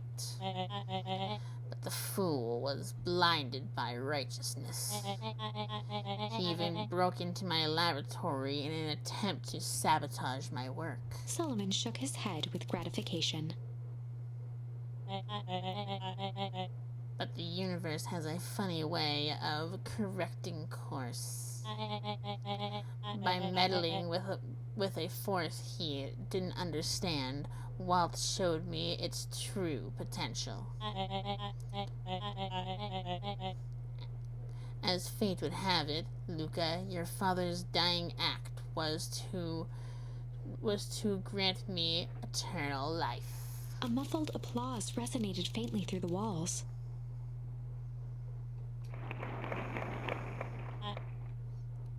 Well, that's my cue.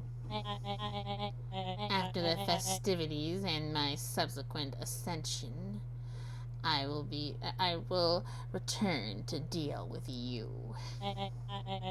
Until then, I suggest you use this time to reflect on the magnitude of your failure.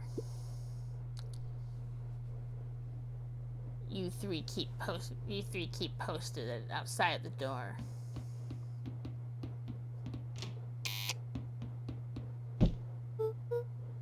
Well, crap.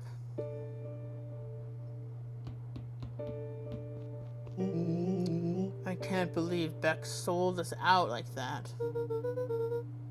I'm not sure she had any other choice. So what now? What's the plan? I don't have one. Of course you do. You always have a plan. Rolo. You just need some time. Rolo, it's over. We lost. Nellie was staring at the floor, deep in thought. Sorry, Luca. Give me a minute to calm my mind.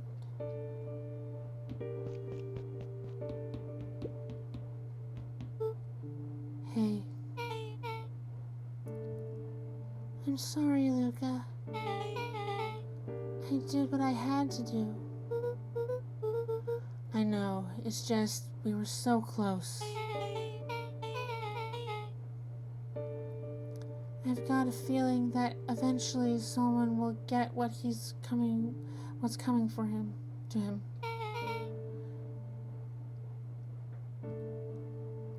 Time wounds, all heals. That's an interesting play on words to the time heals all wounds. Time wounds, all heals. Well, time seems like less of an issue for him now.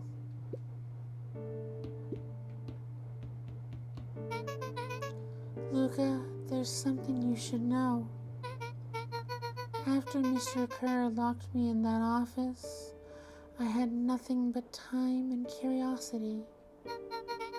I poked around a bit, hoping to find a means of escape, but I found something else. A note hidden in a false drawer. What sort of note? Dr. Prescott must have sensed his time at Perennial Harvest was growing short. So he left behind a letter with the hope it would be found by his successor. It was a confession of sorts. He left it for me, but its contents, Luca, I think they were meant for you. Why would you say that? Why? What did it say? It was about an incident with your mother. Dr. Prescott found her in the lab with a stolen key card. There was an incident. She had been exposed to extreme amounts of Tempest quinine. The color dropped from Luca's face.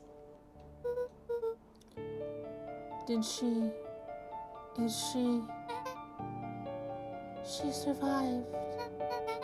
Dr. Prescott decided to help her recover. He no longer trusted Perennial Harvest, so he kept her whereabouts a secret. Over time, your mother led him to reconstruct the purpose of scientific discovery. Science is often the vanguard of change, but that doesn't mean it's always right. He realized that no one should have control over something so powerful as time itself. I now believe that's why he began to intentionally sabotage his own work. And it cost him his life. That's a reasonable conclusion. Luca was overwhelmed with emotion. But if she is alive, where has she been? Where is she now? A sudden explosion sounded from the hull. Chapter 8. Comeuppance. Ears still ringing, Gran picked herself up off the ground. Through the dust and smoke, she looked over to see Mrs. Fratelli helping Hiram Tolliver to his feet. She'd had to beg, borrow, and steal to acquire those explosives. How many nights had she spent visualizing how she'd use them to make things right? And now, her one shot at destroying the source, that damned hole that swallowed so much of her life, traded for this jagged hole in a wall and a foolhardy shot at rescuing Rollo. With Fratelli and Tolliver at her side, she stepped through. It was a strange feeling. The last time she'd stalked this maze of hallways, it was in a different body. They quickly rounded a corner to find a group of clipboards guarding a door. Something worth guarding is probably something worth seeing. She leapt forward, brandishing her cane. If her last chance at vengeance for things lost was truly gone, she would just have to fight to keep what she still had.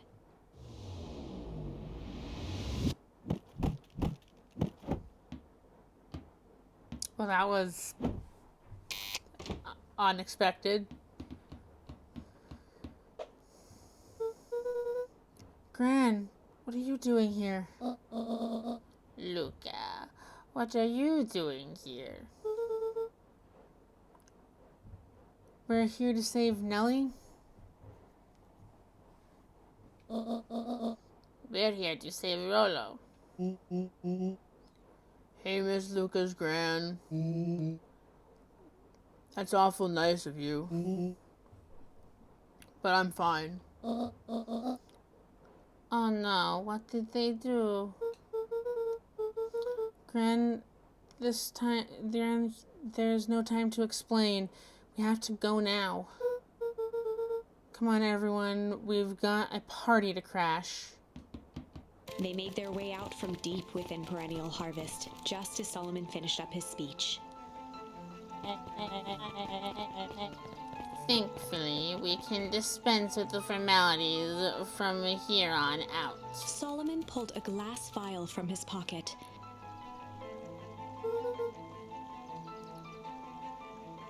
We've got to stop him. In one smooth motion, he downed its contents. A triumphant smile grew across Solomon's lips. No. Well, I guess that's it. We lost. I wouldn't be so sure about that. With a mischievous look, Beck elbowed Luca. Remember when I had the vial behind my back? Yes, I caught on to that, but didn't want to spoil it.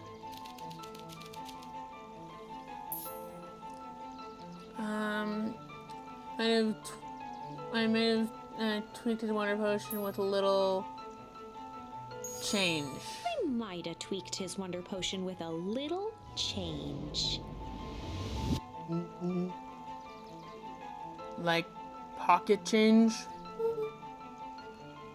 Like your unlucky penny. Yeah, I plopped it in the vial when no one was looking.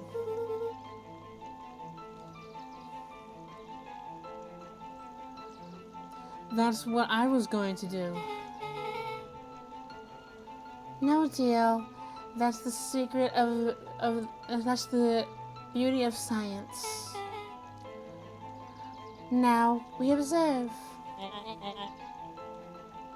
You can all call me Sharper Valentine. His body and face began to contort and expand as he disappeared into a belching green mist.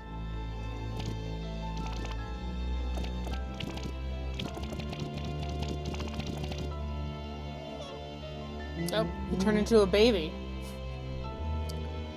Holy crap, he's a baby. Yeah, but he's still sharper, right? And now he looks on the outside the same way he acts on the he was on the inside. A little baby pissant screaming at the world.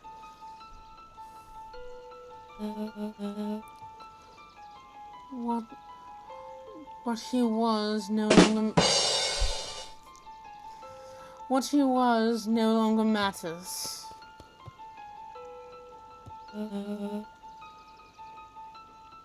This is an innocent child.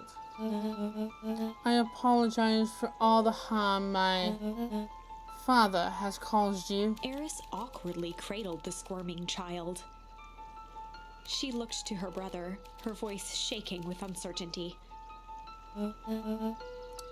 Augustus, what do we... We do what Valentines always do. What must be done. I'll hurry home and prepare the crib for our father, young Sharper.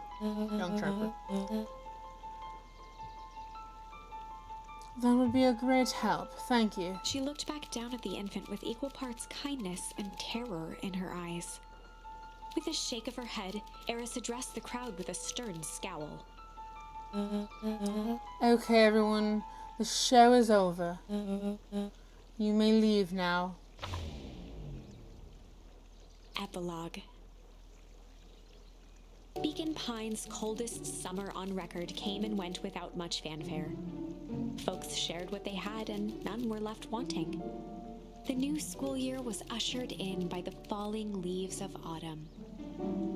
After everything Luca, Rollo, and Beck had been through, middle school was bearable. The chill of winter didn't seem to bother people much. They kindled a hope for a better future in their hearts. When spring arrived, farmers planted their crops with a sense of joy and optimism. And as the dawn of the first day of summer came again, its light slowly spread through the shallow valley. It crept over the town square, across the river, past the neglected welcome sign, and came to rest on a young boy sleeping at dawn. His mind at peace, knowing he is here for a reason.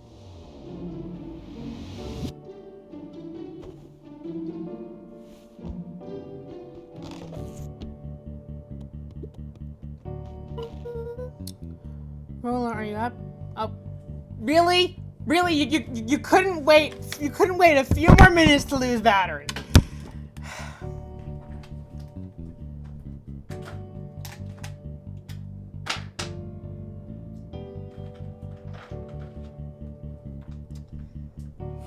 God damn it.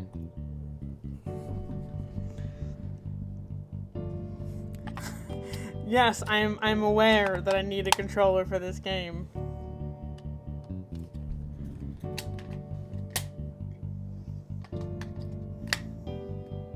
I should remember which way the controller batteries go.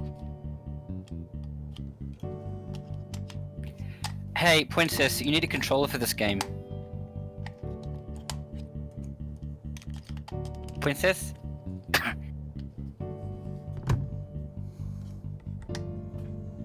Hi. Oh, hi, Aloe. You're literally on. You're Hi, literally Pwincess. You need a controller for this game. On. Thank you. Did you know that? Yes, your character is literally on. Would you top. like to? You want to? Yeah, I am. Yes, I'm topping you. I know that. God damn it, no. You need a controller for this game, right? Yeah, I'm aware. I'm aware. The controller has battery. I just need to hit A on it, and it'll be good. There we go. Rollo, are Hey, you Pwincess. up? What? Hey, Pwincess. What? Do you have a controller for this game yet? Yes. Yay! Roger that. It's a beautiful day at Mission Control. You gonna swing by? Be there in a minute. Hey, Pwincess. What? I'm glad you have a controller for this game. Over time, Eleanor began moving Walt's old things out of the closet and into storage. The silence is just Pwincess being 100% done with my shit. But can you not hear me? Yeah. What? Oh, I didn't hear that part. If you responded.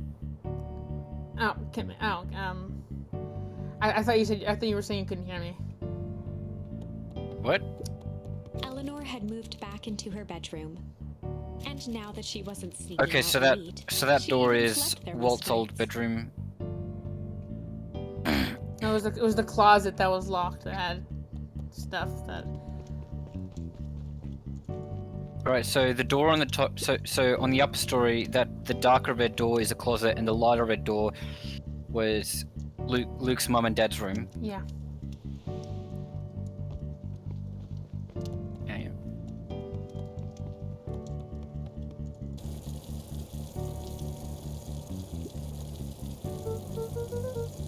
Mom, I'm ready to go now. You go without me. I'll meet you there. I've got a batch of jam to finish jotting. It's funny. I only started making jam as a way to send messages without anyone noticing. But now I enjoy it. Nope, can't access that secret door.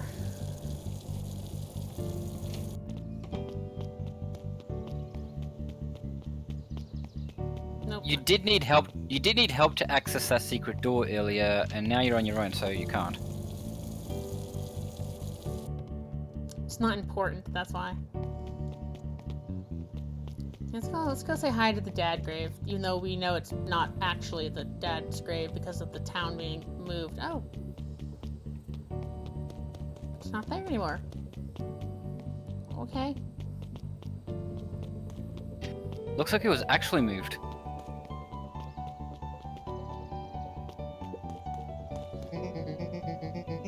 I hear you and Roller having a big plans for that little tree house.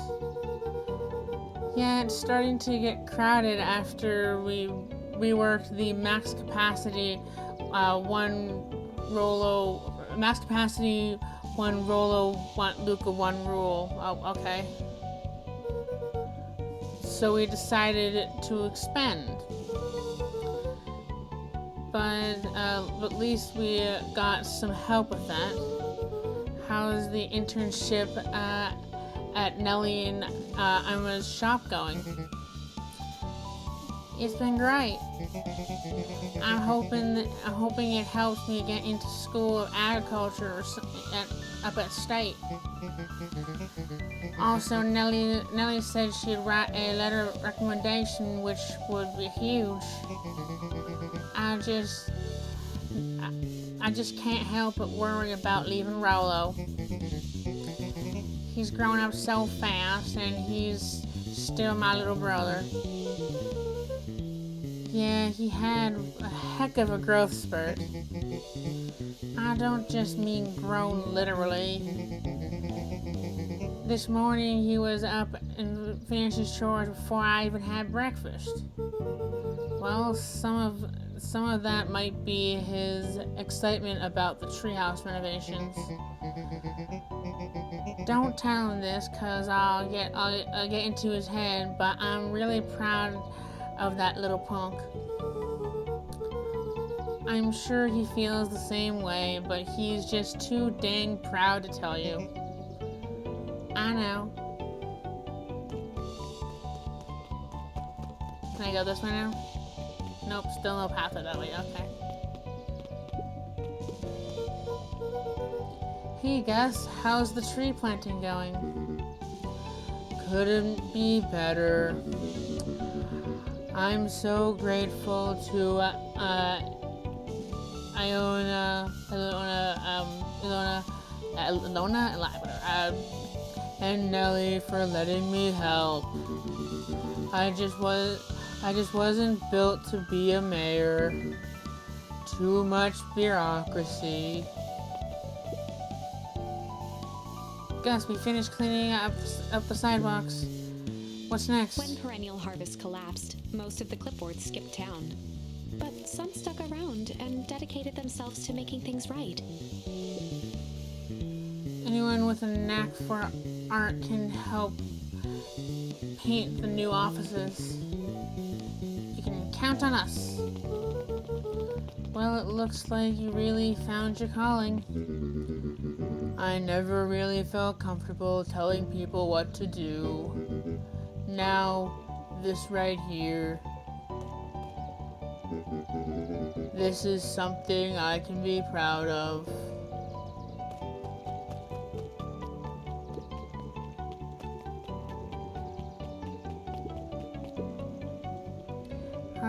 How's the morning nap? How's the napping this morning? It's the most underrated part of a good nap. Is the view. And the view's getting greener every day. Nice.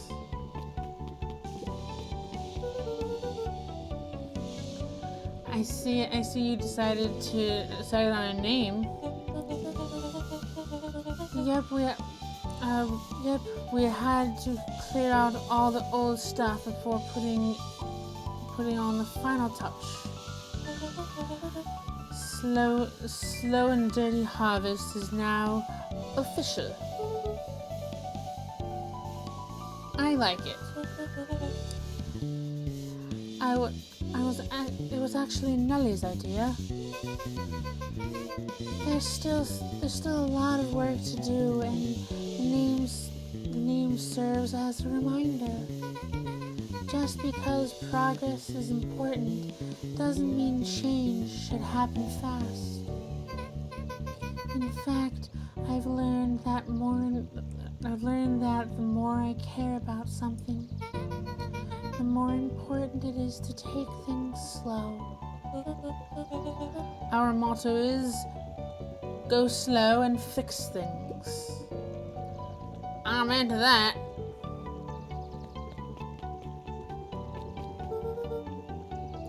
But you're not dilly-dally. Oh, come on! Alright. Fine. What was that? I wanted to talk to everyone else in the main part of the town, but it didn't let me. Luca, get this. I managed to reel in an actual fish this morning. Seriously? Yeah, an honest to goodness flip-flopping fish. Fish. I don't think I've ever caught an actual fish here. Been at least 7 years since I caught one. I'd say it's a good omen. What do you do with the fish? Oh, I released it back into the pond. I'm hoping to catch it again tomorrow.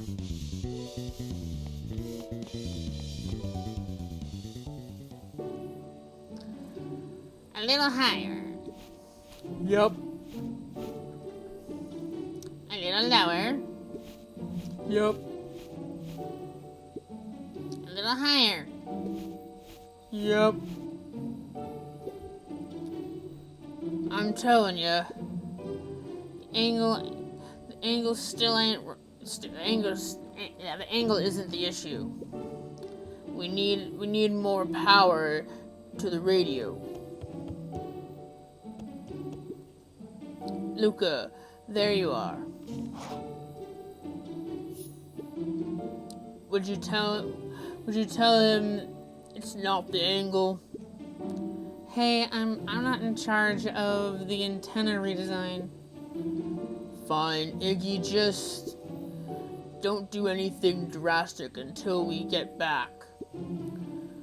Who, me? Tish, you're in charge while I'm gone. Yup.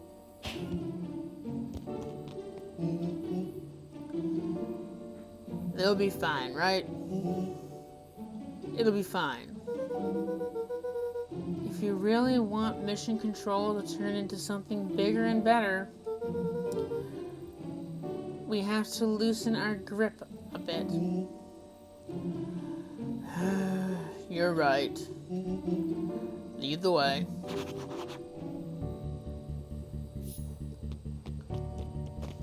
So they never got a chance to reverse Rollo's condition. He just is forever like an adult, even though he's a child.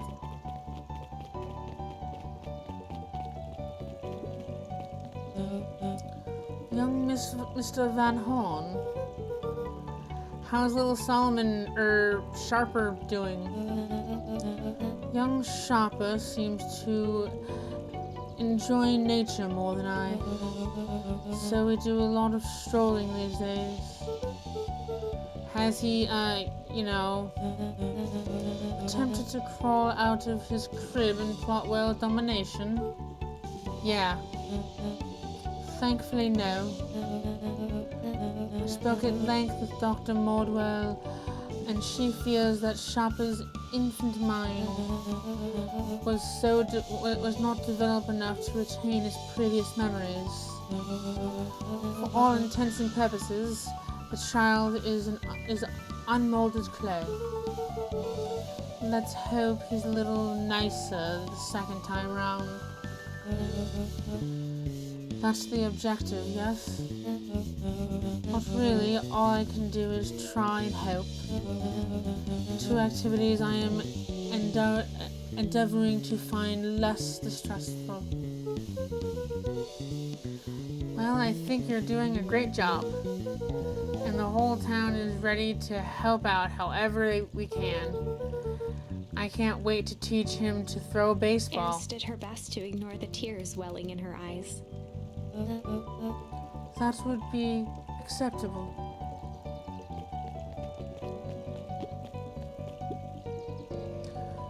What's today's news that needs knowing? I'll give you tomorrow's headline today. Our old friend Patrick C. Montague, aka William Kerr, just performed a stirring rendition of The Iceman Cometh at the State Correctional Facility. I hear there wasn't a dry eye in the house. Well, I guess he has plenty of time to work on his craft.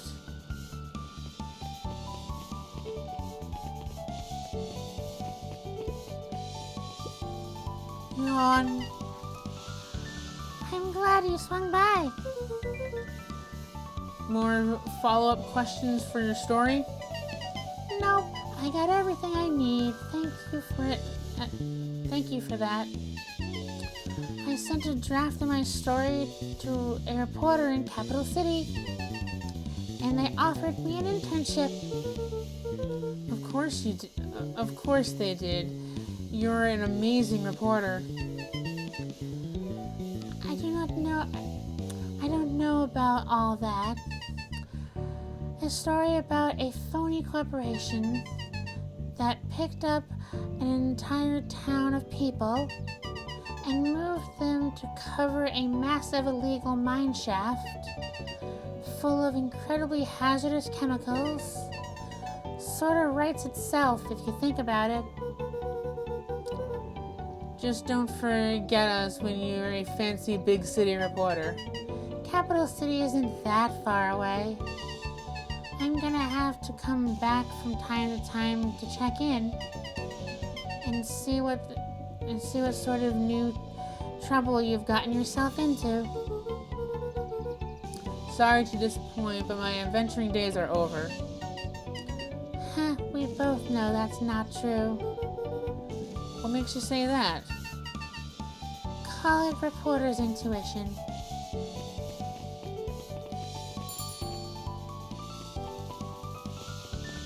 Okay, I guess I can't talk to them, but I can talk to this person. Mrs. Fratelli glowed with a carefree smile. Is that your suitcase? That is 2 weeks of unencumbered tranquility. Excuse me. Would you be so kind as to take my order? 2 weeks of sand, margaritas, and forgotten obligations. Excuse me. I'd love to place an order. Mrs. Fratelli sighed with a zen-like calm. Just as soon as the lunch rush ends. I'll be a feather on the wind. You're going on vacation? For the first time in years. And I've got you and your mom to thank. Why's that? She didn't tell you yet? You two are going to fill in for me while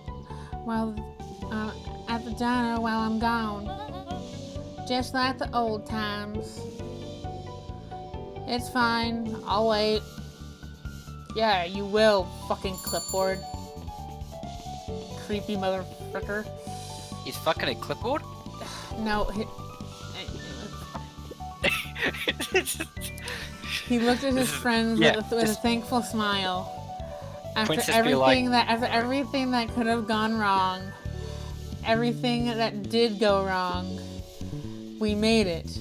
The end. Closing her eyes, Miss Hatch took a deep, relaxing breath. Geez, she sat there the entire game reading that one frickin' story and had some like weirdly prophetic pages to read sometimes. Oh, hello, Luca. How are you? Really good, actually. That's wonderful. Did I miss anything? I think you're pretty much up to speed. Yeah, you kind of missed a lot, but we're not gonna explain. They're up to speed? Luca, you want a biscuit? Damn, that must be one of those new. Is that one of On those new house? drugs going around Beacon Pines? God damn it, no. I don't really have time. Zuriel, you gotta come and see this. I finally did it. I pulled off the perfect espresso. Aw, Lumi. If I didn't know any better, I would say you're proud of something. As if I know. It's too late. You are now officially a person that cares.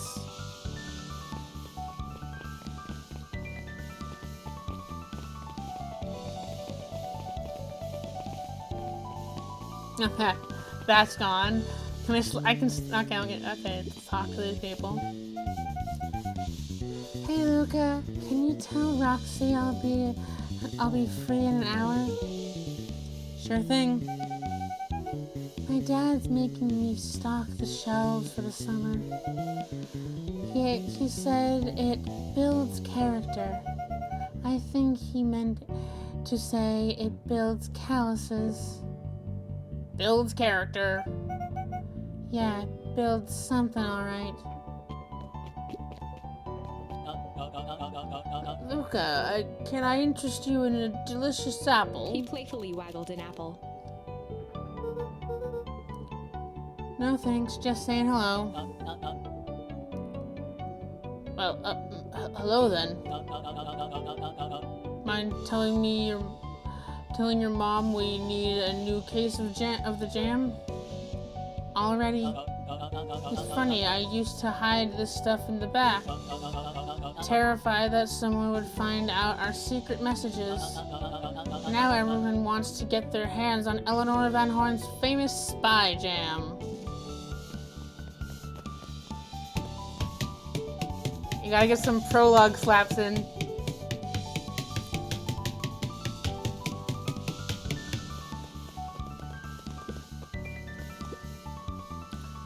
Wow, back for seconds. If it's not too much trouble, for the longest time, I didn't understand the appeal of ice cream. It serves no purpose, other than to be briefly enjoyed and then it's gone. But that's pretty tasty while it lasts. I'm inclined to agree.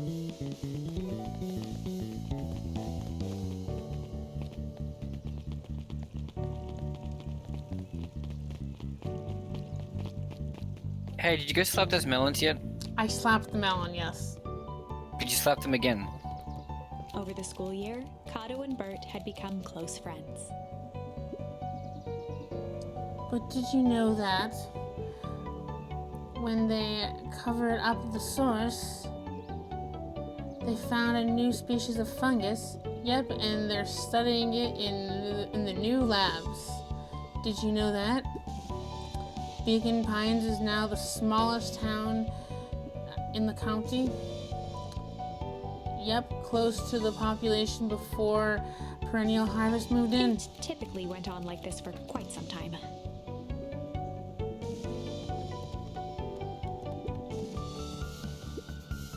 I can't believe it's over. Yeah, the town's really starting to turn a new leaf. The town I was talking about Hank Atomic. I just finished the latest issue. How was it? As great as always. Hank finally returned to Earth. But it just feels weird now.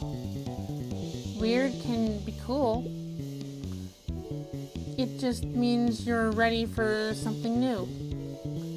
Any suggestions? You could ask Miss Hatch about what she's always reading. She seems to be really enjoying it. Maybe I'll do that.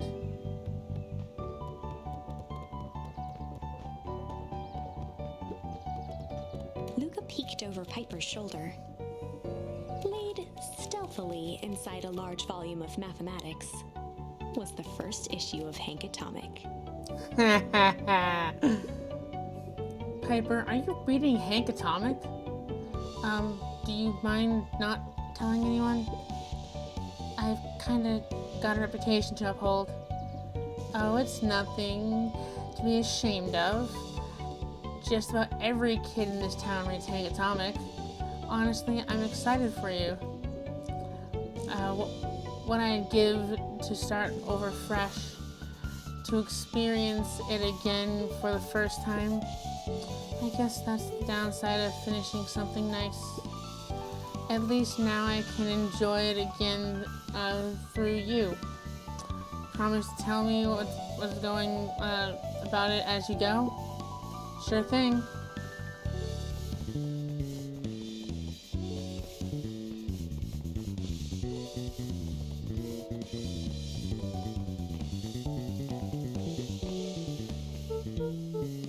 Hey, Mr. Nuncreed.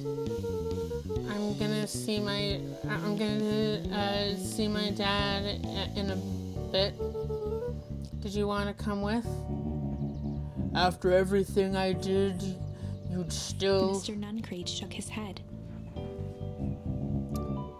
really are your father's son, aren't you? I don't think I'm ready for that yet. Well, you're always invited. I bet he'd love to hear from you. I'll visit Walt in my own time. You run along now. The heck are all these? With perennial harvest gone, the transportation tubes were left unused. Come on, come on. No one's too big, no one's too small for Jeff's wild ride. Maybe not completely unused. Just one piece of candy for the ride of your life. Who's next? Me.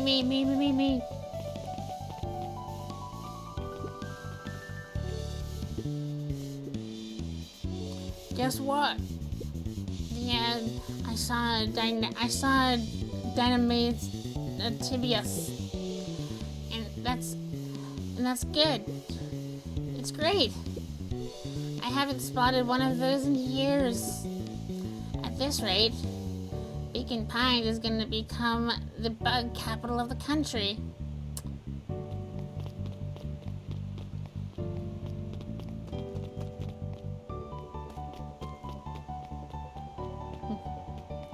Still can't go in. Okay, there's nothing over here still. Okay. No new mysteries to uncover.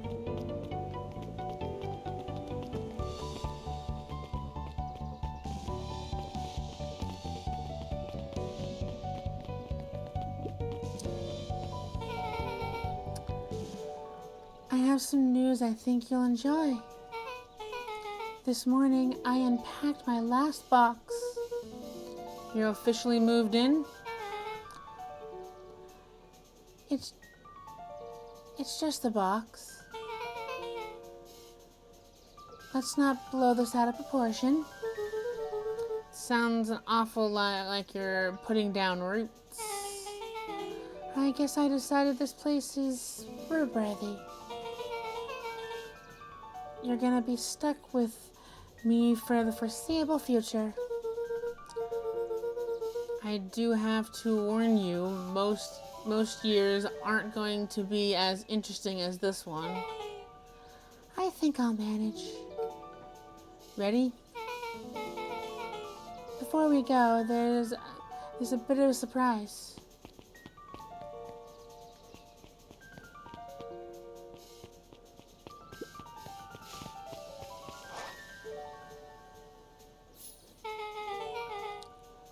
My mom prepared this tree especially for you. They didn't have to do that. It wasn't just them. Just about the whole town pitched in. We all owe you. It should do okay in the cold of old Beacon Pines. And thrive as things warm up. That's perfect.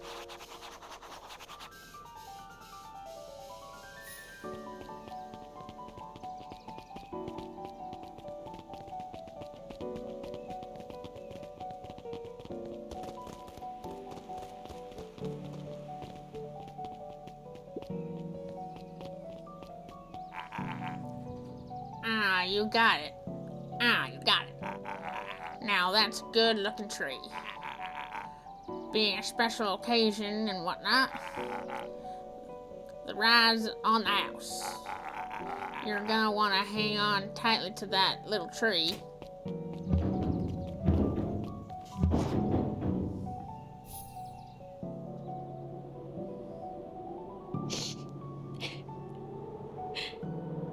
I think this is it.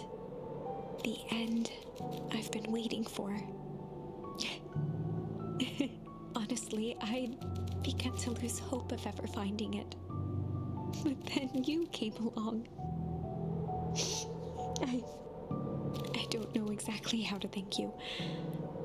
It's hard to explain how much this means to me. It's funny, now that our time together is finally ending. I'm at a loss for words. Let's just watch the end together. Done. A good little tree. The best little tree.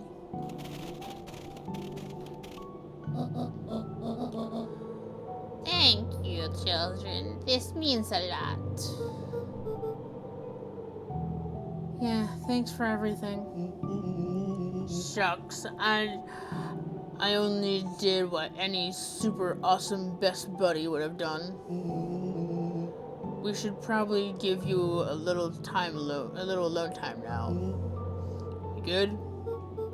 Yeah, I am. It's been a wild year.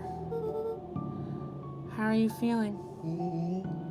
Everyone keeps asking me that. I'm fine, really.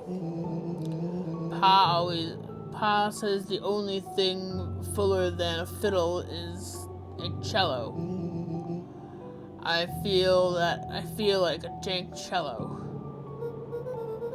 Well, if you ever stop feeling like a cello, I'm here for you. I know. You don't even have to say it. You two make an awesome pair. Excuse me? We're a trio now. Yep. Thanks. There's just one thing missing now. That you're part of our group. Missing? Let me tell you the story about a man named Hank Atomic. Oh God. I won't be long. We'll be waiting for you back at the phone booth. I have found the perfect way to start our summer.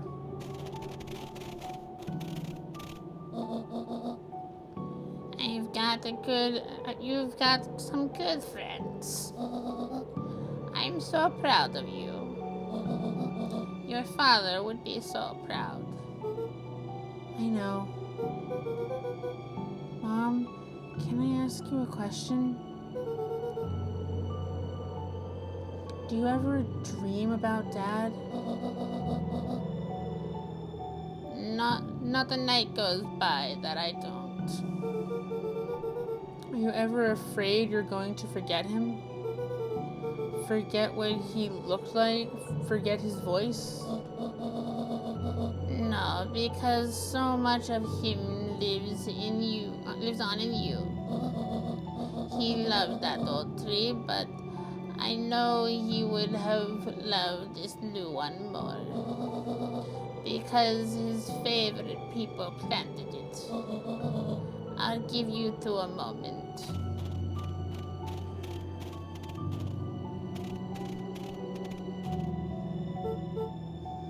Hey, Dad. Dr. Modwell says that over the next few years, this place should warm up. So you won't have to be cold for much longer. I think I finally understand why you left that night. There were things you believed in. Big things. Those beliefs were the things that made you, you. If you would have stood up to Sharper, stood up to what you believed in, you wouldn't have been the same person anymore. You had to go. But you didn't mean you didn't love us any less.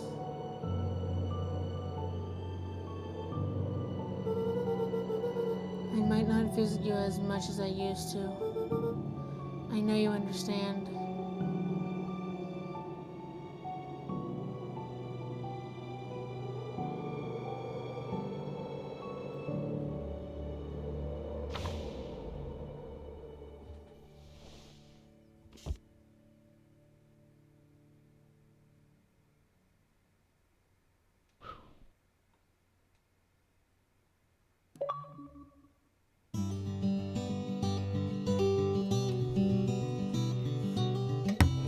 Well, we actually are ending somewhat on time. Started late, so technically we have 30 more minutes. But it's a good point to end on. Stretch, because someone didn't redeem their every half an hour stretches that they usually do. Cough, cough, aloe, cough, cough. Do you have the flu? Usually you do like a check where like you have me stretch, you have me sit up, you have me take a sip of water, and you didn't do that like the entire time. I was busy watching the story. Okay. Well, let's. Actually, I'm gonna let the. Also, I'm gonna let also the, nice so that you noticed the absence of those reminders and then didn't do those things. Anyways, I'm gonna let the credits scroll as I see who is available to raid.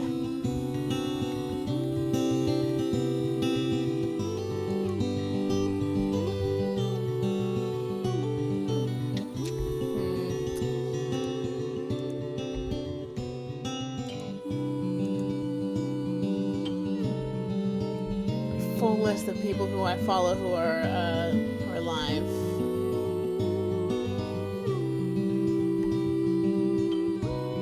Live. That's lively.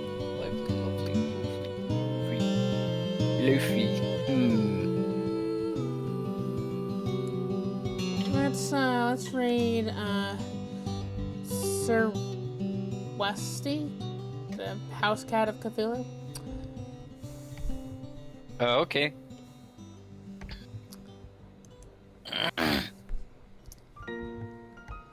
Okay, so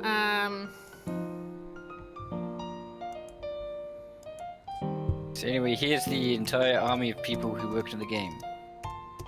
There is quite a number of them. Quite a few of them are named Eric. Like, there are at least several Erics who worked on the game.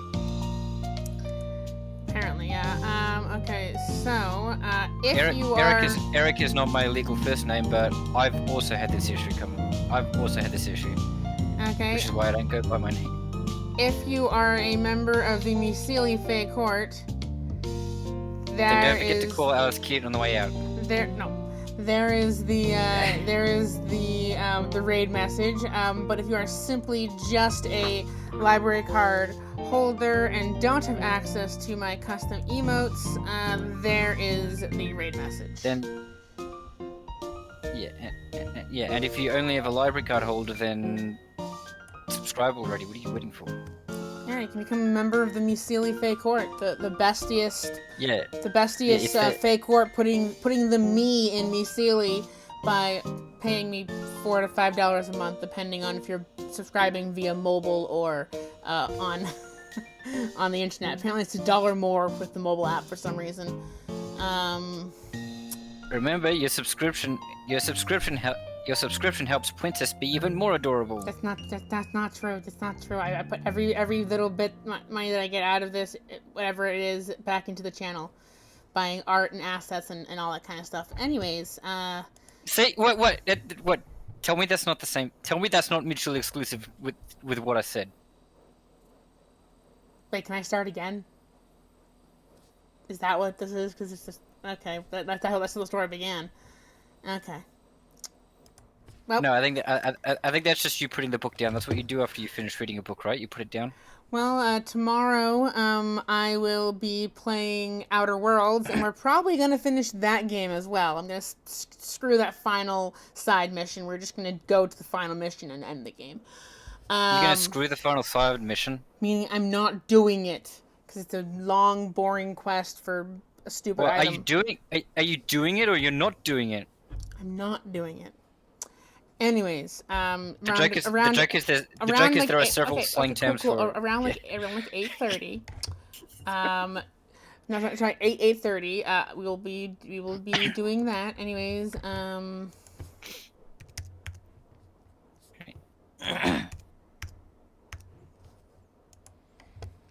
Okay, we're going to start the raid with Sarah Westy, the house cat of Cthulhu. No, yeah, I think it's Cthulhu, yeah.